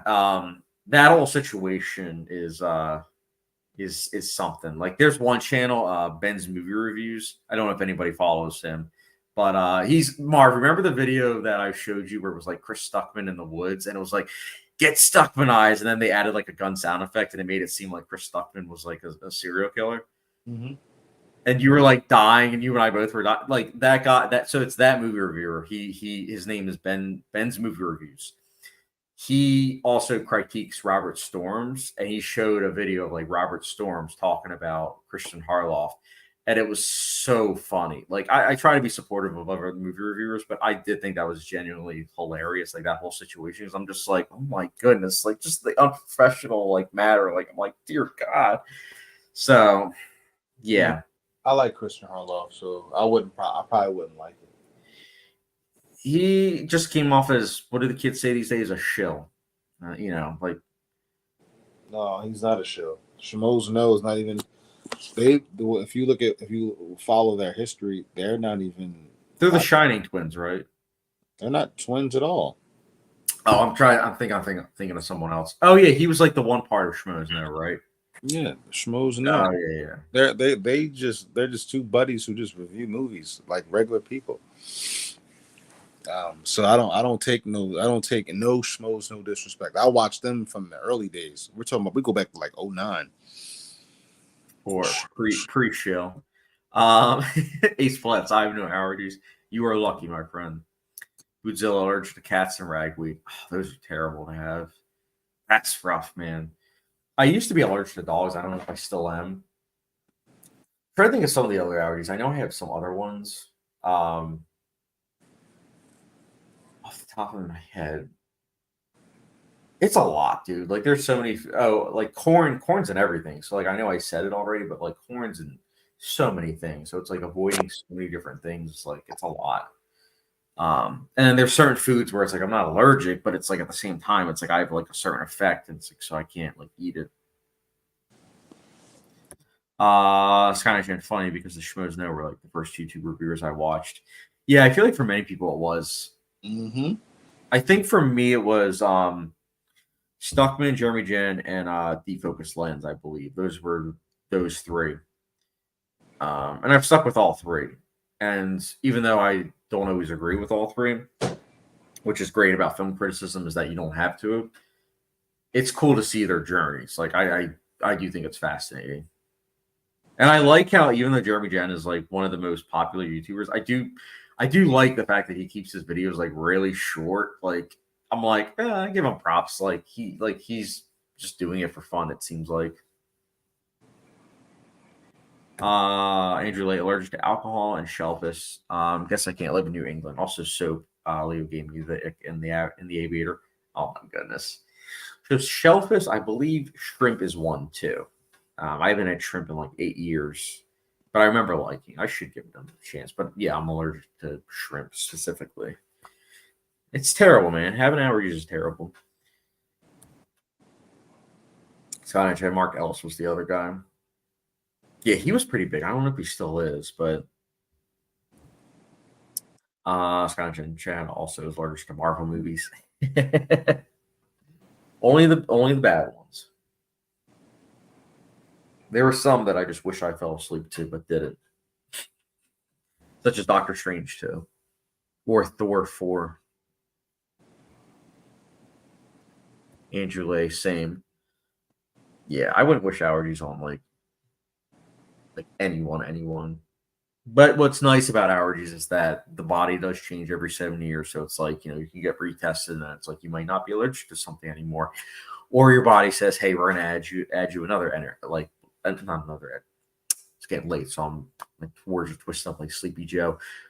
Or what happens is your body then says, hey, we're gonna add another allergy, and you're still gonna have those other ones. You're lucky, Marv. You don't have any allergies, right? Except actually, you said fruit, right? No, I'm allergic to pollen. Oh, okay. Uh, Marv is allergic to listening to your recommendations. yeah, it sounds about right. Marv, if you learn anything from the stream, watch RRR. Oh no, for sure. If you learn anything from this stream, I tell you to watch How to Be Single. Yeah, but I'm married. I want you to stay married. Good. Then why would I watch How to Be Single? It's just a great movie to watch. Yeah, but Marv, I don't want to know how to be single. Oh, no, I hate you. I'm so upset with you. I'm still mad about your Dune 3 take too. We're going to talk about that. Hey, I hope I'm wrong. You are wrong. You already are wrong. What is wrong with you? Only time will tell, Marv. Only time will tell. And you said some also that that I could really address now, but I got to remember which topic was that. Hold on, because we talked a lot. It was we were talking about. There's like 60,000 comments. I mean, I love it. Don't get me wrong. We were talking about the gray area and stuff like that, and I wanted to continue to fry you about that. When you're not going to get off that easy, a-hole. Even the movies you like have great characters. Mean Girls, like, who's the great character? I want to know. I mean, all the characters are catty, so it's like they're all not like just like good or evil. Some of them even turned, if I recall correctly. No, Regina George is evil. Doesn't she turn? I forget. It's been like 5 years, but didn't she like become nicer by the end? But in the last shot, they're cool, but she's evil the whole movie. And I mean, Katie's good, but she kind of like goes bad a little bit. But that's like it was like showing that we all can like go bad sometimes. So I didn't. Oh, so complexity. I didn't say that that doesn't mean she's gray. She went bad. I said she went bad. We all can go bad sometimes. Yeah, but even if you go bad, like you still have some good in you. No, you can go bad or you can go back to being good. I told you that. I view things in black and white. This is why you don't like Fincher, because Fincher delves into the moral gray area of life. I love There's it. no such thing as the gray area, in my opinion.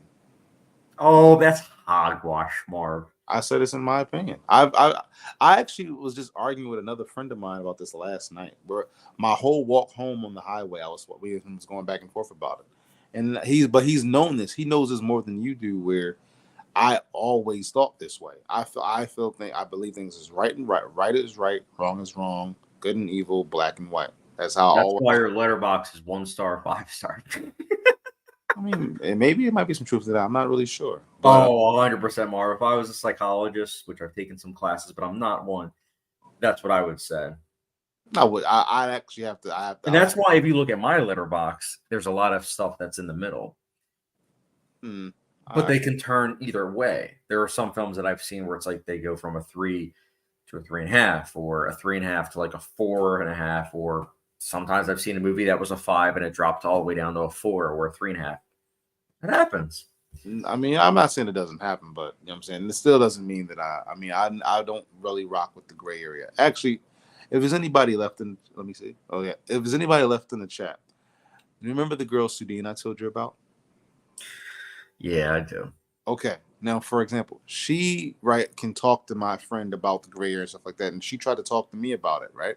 So because I was in that stage of, when you meet a girl and you're trying to overextend yourself and like be open to everything she has to say. So I didn't really speak on it too much. I told her a little bit, but basically, long story short, she used to speak a lot of the gray area and, forget tradition and this, that, and the third. And all I could think was, this is all nonsense. And at first I didn't think that way because I was trying to have an open mind. But the more she spoke, the more she dug her own grave. Like she would talk about how at the end of the day, like tradition isn't a thing, and we're all just animals. And now mind you, right, wherever you believe we're all animals, and that's not for me to say, and that's not what my point is. But the reason why I called BS was I was like, all you're doing is trying to deflect blame from things that you might do that might be wrong, because that's every time she brought that up, it was like to try to cover up for something that she might have did that was foul or nutty, and I didn't like it. Going off of that conversation, I think that there's a fine line between nostalgia and looking at traditions, and you need to look at the past to dictate the present and the future. That's what I always say. You don't want to also embellish it though, and like twist it in a way that wasn't the case. Like there are a lot of traditions where there are things that were twisted where it was like it was never really originally like that, such as like Santa Claus, for example. Like he was someone that gave a couple toys, and now it's like the commercialization of it. So it's like something like that. It's like, yeah, maybe that kind of tradition, like maybe it's not the best one. But like there's other traditions where it's like it is loving and it's not commercialized. It's teaching about love and like accepting of others. So it's like traditions like that, or things that you learn from generation to generation, that can be beneficial. So going with what I'm saying, that in itself is a gray area, because I'm not saying tradition is completely bad, but I'm also not saying that it's also completely good. It really depends on the context of what it is. So you can tell her I said that if you want. I don't talk to her. I think that I don't like her at all. I don't. No. I don't care anything about her. She. You know why she said that though, Chad? Because she was talking about how, like, she asked me one day. I walked in the room and she said, like, why do I have all these guy friends? Because all the guy friends that she knows, they either write her directly or indirectly on like the anonymous app on her Instagram about what they want to do to her, and like what they want her to do to them. And she's always like, why do they always like this? I'm like, dude, because like what? Like she was like, why guys are your friends with you. You know why, but you're acting like you don't. But then when I tell you why, she's like, well, I just was just venting. I'm not actually going to stop. I'm like, well, there you have it. So what are you talking about? It was just a She is Marv. She is, and I always joke with Sergey about this, because I know most people don't like this arc in films, but she is a flat character arc. She seems like she wants to kind of change, but she's probably not. She's probably going to stay the same. Flat character arc? Yes. You hate that character arc. You do not like that character arc. It's basically when a character starts at the beginning one way, they try to change their ways, and then by the end, they're in the same exact place that they were at the beginning. Most people don't like it. Like The Master. Exactly like The Master. And you hated that movie. So it's like, most people don't want that because that's real life. Like a lot of people, that's the case. Some people either don't want to change and end up not changing, or some people want to change, but it's that illusion of wanting to change, but they're not actually going to. And cinematically, that's something that a lot of people just aren't interested in. And I get it, but like, it sounds like for her, that's something where it's like, it sounds like she's going to keep doing that. And it's like, she's going to get the same results all the time. Well, that is always a tightrope. Well, forget her because she's irrelevant. We don't even have to waste time on her. It was more so just about like for me, right? I would say that it comes in cycles. I've been in positions where I had to go change or do something to like switch things up, but in certain instances I did revert back. Not all the time, but like I came out to Westchester to change. Now, mind you, I guess I'm still me, but I guess that what's the word?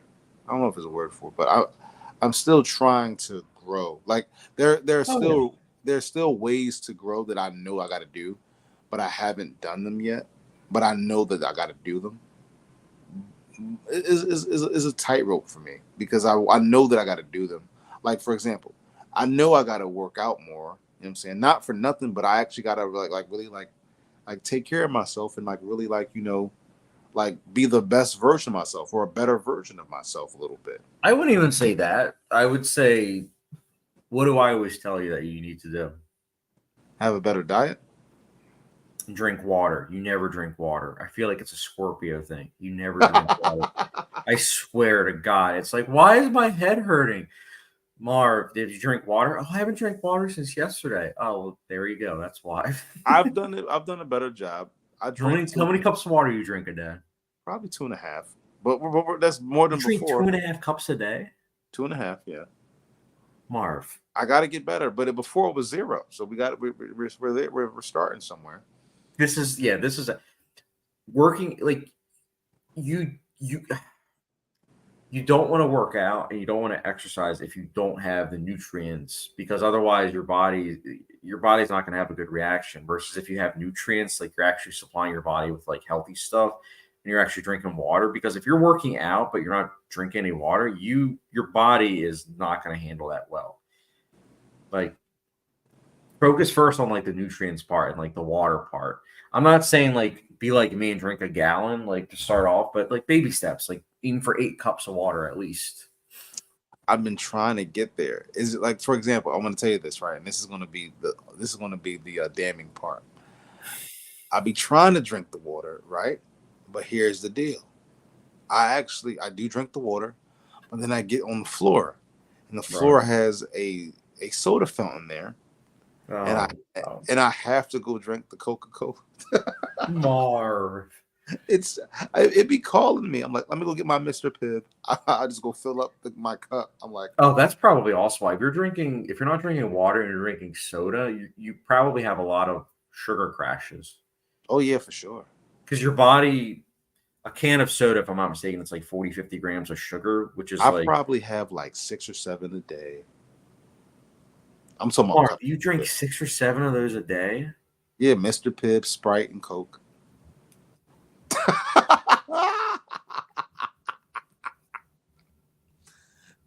I'll be walking. You know how much sugar that is? A lot. Dude, I actually was thinking about it today. Like, if you saw my stomach, you'd throw up. I have to get in shape before the beach. I have to do my sit-ups for the next month. No more 6-7s, Marv. That's insane. That's so much sugar. I know, but I can't help it. It's right in front of me. I'm like, why would I go get this water when that's right there? Okay, yeah. Don't focus on. You can't be drinking soda and working out. No. We're not focused on working out. We're not focused on working out. We're focused on the nutrient part. 8 cups of water. I'm not going to say go cold turkey and soda because as someone that, 15 years ago when I cut out soda, you can't go cold turkey because your body will not have a good reaction to it. I say go from 6 or 7 sodas to then maybe 3 or 4.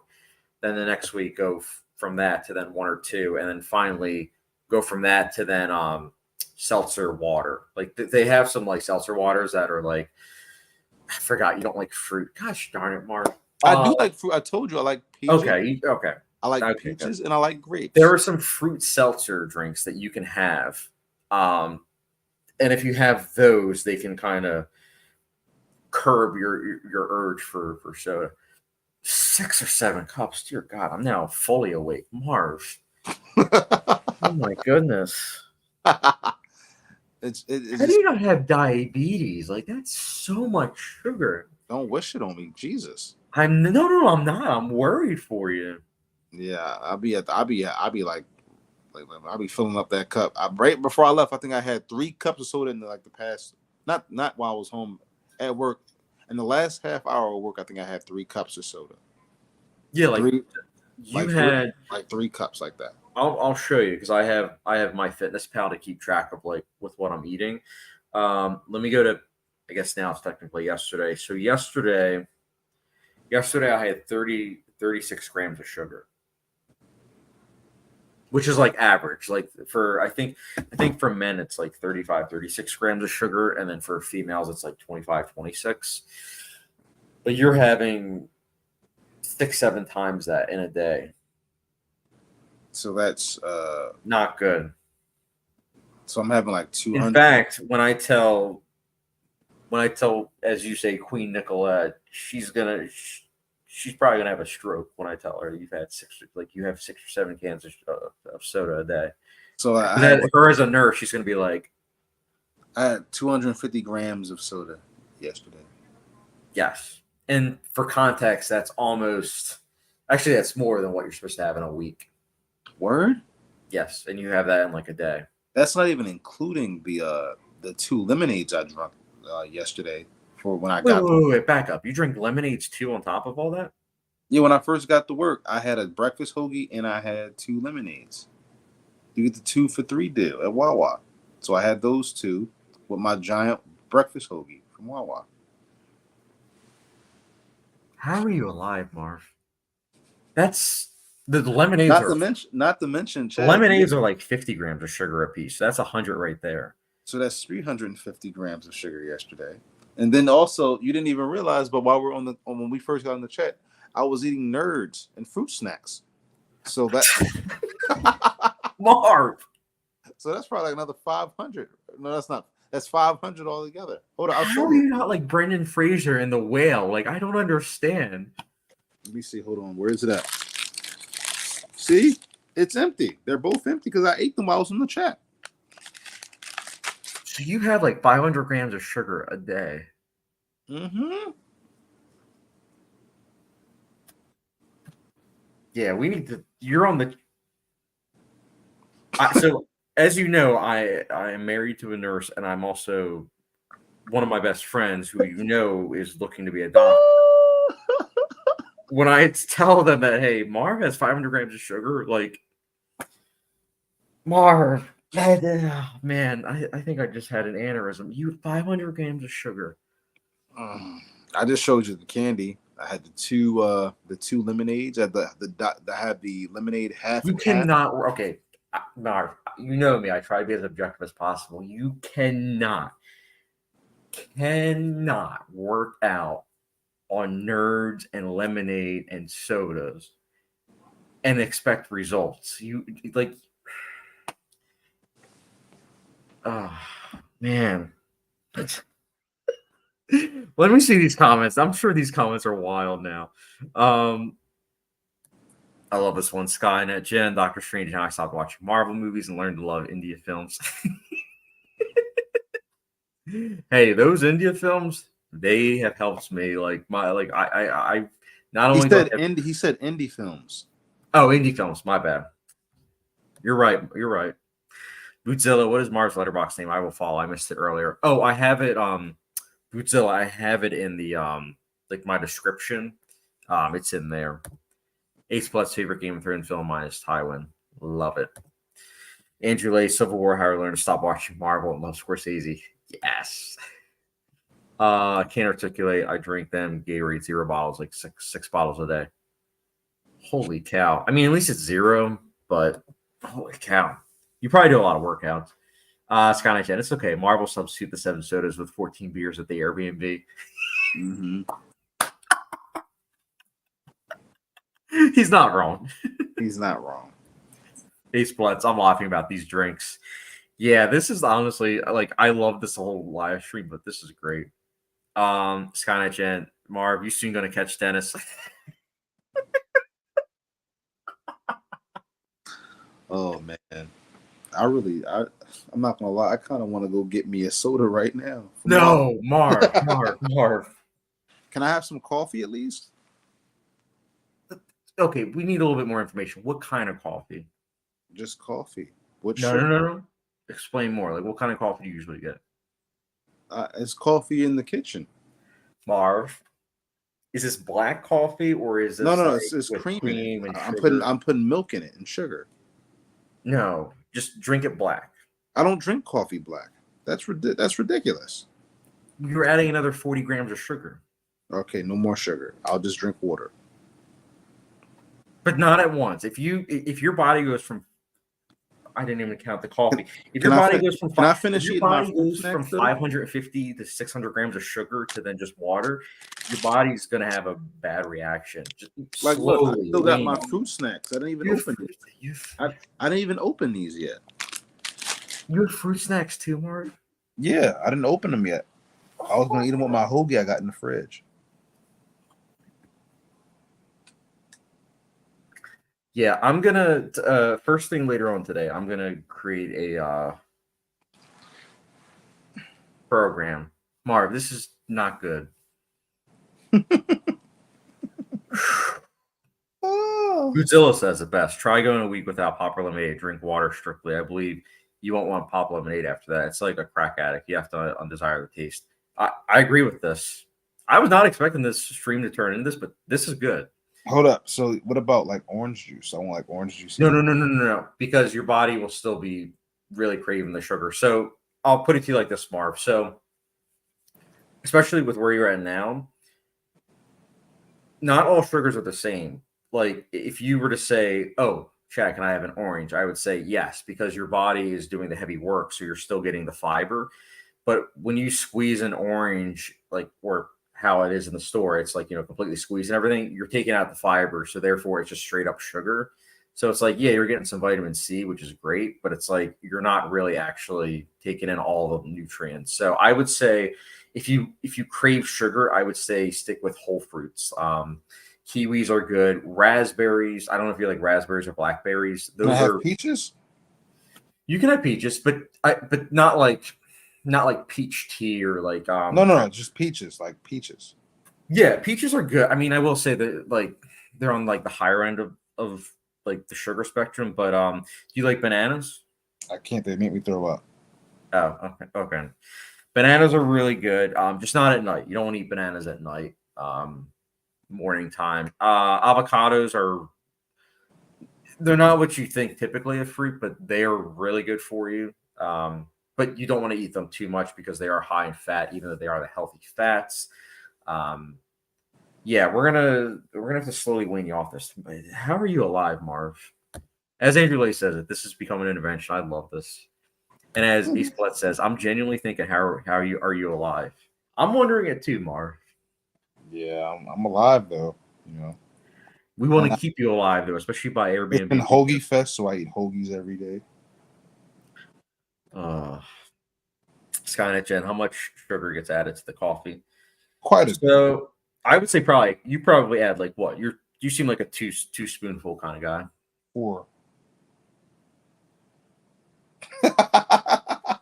I wish I could record your facial reactions. Well, you can because this whole 4 hour stream is Marsh. I want you to go back and watch it. You're having actual bodily harm being done to you. Yeah, well, because Marv. Yeah, we gotta. Skynet Gen, sugar with a teaspoon of coffee.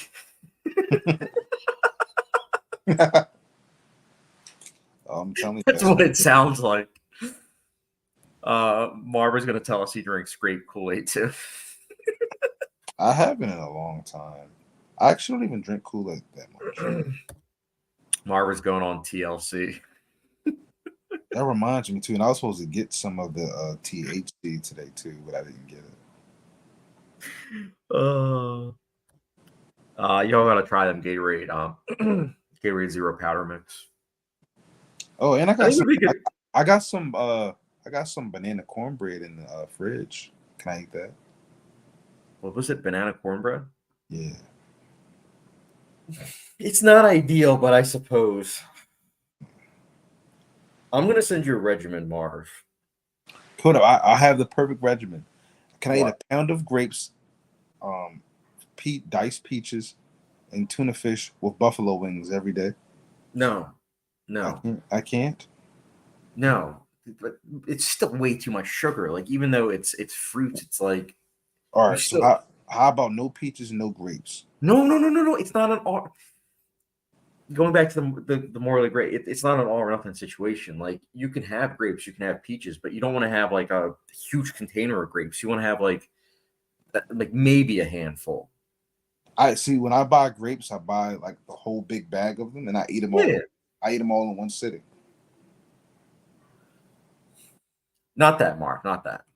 So a whole bag, like it should last like a week, I would say. I eat them all in within 10 minutes.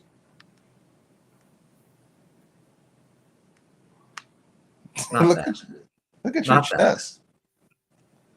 My Yeah, peanut. let me actually check my heart rate because I have a heart monitor. I'm wondering. So 27 minutes ago, my heart rate was 74 beats per minute. It's probably now in the 90s with this conversation. That's what happens, man. I go It's at to 80. It's at 89. I go to Acme, and then I get me a pound of grapes, right? The really big bag. That's like $9. I'll get me 2 things of peaches, 2 things of diced peaches. I'll come home. I'll get me a bunch of bags of tuna fish. I'll get me some buffalo wings. So what I'll do is I'll put in probably like 6 to 8 buffalo wings in the toaster oven. Let those get nice and crispy. Take those out. I'll make some tuna fish. I'll put it on the plate. Have it with my buffalo wings. Eat that, and then my dessert will be my grapes mixed with the peaches, and I'll eat all of it. That's my ideal dinner. That's the dinner that I make myself when I do cook. And if I don't eat that, then I'm eating the $6 Wawa hoagies. And if I don't eat that, I'm eating a large fry from McDonald's, and I come home and go to sleep. You just aged 20 years. Yes, I did. I was talking earlier about how, like, in a couple years, I'm going fully gray. I feel like I'm going gray right now. Marv.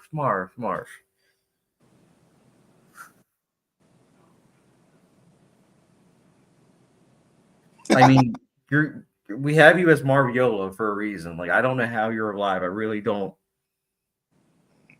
I mean, I've seen you before. Like when we go, like sometimes we go food shopping together, and I see you get like peaches. I'm like, oh yeah, for the week. I didn't realize you would just eat it in one sitting. Yeah, I eat it right there. I open it up on top of all the other stuff, where it's like 6-7 cans of soda. I'm gonna go back to the stream, and what I'm gonna do is I'm gonna go back to the stream because I'm already losing count. I think I'm pretty good with numbers, but I'm already losing count of how much sugar. And I think it's largely because I'm trying to suppress those numbers. But I'm gonna go back, and with the amount of sugar, I'm then gonna say, how can we cut this down? Let's look at these comments. I'm sure these are interesting. Bootzilla, I also drink the 0 sugar Snapples. Those are good, but they may give Marv that sweet taste. Mm-hmm. I think that it would be a good starting point, like something 0 based, so that way you're still getting that like sweet taste, but without all the sugar. Ace Plus, this is actual gold. Skynet Jen started with beating up autistic kids, then talking about movies, and ended with diabetes. This is looking like Marv's top 10 list.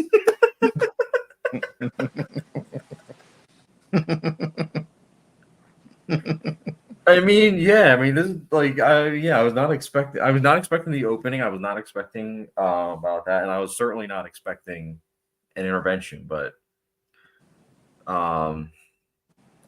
yeah. Alex Lincoln is in the chat. Chad, you plan to make a couple of films ranking? I do. I think I have 6 more of his films to watch. But I'm not going to do the ranking until after Megalopolis. And I'm not going to lie, it's probably not going to come out until the end of 2025, just with where I have like all the other rankings. But yes, I do. Ace Plus, watching Chad's reaction to what Marv is saying is so funny. Thanks, man. It's genuine reactions too, because I'm just like, I genuinely want to look up like, can someone survive on 700 plus grams of sugar a day? And I'm sure the results will be, it'll probably be like Brendan Fraser from the Whale. No wonder I'm getting fat, dude. I got to get rid of this stomach. Yeah, sugar. You remember Requiem for a Dream? Like, you want to limit sugar. I'm not saying cut it out completely, but you want to greatly limit it. In your case, restrict it more so. I mean, I can't. I love this comment. Skynet Jen, definitely not starving Marvin anymore. LOL. So that means I can't have orange juice or cranberry juice. Limit it. I'm assuming when you say that you're drinking that, I'm assuming you're drinking the whole bottle. And like the orange juice, yeah, I go to Wawa, I get the $3 bottle. Once I'm done my hoagie and my fruit snacks, I drink the whole bottle.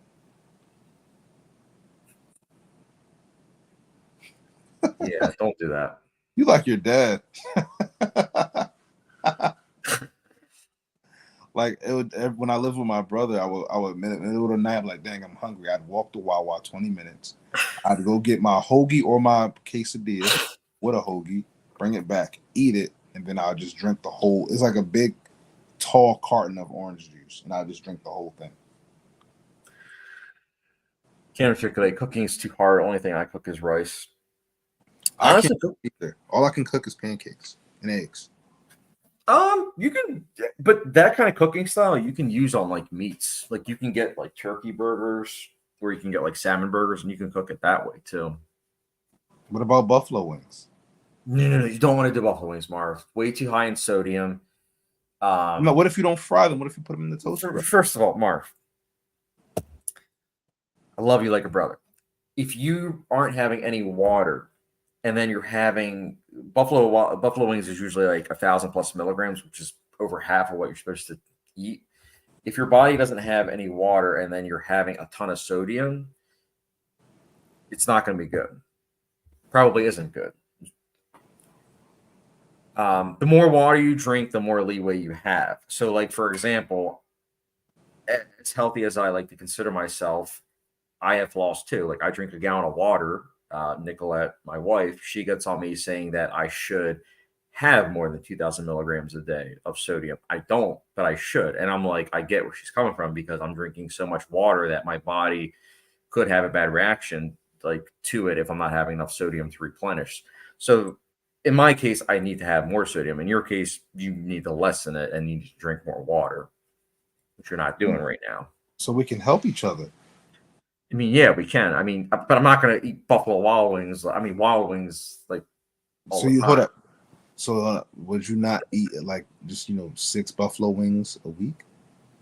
Well, you know me with wings, I can't eat wings like that or like at restaurants and everything because my stomach gets like upset. I think largely because they're usually with cornstarch, but I can get my own wings like when we watch. That's the what I'm Super Bowl talking about. together. I'm talking Yeah, I about, mean, that's different, but it's like you still want to do that in moderation because of how high in cholesterol it is and like how high like the saturated fat content is. I'm sad now because I don't. This is why I need a good woman in my life, man. Like, Oh, stop! You have good friends that can help you, and literally, like I'll be your nutritionist for free. I would love to like be monitored and like get this. I got you. I gotta Anytime you say, "Hey, I'm about to go to Wawa," I would text Chad, and I'll be like, "Marv, you're in a Wawa. I'll get this instead." Andrew Lay, Chad needs to be like William Dafoe in Kinds of Kindness. Story 1 to make Marv as skinny as Jesse Plemons in Story 3. I don't need to get skinny. I just got to get rid of this beer gut. Which a lot of sugar. It's not a beer gut, Marv. You have a sugar gut. Word? How do I burn it? By not eating 600, 700+ grams of sugar. So we have 4 weeks until the beach. I figured Marv, I will. Let's see. It's 2:23. I will bet you money. And this is no joke. If you cut out all the sugar that you're eating, drink 8 glasses of water, drop the sugar content to like 20, 30 grams a day, you are just going to naturally lose like 10 pounds. I'm telling you right now. All right, I'm with you. So you keep eating 700 grams. You can work out as much as possible, but you're not going to lose weight. All right, drink water. I can drink water. I'll start drinking and water. Bring the 700 grams of sugar down a lot. All right, so drink water, no sugar. A lot. No, I'm not saying no sugar. I'm saying cut down. No, I'll try my best not to drink no sugar. Or what I'll do is I'll probably try to have like one thing of sugar a day. Or like one item, like one little treat you can have. Well, here's what I'll do. I'll go buy a bunch of tuna fish and I'll buy a bunch of buffalo wings, right? And then tuna fish I would limit. Do you like salmon? No. Do you like sardines? Maybe. I would use sardines. So I have to go to the bathroom pretty soon. So after these comments, I'll end the stream. But I will say this. Go with sardines because getting all nerdy here, but sardines are what's known as bottom feeder fish. So because they're at the bottom of the food chain, they have the least amount of mercury possible. Tuna, on the other hand, is higher up. So because they're higher up, they're closer to the water, so they have much more mercury. So mercury you don't want because it makes you all like, woo-hoo. So that's why I would say like fish is good for you. You get a lot of good omegas, and it's really beneficial. What is it? What does it do to you? Mercury, it can kind of make you a little crazy. Okay, you don't want that. So I'm not saying like cut out tuna completely. What about shrimp? Shrimp's healthy, high in protein, low in calories. What about eggs, Chad? Eggs are good for you. But eggs. But don't do a ton. Moderation, like 1 or 2, because they're high in cholesterol. See, I have 4 or 5 eggs a pop. Okay, we're gonna stop now. That I'm not kidding. I'll have because I make about 8 pancakes and I have 4 or 5 eggs a pop with a lot of cheese in it too.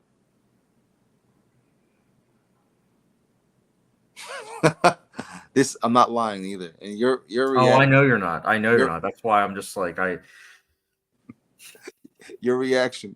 It looked like you just died in your chest. yeah. What's my heart rate at now? What's it at? What's it at? I'm wondering now too. Oh, before you go, I want to hear I want to see some of the comments. Yeah, I'll see I'm at 93 now. 93, guys. I brought your heart rate up 20%. Let's go. Andrew Lay, I was the only guy in the cinema on opening night. Kinds of kindness, my dad. Sound. Yeah, that is a shame. I liked that film. Ace Splits. I think we've been live for like 4 hours now. Yeah, I know. We'll be wrapping up and after these comments. Skynet Chen, at least you walked a while not taking Uber like some people we know. That's a good point. I walked there, man. I'm gonna cut. Ace Splits said it best. We're here to help you, Marv. I appreciate it, guys. I will say though, I probably will have some sugar tomorrow because I'm gonna drink a lot of beers tomorrow night. But besides that, I'm okay. And last comment, and then we'll end the stream. Andrew Lay says, I got sick last year and lost more than 30 pounds in less than 2 months. Fastest way to lose weight, would not recommend. Yeah, and that's, I'm sorry you had to go through that, Andrew. But what Andrew's saying is we don't want you to go through that, Marv. So, well, getting sick and losing weight that way?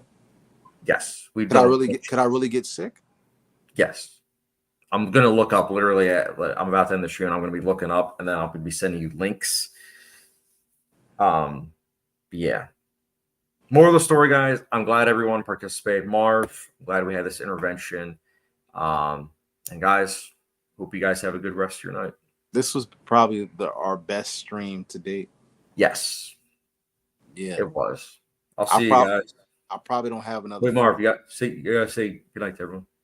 Bye, everybody. I'm tired. Bye.